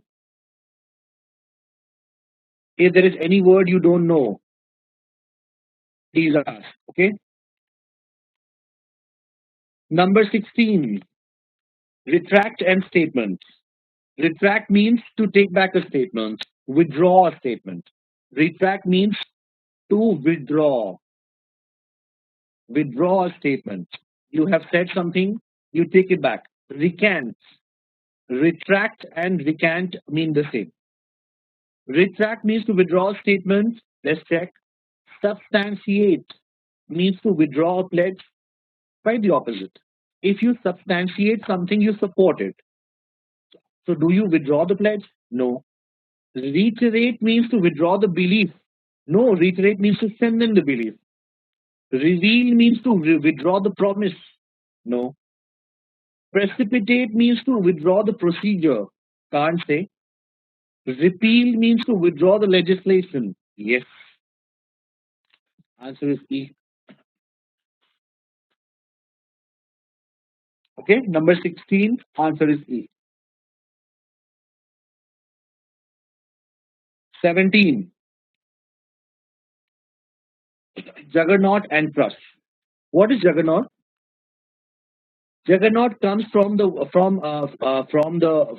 Hindu temple, um, that is at Puri, Lord Jagannath's temple. Okay, juggernaut. What exactly is a juggernaut?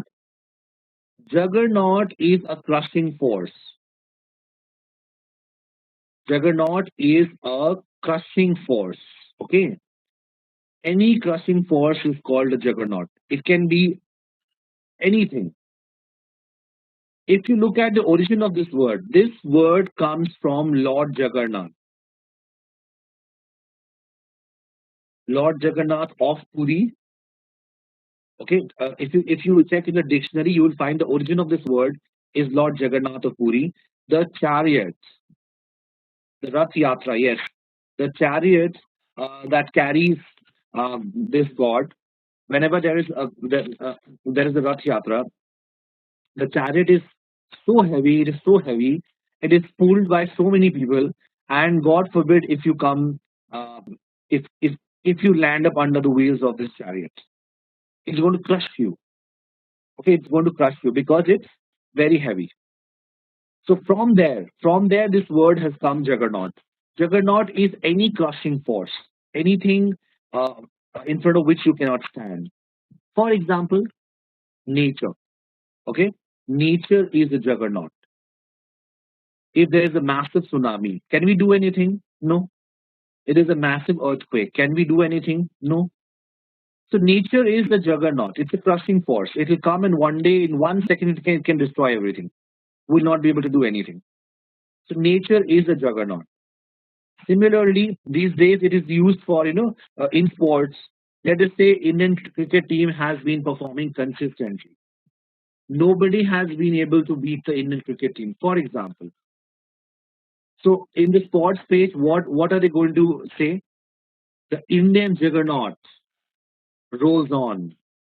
Indian juggernaut rolls on. That means India is a crushing force and it is moving forward, crushing everyone, all the other teams, defeating all the teams. The Indian juggernaut rolls on.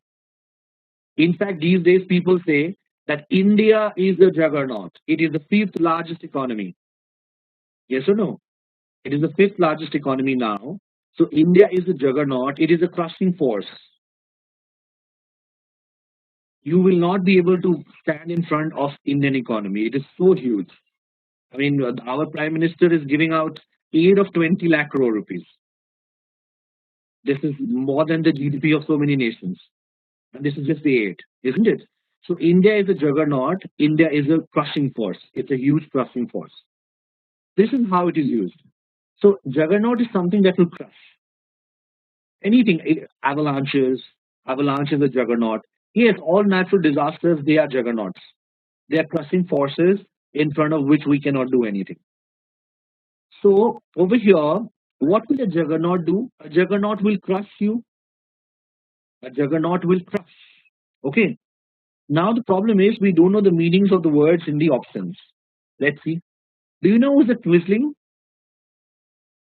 Quisling is a traitor. Okay, Quisling is a traitor. Also called a fifth columnist.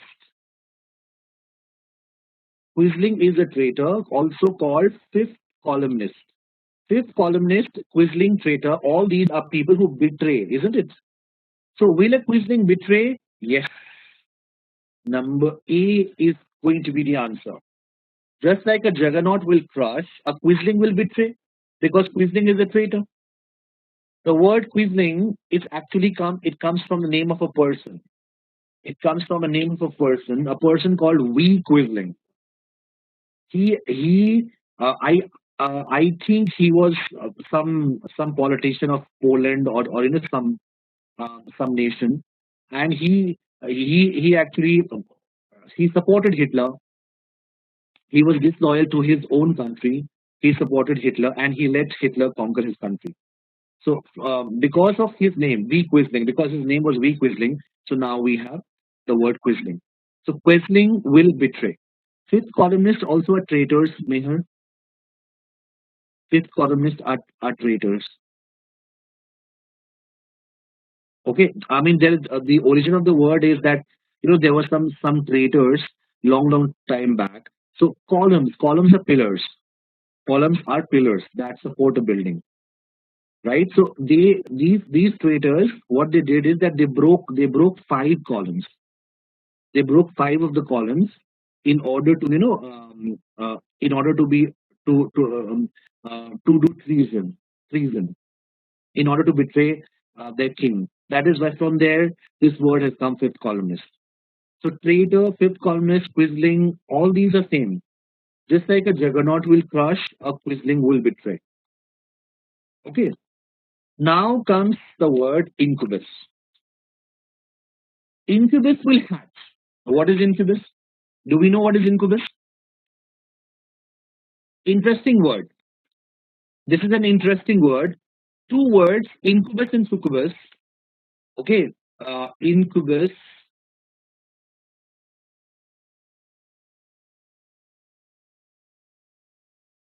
Literally, if you look at the word literally, incubus is actually a nightmare. Yes, a male spirit.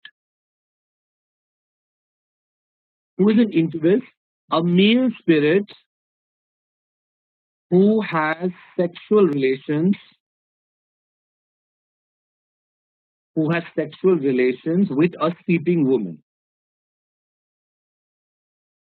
Okay, so this guy is called incubus. Sleeping women, hence cause of concern. Hence cause of concern. This is the literal meaning of incubus.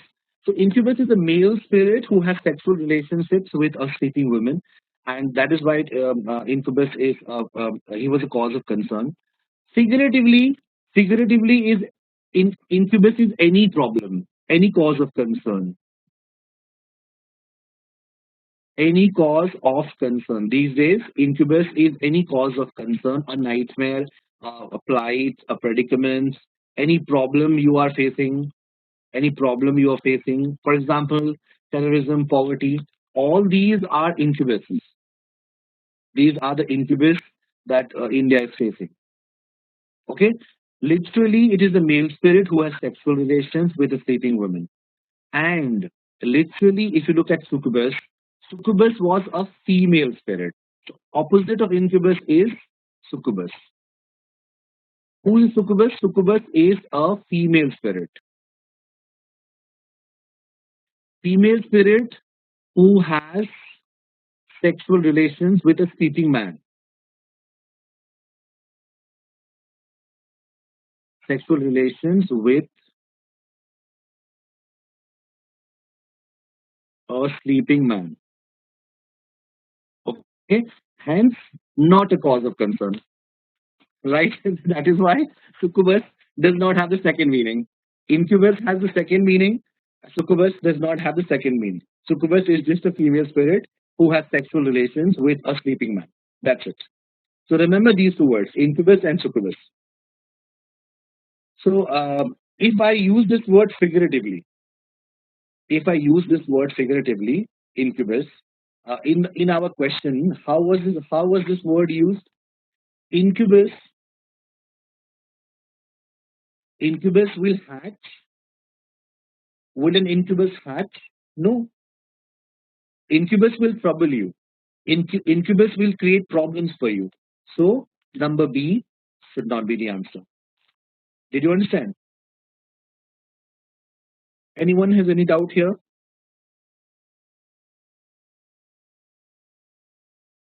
Okay. A sphinx will destroy. What is a sphinx?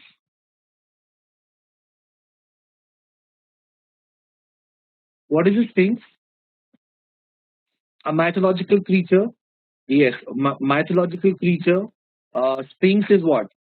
Half human, half lion, half woman. Okay, half lion. Yes or no? The pyramid of Egypt. Yes, you are saying pyramids of Egypt, but pyramids of Egypt are not sphinx. What is a sphinx? What is a sphinx? It is a mythological creature, half human, half lion. Yes or no? Sphinx is half human, half lion. Right. Satyr, Satyr, Satyr. Satyr is a mythological creature, half human, half goat. Satyr. Centaur, mythological creature, half human, half horse.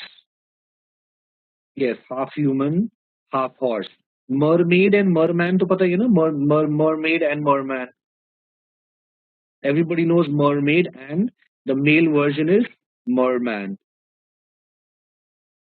Half human and half fish. Yes. So these are some mythological creatures.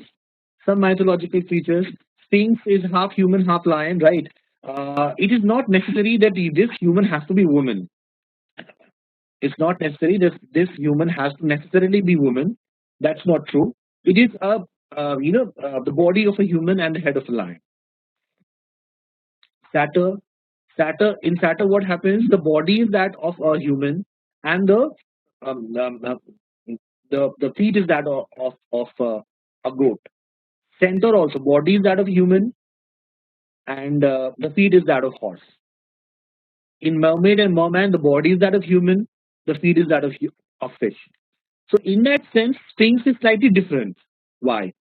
Because in Sphinx, the head is that of a lion and the feet is that of human in Sphinx. And this is reversed in all the others. Satyr, Centaur, and Mermaid, the body is that of human and the feet is that of goat, horse, or fish. Okay. So this is some word. These are some words over here. Remember all these words. All these words are important. In fact, that incubus and succubus also. Remember those two words, incubus and succubus, that we discussed. So a sphinx will destroy.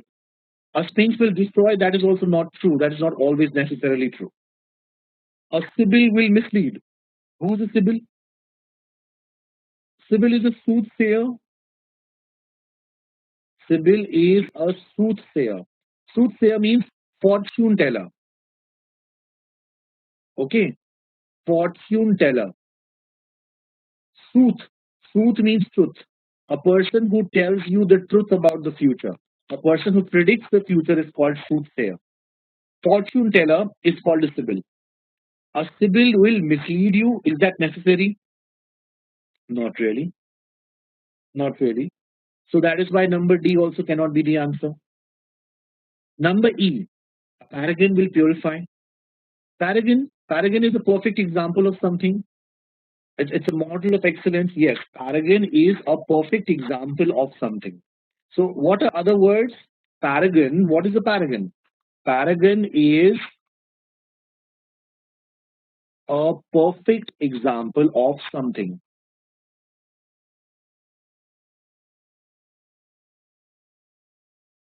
A perfect example of something, just like somebody says, a model of excellence. A model of excellence. Any synonyms? Synonyms, epitome, epitome. The word is pronounced epitome. It's not epitome. Okay, epitome. Epitome of beauty. Aishwarya Rai is the paragon of beauty. She's the epitome of beauty. Okay, epitome. Quintessence,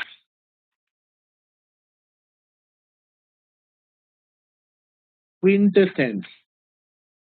Okay, quintessence, epitome, paragon, apotheosis.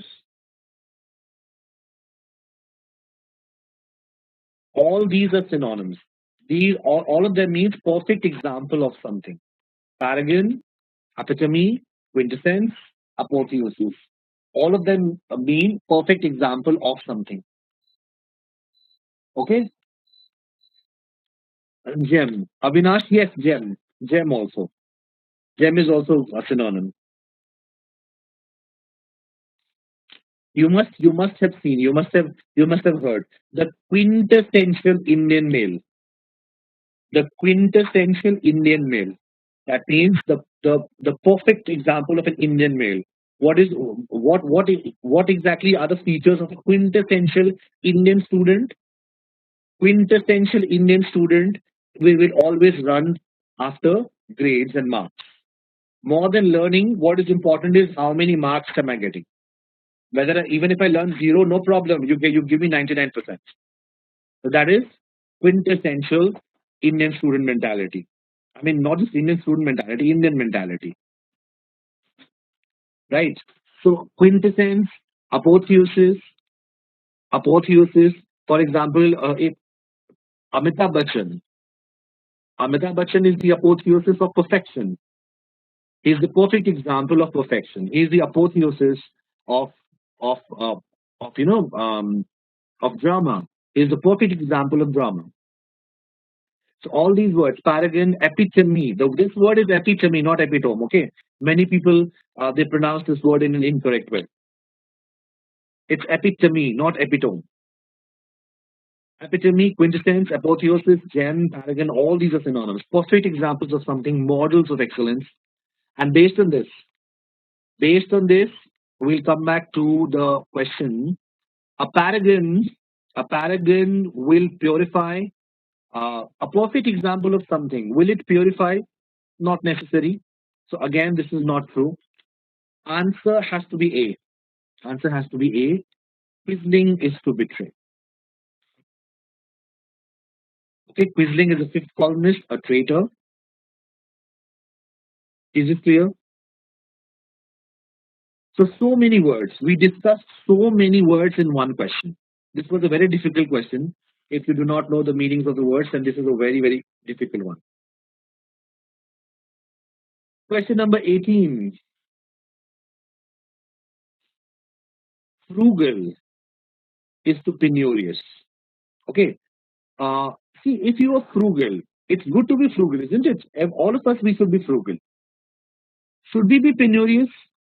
Penurious means penurious means you are poor. So if you are frugal, if you spend wisely, if you don't waste money, you are frugal. It's positive. Penurious means you don't have any money, you are living in poverty. So it is good to be frugal. We should not be penurious, isn't it? What is the sentence we can frame? It is good to be frugal. We should not be penurious. Okay. Hmm. Frugal is an frugal is a desirable form of being penurious, right? Now, if we, Avinash, if we make a sentence, it is good to be frugal, we should not be penurious, then I think two answers will be possible. It is good to be ethical, we should not be unscrupulous. Yes. It is good to be compliant, we should not be obsequious. Yes.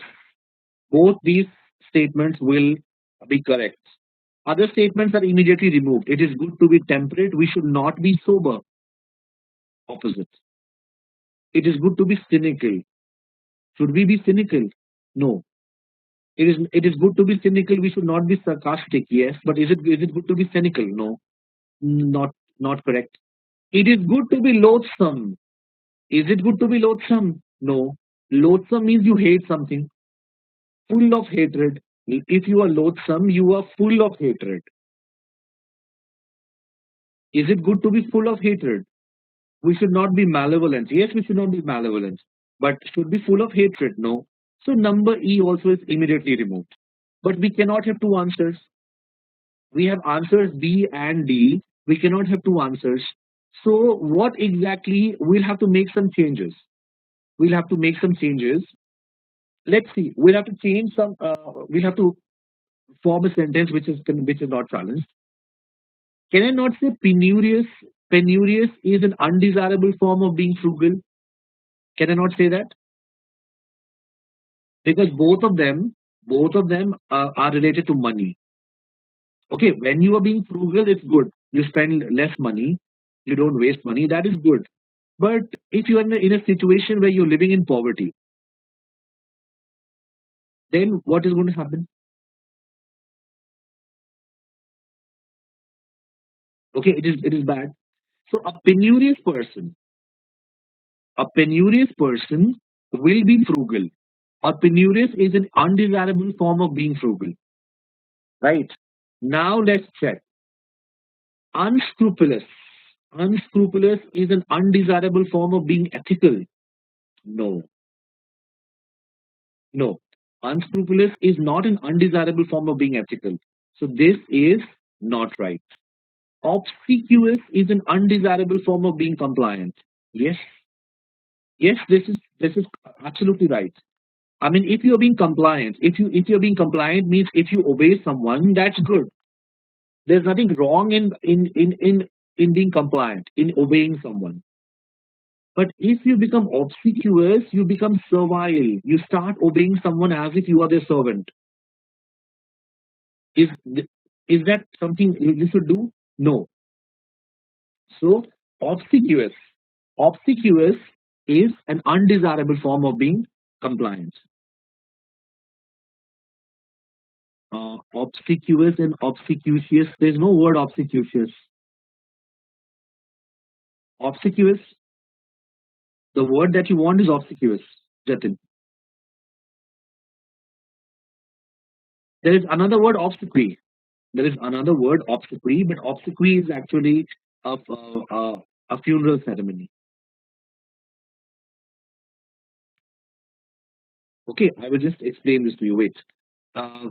Even though that was not very important, but let's say you we have two words: obsequious. Obsequious, right? This is the word that we are discussing right now, and there is one word obsequy. US, right? Now see how this word works. SEQ. SEQ means follow. Okay. Obsequious. How this word is formed? SEQ is follow. Okay. So if you are obsequious, uh, ob is ahead. Ob is ahead. Someone is. If you are obsequious, you are being servile. You are being servile. You are behaving like a servant. You are behaving like a servant. See how this word works. Through roots also, someone is moving ahead of you, someone is walking ahead of you, and you follow that person because you are the servant. You're being obsequious. Okay, this is the root. This is the root. Now there's another word, obsequy. Obsequy, same root applies. Obsequy, but obsequy is actually a funeral. It is kind of a funeral procession. It's a funeral procession. Why? Because ob is ahead. So the dead body is moving ahead, and the mourners they follow the body.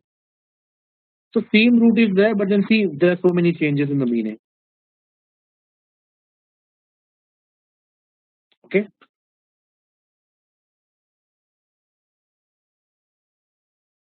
right. So remember, there's the two words obsequious.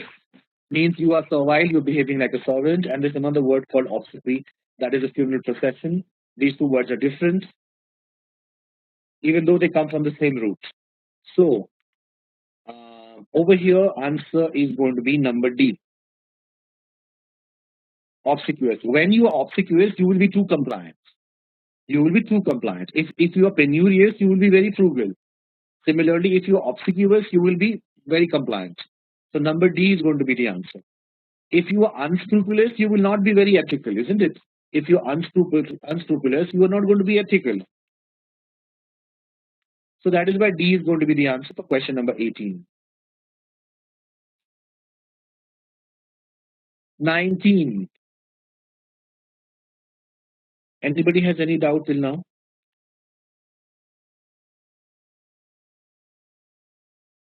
Number 19, let's see.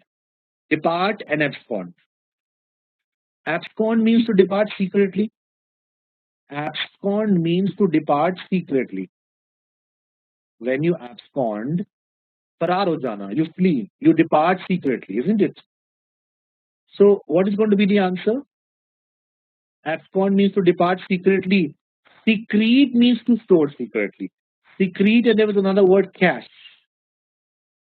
Secrete means to store secretly, yes. Occlude. Occlude means to close. Occlude means to close secretly. No. Occlude means just close. For example, a person whose arteries are occluded, that person has to undergo heart surgery, isn't it? So occlude means to close, yes, but there is no secret there. Harangue. Harangue is when you criticize someone, when you verbally attack someone, when you're angry at someone. Harangue means to speak secretly. No. Interfere. Interfere means to intervene secretly. No. Interfere means to intervene. Yes. Interfere means to intervene. But is it done secretly? No. Eclipse means to cover. Yes.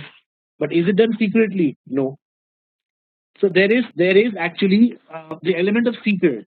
When you abscond, you depart secretly. When you secrete or cache, you store secretly. When you enter secretly, it is called trespass. What is trespass? Trespass means to enter secretly.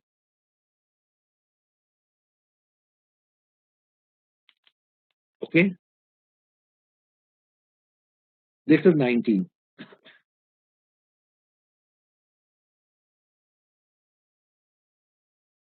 And number 20. Lope and run. Lope and run are synonyms. Lope means to run. Synonyms. Uncover means to lose. No.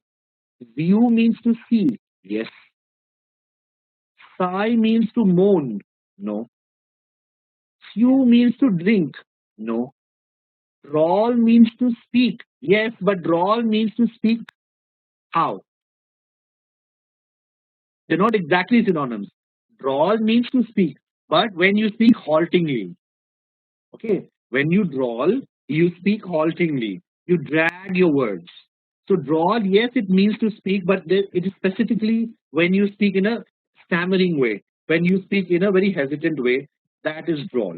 For example, you must have seen there are some small children, when they have to tell you something, they will take 1 hour to tell you that I want to go to the washroom because they drawl. They are unable to frame sentences. They drawl. So drawl is when you speak, you know, haltingly. When you speak at length, that is drawl. So E should not be the answer. Answer for this question should be number B. View means to see. Please check. Any doubt?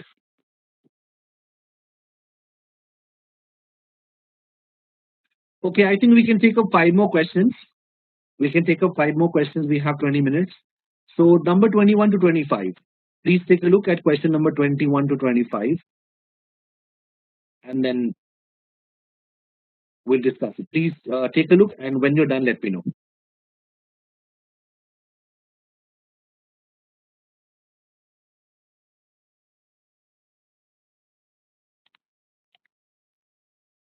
Okay, let's take a look. Number 21 to 25. Question number 21. Subsidy and support. What is subsidy? Subsidy is a kind of support, isn't it?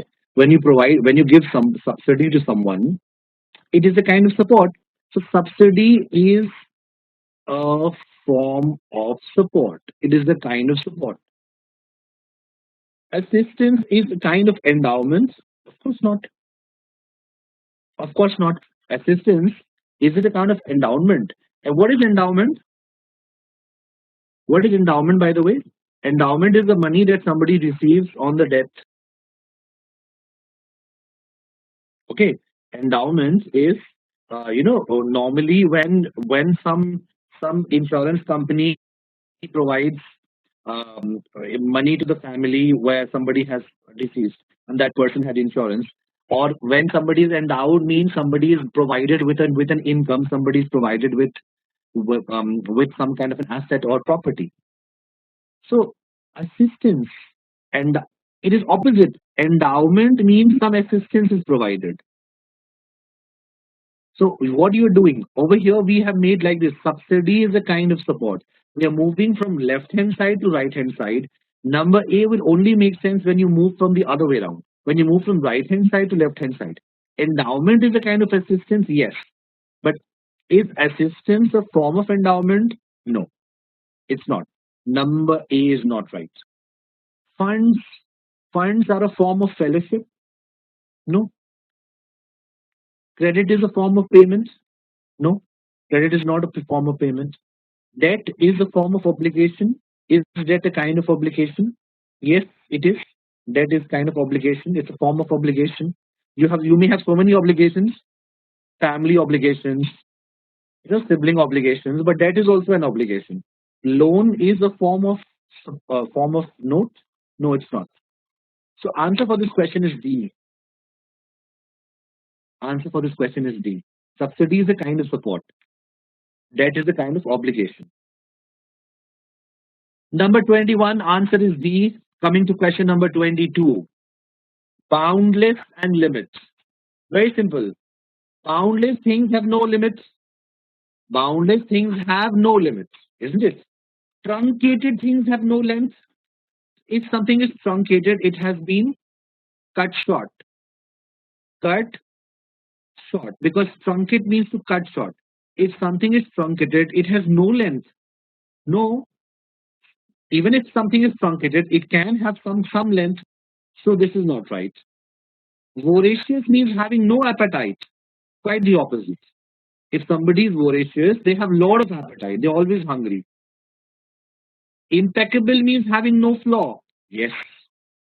If somebody or something is impeccable, it has no flaw. Fascinating means having no interest. No. Fascinating means having interest. Syncopated means having no beat. No. Syncopated means everything is sync. Everything is in sync, so there is a beat. So number E is not right.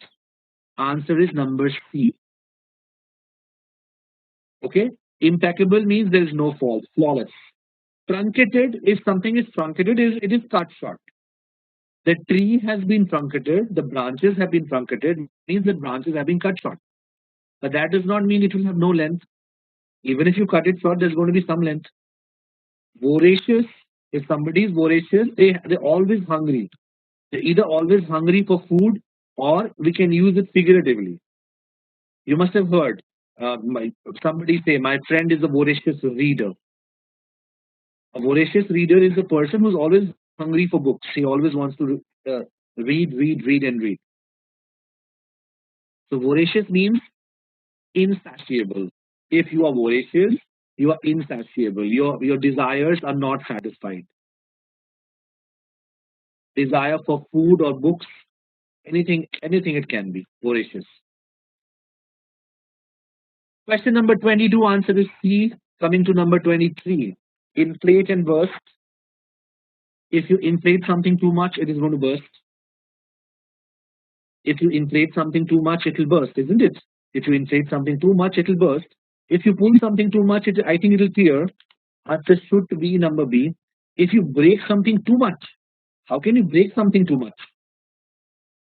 When you break something, it will shatter, full stop. Can you break something too much? Does not make logical sense. Okay, number E does not make more logical sense. If you pull something too much, it will tear. So answer should be B. If you atrophy something too much, it will evaporate. No. Atrophy means weaken. If you weaken something too much, will it automatically evaporate? No. So when we break something, it can shatter, yes. But that is not always true. Number E is not right. Answer is B for 23. Any doubt, anyone? Till now? Number 24. Pilot and ship. Who's the pilot? Pilot is in charge of the ship. Pilot, he steers the ship. Pilot is in charge of the ship. He leads the ship. He is the in charge of the ship. Also called captain. Also called captain. Pilot is actually a term that can be used for anyone. It's not just a flight pilot or aeroplane pilot. Pilot is the principal person. The person who is the head is called pilot. So in the case of ships, pilots are called captains. So pilot is in charge of a ship. Surveyor is in charge of the landscape. No. Conductor is in charge of the orchestra. Yes. Yes, conductor is in charge of the orchestra. Guard is in charge of the stockade. No. Stockade is fence. Stockade is the fence. So guard is in charge of the stockade. Of course not. Actor is in charge of the scene. No, actor performs in the scene. Actor performs in the scene. Actor is not in charge of the scene. Philosopher is in charge of the inspiration. Of course not. Philosopher, he can have an inspiration. Yes, stockade actually is fence. It's a wall. It is a defensive wall. It's a defense wall. Okay. Defense or protection wall. Any wall that is used for defense or protection is called a stockade. But the problem is that stockade, this is not a brick, and this is not a kind of brick wall. This is not a cemented wall. This is not a very strong wall. It's kind of a temporary wall you build. For example, in farms, the wooden walls. In a sense, the Great Wall of China is also a stockade. But Great Wall of because it was built to defend China. But the Great Wall will not be called a stockade because it's actually sturdy. It is made of bricks. So stockade is normally wooden. Stockade is normally wooden. That does not mean that figuratively I cannot use it for a defensive wall. Who's a conductor? Conductor of an orchestra? Who is the conductor of an orchestra? Anybody has any idea? You know who is Zubin Mehta? Have you heard of Zubin Mehta? No, person who guides the band. Okay, you have not heard of Zubin Mehta, okay? Because he's an Indian and he's a conductor. We normally don't know about this profession. The person who leads the orchestra, the person who moves his hand, and according to his hand movement, the music is played. So he is in charge. He guides the orchestra. Orchestra is a group of musicians. So conductor is not the bus conductor.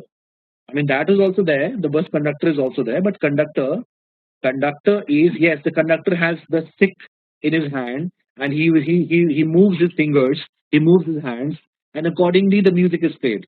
So conductor is the person who steers the orchestra. He is in charge of the orchestra. He leads the orchestra. Just like the pilot is in charge of the ship, he steers the ship. He leads the ship. Answer is B for question number 24. So remember the meaning of conductor. It's not just the bus conductor, but the music conductor also. And we come to the final question for today. You saw it in Tom and Jerry. Okay. Mr. Bean. Yes, Mr. Bean. Okay. Yeah, there are so many. So many. Coming to number 25. Question number 25. Usury and interest. What is usury? Usury is the practice of charging very high interest. Okay. Usury is the practice of charging high interest. Now, this is a very important word. This is a very, very important word. This word is used a lot. Usurp is something else, actually, Madhur. Usury. Usury is the practice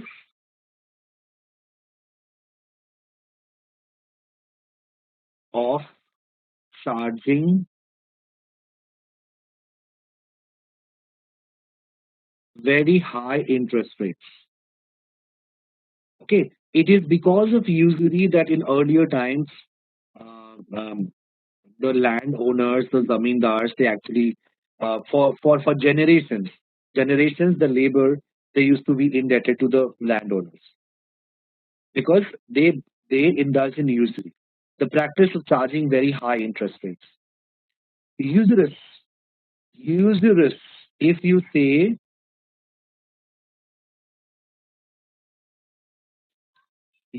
just a minute. Now, don't confuse this word with another word, uxorious. Okay, don't confuse this word with another word. I think the spelling is usurious. Let me just check the spelling. The adjective form of usury. What is the adjective form of usury?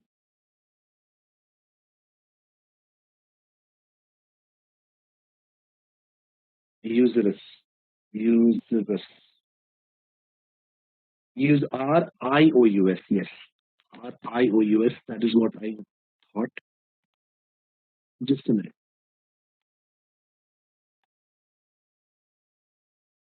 Usurious. Yes. This becomes adjective. Okay. The usury is noun. Because of the usurious, because of the usurious practice, okay, because of the usurious practice, no one is ready to take a loan from this bank or from this money lender because there he charges a lot of very, very high interest. So usury means when you charge very high interest. This practice is called usurious also, the adjective form. Now usurp is something else. You usurp. What is usurp? Usurp means to forcibly, or illegally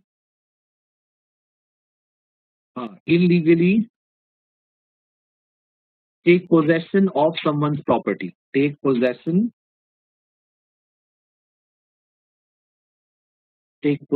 of somebody's assets, somebody's property.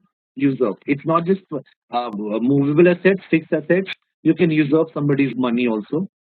So when you usurp, you forcibly or illegally take possession of somebody's assets. So Madhur, usury is something else, usurp is something else. And there is another word, uxorious. You know what is uxorious? Excessively devoted to your wife. Excessively devoted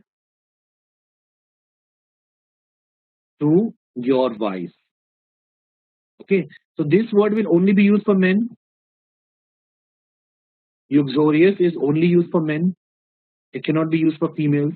If a man is uxorious, that means he is excessively devoted. He is excessively devoted to his wife, so he's kind of henpecked, right? Uxorious, excessively devoted to your wife. If you are uxorious, you are excessively devoted to your wife. Okay, that is uxorious. So this word can only be used for men. It cannot be used for females. It's but obvious. So these are these three words, because they kind of sound same. They it seems that they are same, but they're not the same. Usury is when you charge very high interest rates. The adjective form becomes usurious. Now many people are confused between usurious and uxorious. Usurious is related to usury. Uxorious means you are excessively devoted to your wife. Your henpecked. Usurp is when you forcibly or illegally take possession of somebody's assets. So these are the words over here. Based on this understanding, let's come to the question. Now, usury is when you charge very high interest. That is usury. Okay. Fraud is when you charge very high property. Fraud is the practice of charging high property. No. Gouging is the practice of charging very high price. Yes. Yes. Gouging or fleecing. These are two words. If you are gouging someone or if you are fleecing someone, you charge very high prices. When you gouge someone or when you fleece someone. Fleece and gouge means to charge very high prices. Yes. Monopoly. Monopoly is the practice of charging very high production. No. Foreclosure is the practice of charging high mortgage. No. What is foreclosure and what is mortgage? Foreclosure. Foreclosure means to take possession of somebody's property who has not repaid. Foreclosure means to take possession of somebody's property who has not repaid the loan. That is called foreclosure. Girvi Rakhna is mortgage. Yes. Mortgage is when you give your property as collateral for a loan. Okay. When you give your property, when you provide, give your property as a guarantee of some loan that you have taken. So you have given a mortgage on your property. And if you are unable to pay the loan, then the bank or the financial institution is going to foreclose your property. They are going to confiscate your property. They're going to take over the property. So foreclosure and mortgage, that is, foreclosure does not mean to charge very high mortgage. Embezzlement, I think we discussed this word, embezzlement. Embezzlement is when you steal from your place of work. Embezzlement is when you steal from someone who trusts you, when you steal from your employer. Especially it is used when you steal from your employer. Steal from your employer. So embezzlement is to charge very high savings. Of course not. This cannot be the answer. For number 25, answer is B. Okay.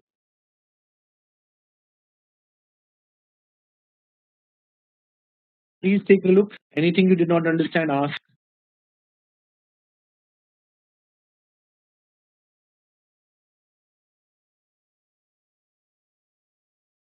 All clear? Okay. So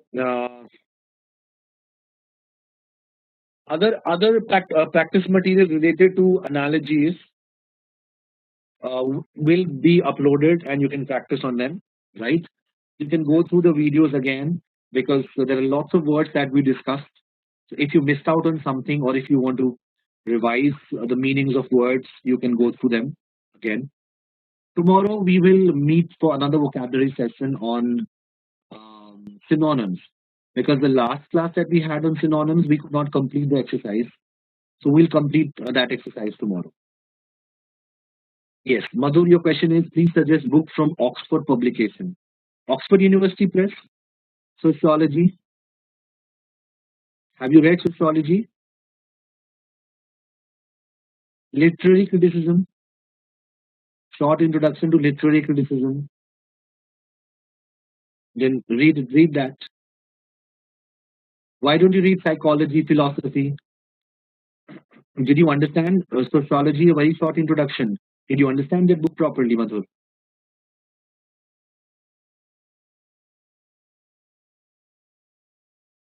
If you're done with Sociology, okay, fair enough. Right. You will have to read it 2-3 times. You have to read it 2-3 times. If you're done with Sociology, I think you should take a look at philosophy. Short introduction to philosophy. Okay. Okay. So that's it for today. I'll see you tomorrow. Take care, all of you. Good night. Music